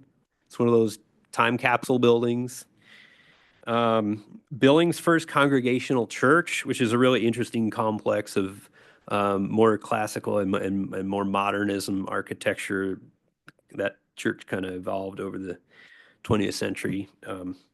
And then also in Billings, the Carpenter Paper Company. So we have our state review board that meets 3 times a year to review National Register nominations. They're meeting tomorrow to review 4 nominations. They'll be here in this building. I don't know if anyone's in town and has an interest, but it's open to the public. So the nominations for discussion are the Mountain Brook School in Flathead County, kind of the classic one-room schoolhouse. Northern Pacific Engine in Missoula, kind of at the north end of Higgins there. It's within a historic district, but no one had thought to include it in the nomination, I guess, at the time the nomination was written. So it'll be likely listed. The Big Hole Lookout in Sanders County in Lolo National Forest. And a really interesting one, the cambium peeled trees of the Bitterroot National Forest. Anyone know what cambium peeled trees are? Okay, I'm calling on Kim because he's not an archaeologist. Well, they were a food source for natives, and you see the big ponderosa pines with the peels, and it's in the inner bark of the peels that sort of a sweet treat. Yeah. At that time. So. Yeah, and I think maybe Rachel, maybe you can elaborate. These were kind of along a route people were traveling on foot and needed sustenance. Can you maybe? Yeah, well, they're generally speaking, the oral histories, the ethnographies are that they were mostly used in the spring for obvious reasons. That's when the trees would often be running their sap. They're usually ponderosas. You're right about that. Sometimes they're larch, and occasionally even aspen, which is much more rare, but aspen also don't live as long, so you don't tend to see the really big old trees. We often say you look for the surfboard scar. The scar is often in that sort of a shape, often starts sort of chest height or maybe a little lower and goes up from there. Sometimes you can still see the cut marks on them. They often do, like Pete said, mark trails or routes that people would travel really frequently. Like there's a trail of them in the Jocko Valley. There's a ton in the Betterette. There's a whole bunch between Libby and Kalispell, similar sort of thing on a trail through there. And there's a lot of different kinds of culturally modified trees, we'll call them, but the cambium peel is one of the ones we see most frequently. Yeah. And they didn't ring it, so it doesn't kill the tree. Yeah. And that was on purpose. Yeah. Yeah. And so some of the trees, I guess they must have cored them and determined how old they are, but the oldest ones go back to 1650. And of course, we have sites older than that in Montana, but not living. Those are the sites that are older are not typically above ground sites unless it's a pictograph or something, I guess. But it's a really new kind of resource that we're looking at. And so those nominations are on our website. The cambium peeled tree nomination is not because they're culturally sensitive and they did not want to give out those locations. But if you're out and about in the Bitterroot, you may see one, and you see a weird surfboard shaped scar, you'll know what it is. And so then last but not least, we released our annual report. As part of our agreement with the National Park Service for that federal funding we get, we report on our activities annually, and it's on the website. And each year we do it, we highlight some success stories. So I'll just kind of read off those. And the first one is Kate Hampton worked extensively with the Butte Silver Bow Preservation Commission to create a grant application for Park Service funding that would fund almost $750,000 in brick and mortar grants for Uptown Butte. And so if you recall, a few years ago, SHPO applied for that same money, and in doing so, we created a whole framework and a whole sort of rationale for why Montana needs this money. And so we have, since we got the money back in 2019, we've kind of shared that formula and provided technical expertise to Carbon County following the flood event they had in 2022, and then most recently, Butte Silver Bow. So it's proven successful, and we could do it again. The great thing is we can feel good about helping, but we don't have to manage the money because we're just providing technical assistance, and the grantee is like the county or the city. So that was a big one. Also, we awarded Lisa Hunt, who's a doctoral candidate, fellowship for $3,000. She's pursuing research, and the catch with our fellowship is that they need to use our database as their primary research tool or a primary research tool. So we give the student access to our database, which has tens of thousands of documents on sites across the state. And so Lisa was researching the split between the Crow and the Mandan in Montana and in the Dakotas. So she's not completed her dissertation yet, but we felt good to give that money away. And the origin of that money is our file search money. And as Emily described, we generate some income through our file searches, and we have a good sized bank account there. So we give it out to students as best we can. Another one, Jessica Bush, our state archaeologist, is staff to the State Burial Board. And the Burial Board is part of the Department of Administration. And so Jessica has taken it upon herself to build burial boxes for the human remains that the Burial Board reviews and decides how to repatriate. And I think prior to these boxes, They were simply bundled in fabric, and that's fine if that's what those repatriating the remains want. But Jessica and her partner Rich have built these really nice pine boxes for people to use if that's what they elect to do. Those that the members of the burial board are really happy that she's stepped up. This is nothing she's getting compensated for. She's just going above and beyond, which is typical of Jessica. So, and then our final our success story associated with Steffany is our site predictability model. You want to come on up and run through this? I'm just going to let Steffany do it because that's not my area of expertise. Hi everyone, my name is Steffany Wood. I'm a GIS specialist at SHPO, and today I'm going to do a quick walkthrough of SHPO's archaeological predictive model. We've been building and using Montana's first statewide archaeological predictive model for the past 6 years. So, do you hit it, Molly? Okay, awesome. Okay, so SHPO uses GIS. GIS stands for Geographic Information System, so it's spatial data. We love place-based history at SHPO, so everything has a spatial component. What you're looking at right now is a screenshot of the mapper that lives in our database. It shows you some of the GIS data that we maintain. We have a cultural sites layer. You can see that in green, historic sites, archaeological sites. We keep a historic districts layer, as well as a surveyed areas layer that shows where we have received inventory reports in the state. Can you give me a click, Molly? SHPO's been doing GIS for about 30 years. This is a photo that I found of former SHPO, Mark Baumler, in 1999. He's sitting at a computer doing GIS. You can't really see the whiteboard, but it says Intro to GIS. So it's pretty much where it started. Okay, you can click, mark away. Our GIS is very integrated with the rest of our databases and documents at SHPO. So for example, if you were gonna click on, this is Helena, if you were gonna click on the Capital Campus District, if you give me a click, Molly, it should pop up.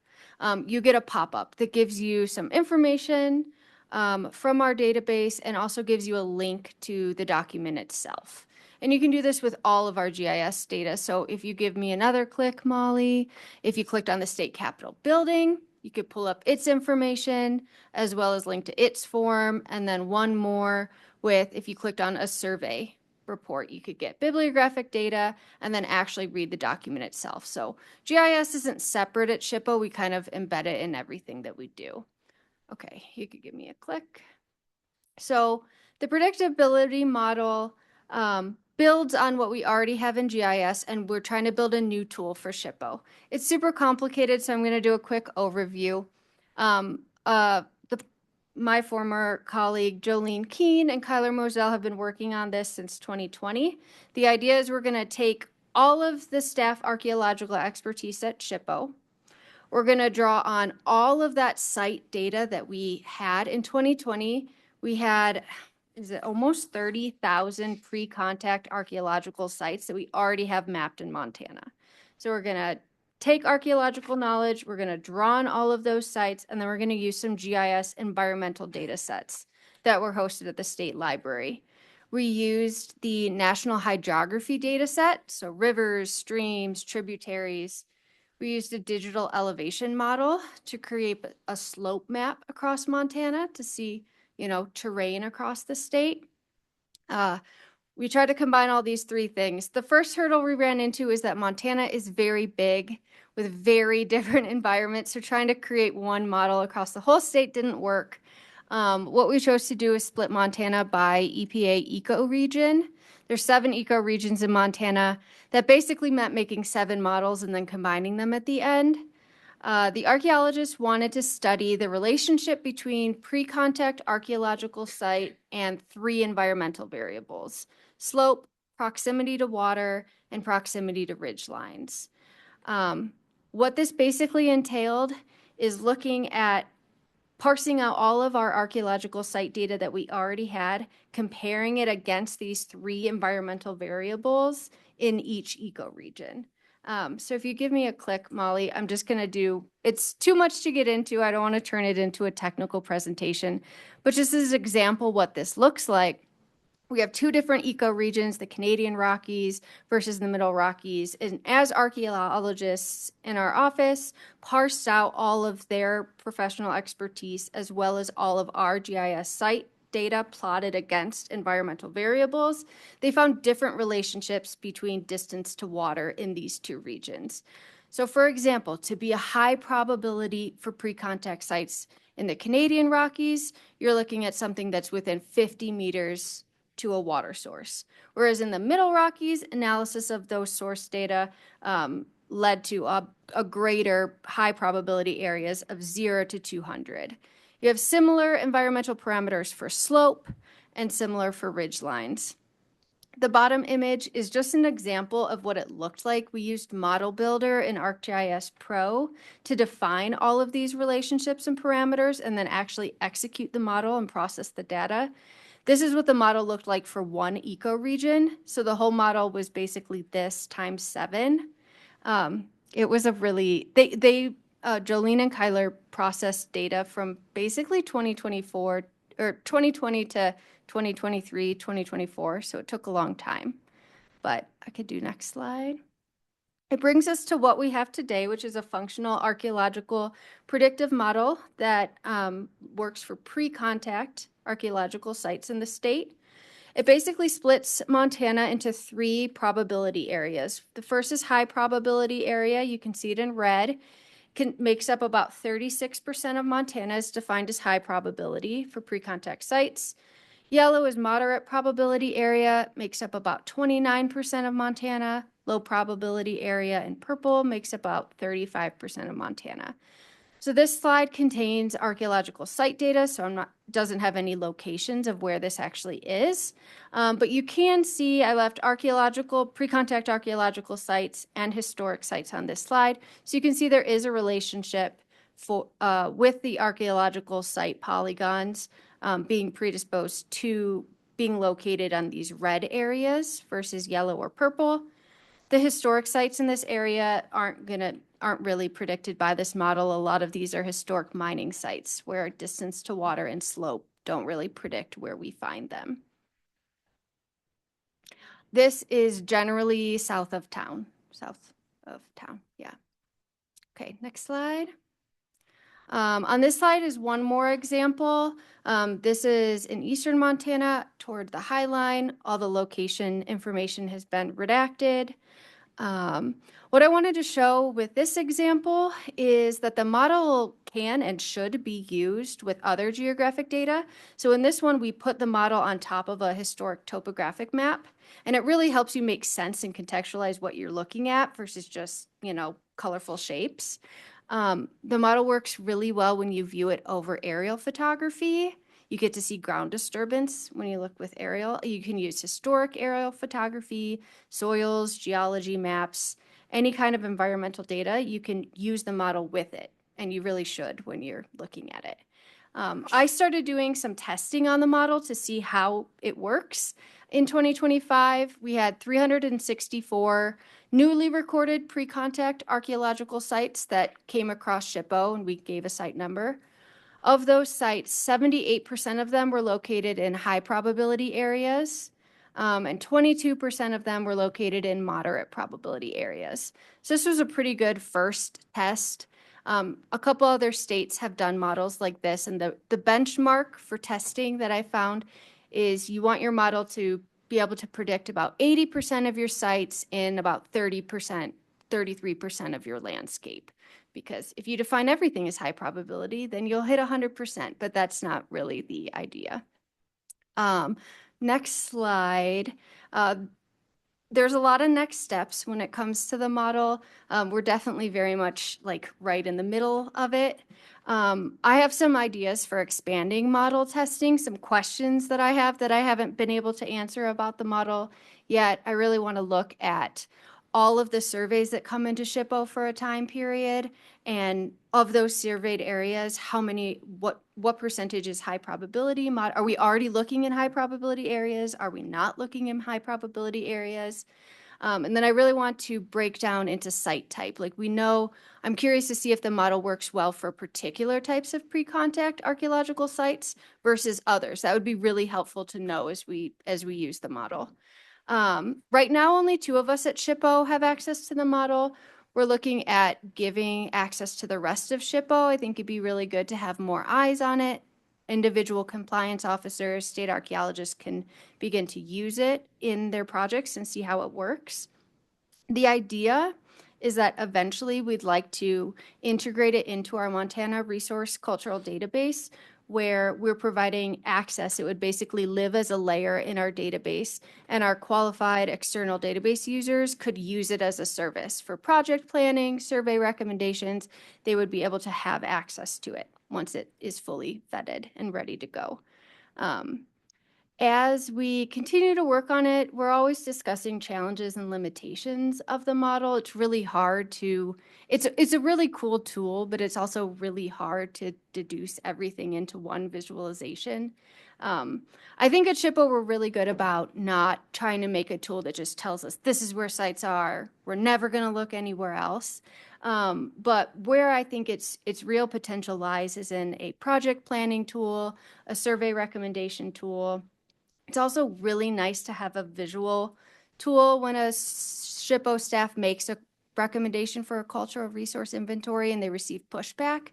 Having a GIS visualization tool to support their professional expertise, we're all really excited to have at SHPO. There are also a couple other states, not a ton of states, who have done similar models. So that's one of the things I've been studying in the past couple years to see how other states are doing it. There's a lot of different ways. So we've been learning from that as we go as well. So I can take a couple questions now. If you have any other questions, feel free to contact us at SHPO, and I'm always happy to answer more questions. Just a Yeah. question. So I'm not sure I understood a previous slide, but has this been back tested? So like existing sites that have already been identified, would they have popped up under this model under like a high probability? Yeah, so we tested the sites. When we built the model, we had about 25,000 pre-contact archaeological sites. We used that data, parsed it out into tables to help create the model, but then also tested the model against it. And that data performed pretty similarly to the test that I did in 2025. Of those 25,000 pre-contact archaeological sites, about 80% of them were located in high probability areas. And then I think maybe about 15% or so in moderate probability areas. So we've tested it against the sites we have.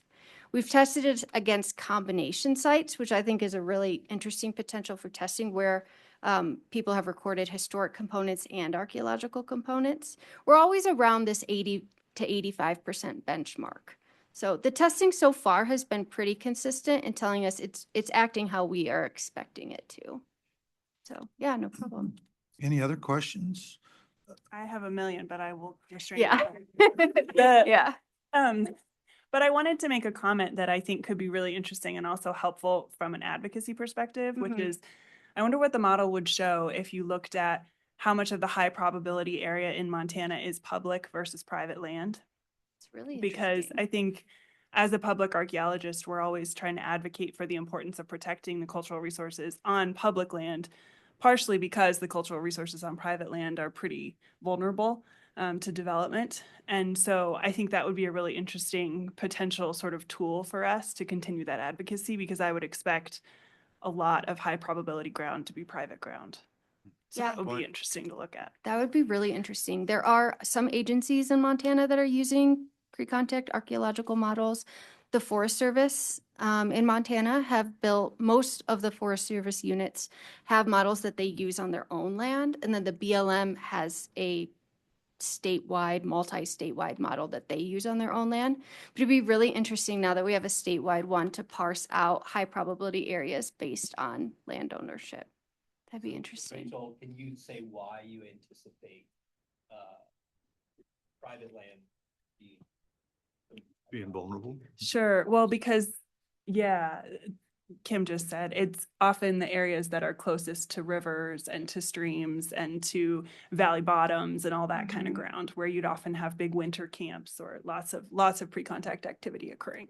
And private landowners don't have the same regulatory requirements on No. Doing inventories, correct? No, nor do they have the same requirements to consider cultural resources when they're doing things on their private land, which makes some sense from a property rights perspective, but it does mean that those sites just don't have the same protections.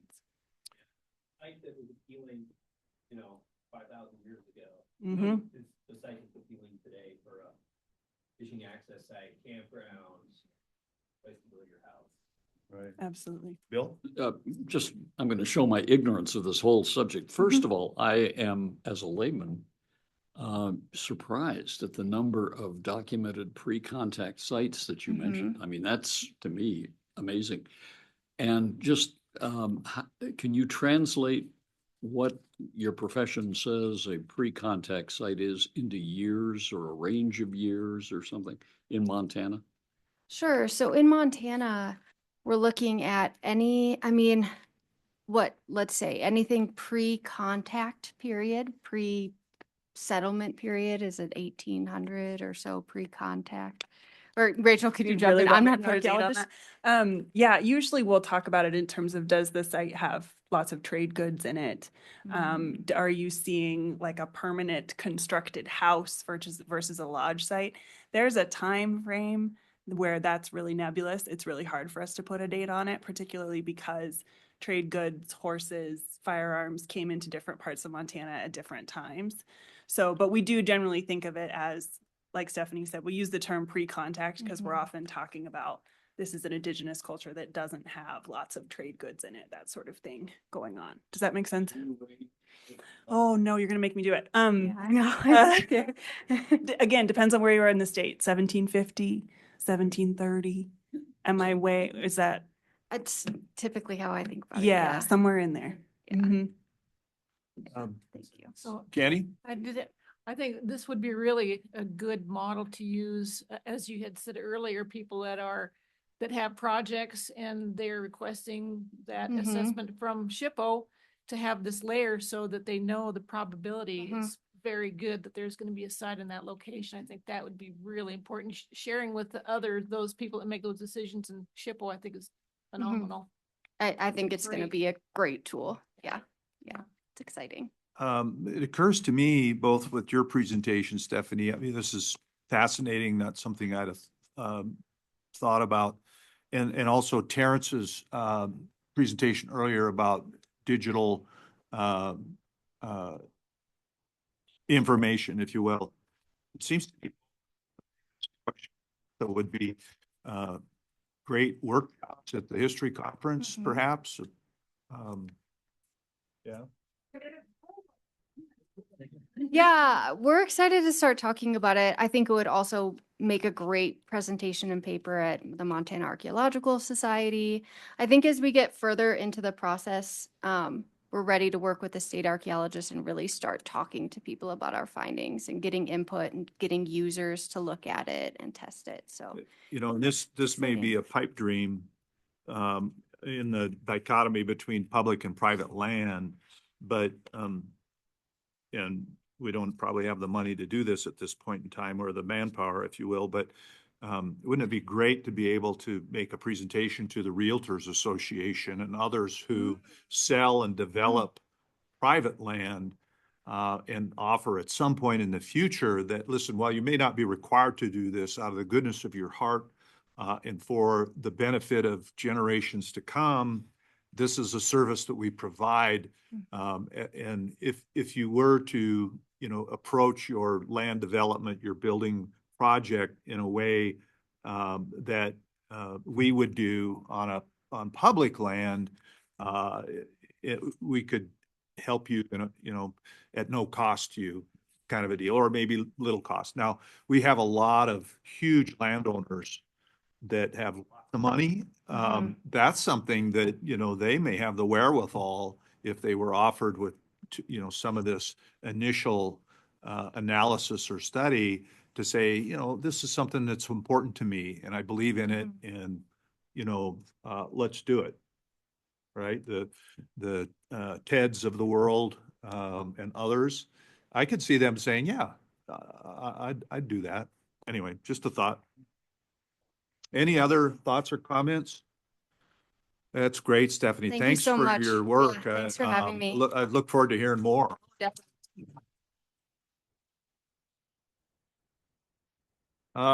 Did you have anything else, Pete? No, I was gonna add that Ted Turner, to the record with Ted. Mm-hmm, that's the Ted. He hired SHPO before I started in the 90s to do an archaeological survey. Oh, good. So So my intuition was correct. yeah, is that what you were thinking of? Yeah, that's who I was thinking of. Ted and Jane. Yeah. Well, there's Tom Siebel, who owns the Dearborn Ranch. I mean, we all know who they are. And it changes over time, but typically they seem to be, many of them, very progressive, forward-thinking folks. There are others that maybe, stay the hell off my land kind of a deal. Oh, you're the government, go away. But I think there's a lot of folks who'd buy into that wholeheartely. Candi? I think if you're gonna do that, Cattlemen's Association would be a good place to present too, right directly to the source. And because, I know you dealt with this and other people that have dealt with ranchers and private land, and that they're a lot of times very, they don't want you out there. They don't want you to find anything because they have fears about, well, what does that mean then? Right. I can't put my water line. No, I agree with that. So that's all of our program presentations for today. I think Molly has a little bit of new business after we ask about unfinished business. I personally have a lot of unfinished business in my life, but I don't have anything relevant to us here today. Is there any unfinished business that we need to visit about? Candi? Excuse me, I have to leave. Sorry. Thank you. Well, perfect. Thank you, and safe travels home. And we'll look forward to seeing you at the next meeting, if not before. And if you have time, stop by the gift store and drop a few bucks. So I just want to thank.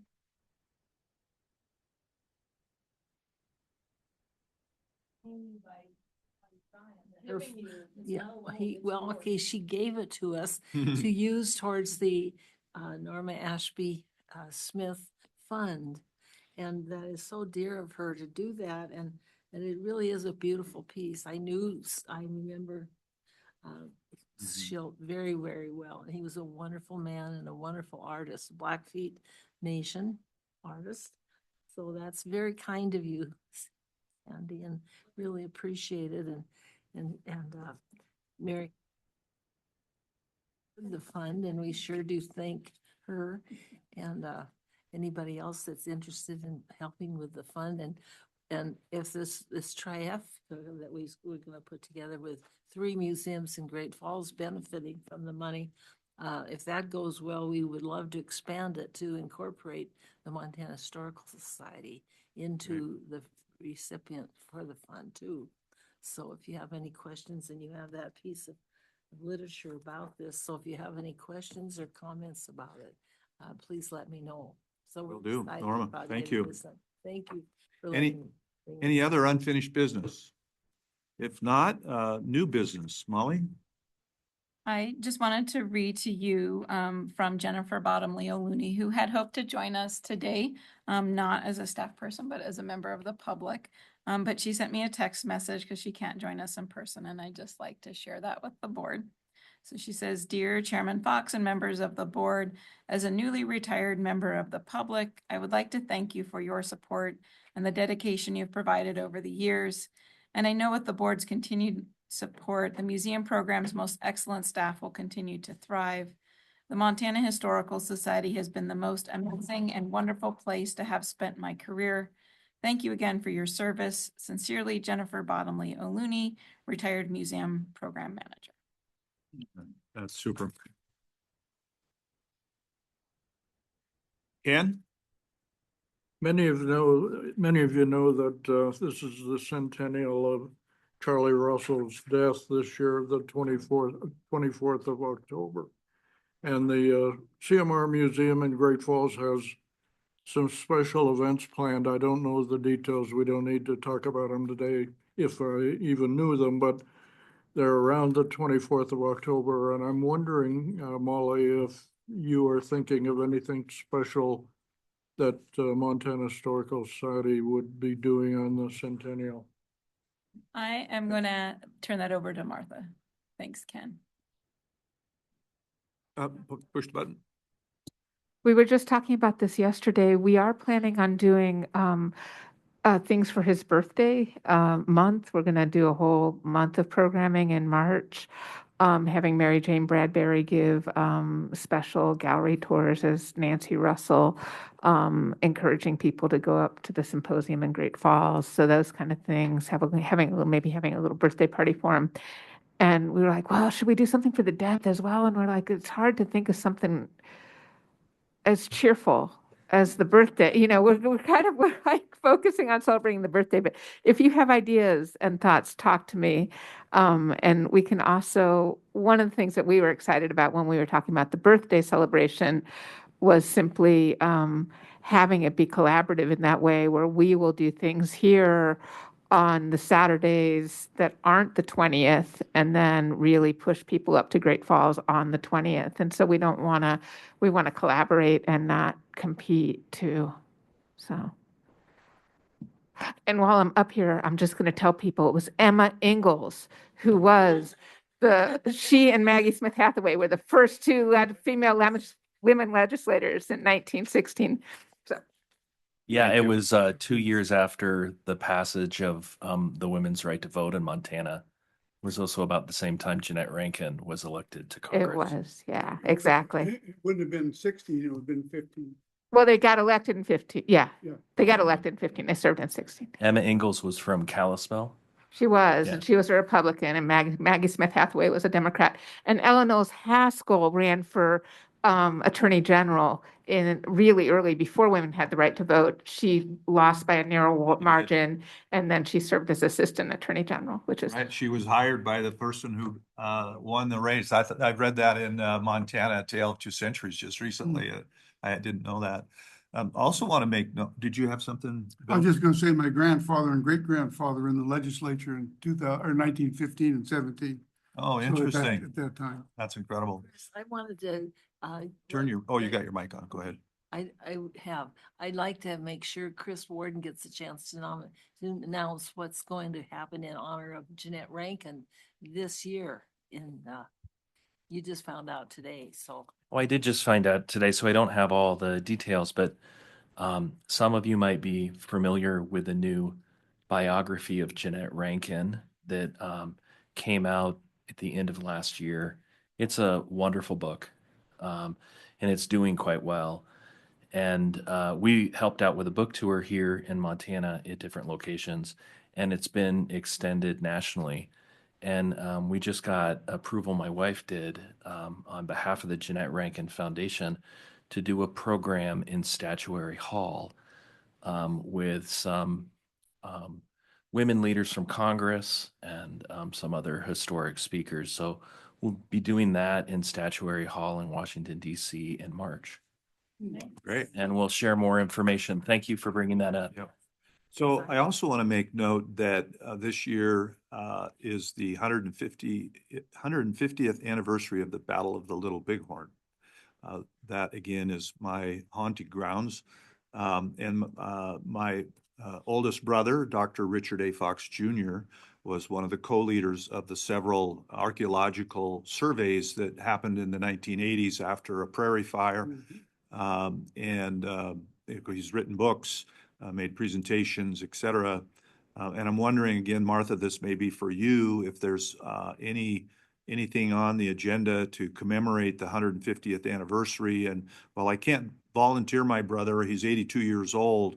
You know, he'd be wonderful to give an unbiased presentation of the archaeological findings and ramifications, which just in a nutshell verified the Native American oral history about how the soldiers, their command structure disintegrated. There's evidence of running away, those kinds of things. I'm very very proud of him and the work that he and others did, like Doug Scott of the National Park Service, who was the co-lead on those surveys. But anyway, he lives here now. He's retired from the University of South Dakota, 30 plus years as a professor there. You know, I might be able to persuade him to make a presentation, but it also would be great to have someone from Northern Cheyenne, Sioux, et cetera, to give Native American, if we have, you know, historians, to give a Native American perspective, maybe even ask the historian for the United States Army to talk about a little bit about the circumstances, that kind of thing. I just think it, you know, it's one of the things historically that draw so many people's attention to the state of Montana, and you know, the views of what happened, why it happened, how it occurred, what led up to it, the aftermath, all of that is changed over time, and it would, frankly, I think it would be a subject of a symposium. But anyway, 150th anniversary. June 24th. The 25th, sorry. Huh? We managed the Rosebud Battlefield, which is a state park, and was the battle on June 17th. So it's also the 150th of that, obviously. It happened right before. And we are doing a big event for that. And as part of that, we have tried to collaborate some with the Park Service. They are rebuilding the visitor center down there, which a lot of folks may know. They are reluctant to commit that it will be done at that juncture. So they have we've been going back and forth with them, but I think in some ways the bigger event down in that actual part of the world might be at the Rosebud, actually, in that week before. And we are inviting tribal partners. We have a commemoration there every year, but we're doing a much bigger event this year. So there'll be tribal partners there. We've invited the cavalry to participate as well. It's, I think, going to be a great big thing. And then we're also doing a speaker series throughout the year associated with it. So if the Historical Society wanted to do something in association with that sort of series of battles, it's not just those two. Right, right. People know. Crook, Gibbon, and Custer, and Yep. So we could definitely partner on Yeah, that. why don't you, and if at the very least, we can help promote it through our, you know, public program listserv and let people know about it, you know, but absolutely, well, let's talk about what you're doing. I know that, it's funny that you mentioned, I didn't realize you were related. One of the very first projects I worked on when I came to the Historical Society was the editor of the book press. And it was a legacy, new perspectives on the Battle of the Little Bighorn. And your Right. brother has an article in that. I don't know if that book's out of press, which it was his doctoral thesis, which morphed into a book, which occasionally when I have insomnia, I'll read. But in any event, it ought to be something in the bookstore. It might be out of press, but anyway, it's a fascinating story. And I think in today's context for people, particularly as we, you know, look at the interpretive aspects of the home gallery and the things that happened in Montana before it was Montana, you know, between the Native Americans and non-Native Americans. I think it's a story worth telling over and over and over again. But in any, I'm going to find out if the book's out of press. I don't know. Oh, Well, the one that I'm talking about was a collection of essays, and he just did one chapter. Yeah, And it he- sounds like you're talking about a whole book yeah, that whole he book. wrote, which I did not he's work been on. National Geographic. Yeah. I mean, he was famous for a while. Yeah. Tim, the bookstore or the gift shop has a brand new Paul Hedren book on Sitting Bull and Little Bighorn. Which I hear is very timely for this. And you probably will see my name or my brother's name in the credits. So what I'd say in terms of our programming is, I mean, we do recognize this is an important anniversary. Please have your brother consider submitting to speak at the history conference. I've already asked him. Okay, good. It's just too much of a heavy lift Ah. at 82 years old. Yeah, I get it. So we're hoping to get some really good speakers, and like you said, from the Crow and the Northern Cheyenne perspectives, as and just a whole variety of perspectives at the conference. And we're looking at doing some tours of the battlefield as part of the conference. So we are cognizant. I do have another brother. I'm the youngest. He's the next oldest who has done those tours, and basically he relies on my brother's Sure. research. And I can't offer him up without asking. But if you're looking for a tour guide, he might be available. Yeah. But he's not a historian. Yeah, I think we're talking about maybe Luella Bryn is Crow, and she does some Crow tours, kind of Crow context tours, I think is maybe one of the people we're looking at. We haven't gotten very far, except to say that we do want to include that anniversary in the conference. And if you know people who want to speak on it, or Rosebud, that would Yeah, be we have really. new stuff on the Rosebud to share, so. Yeah, you should put in a proposal, and we should talk, just you and I need to talk after class. There used to be, and I don't know if it still is, but and I'm not sure what the title is, but for the longest time it was a non-Native American who did the tours at the battlefield.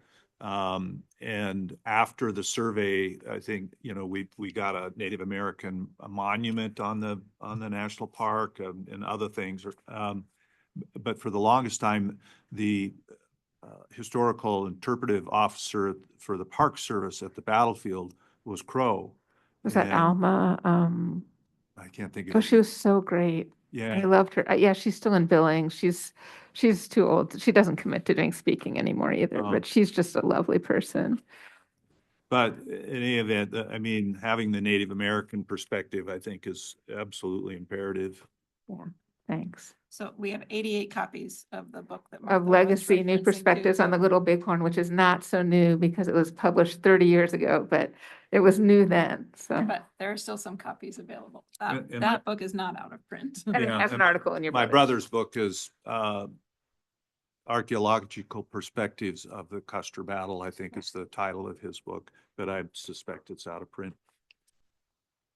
Thank you, Martha. So that's any other new business? Our future chair of the historical committee will make note that I am 20 minutes over time. I know he was going to say it, so I'm just going to say it myself. You'll see the upcoming board meetings. The next one's April 23rd, right here. And please get the word out to your family and friends and colleagues and people in your community that we have a national and certainly a state treasure, and always have, but it's much more accessible here at the Montana Heritage Center. And beyond that, your point, Kim, about mailing lists and what have you. I mean, I was a professional fundraiser over 4 statewide campaigns, and didn't have any problem asking people for money back then. But it occurred to me that, my email list is probably a little dated, but, if I did have some guidance from the staff on, what to say and how to say it, that, I could, risk a few bouncing back on me. The other thing I'd mention there is that I learned through the course of politics that there are list brokers who it's a science where they have really identified demographics, and they help organizations like ours target folks, not just through mail, but email. And I don't know if we've ever looked at the there's a charge. You have to pay for these very, very focused lists. You give them your parameters of who you're looking for, whether it be geographically or otherwise. And, it's really become a science. And if we wanted to do that to try to boost our membership, and maybe we have in the past, that might be an option. We have done direct mailings to some of those purchase mailing lists, specifically for subscribers to the magazine. They don't always have a great return on investment. We haven't tried it with membership, but certainly something we can look into. Anything else from anyone? Well, I wish you Godspeed on your way home. traveling? Yeah. Oh, don't forget your travel expense report. If you haven't signed that and given it to Jenni, please do. Any other housekeeping? We need to offer public comment. Oh, okay. Public comment. Is there any public comment? None so appearing. I would entertain a motion and a second to adjourn, and it's a non-debatable motion, so there won't be any comment. This is Pete Johnson. I'll move to adjourn. Any second? Second. Okay, it's been moved and seconded by Pete and Rachel that we adjourn. All in favor, say aye. Aye. Opposed, nay. Motion carries. Carol, thanks for joining us virtually. Thank you. Thank you very much. You're welcome. And we look forward to seeing you sometime soon. And the bookstore's still open. Hopefully next meeting. Hopefully next meeting. And yes, I'll be at the bookstore. Okay, thank you. Bye-bye, everyone.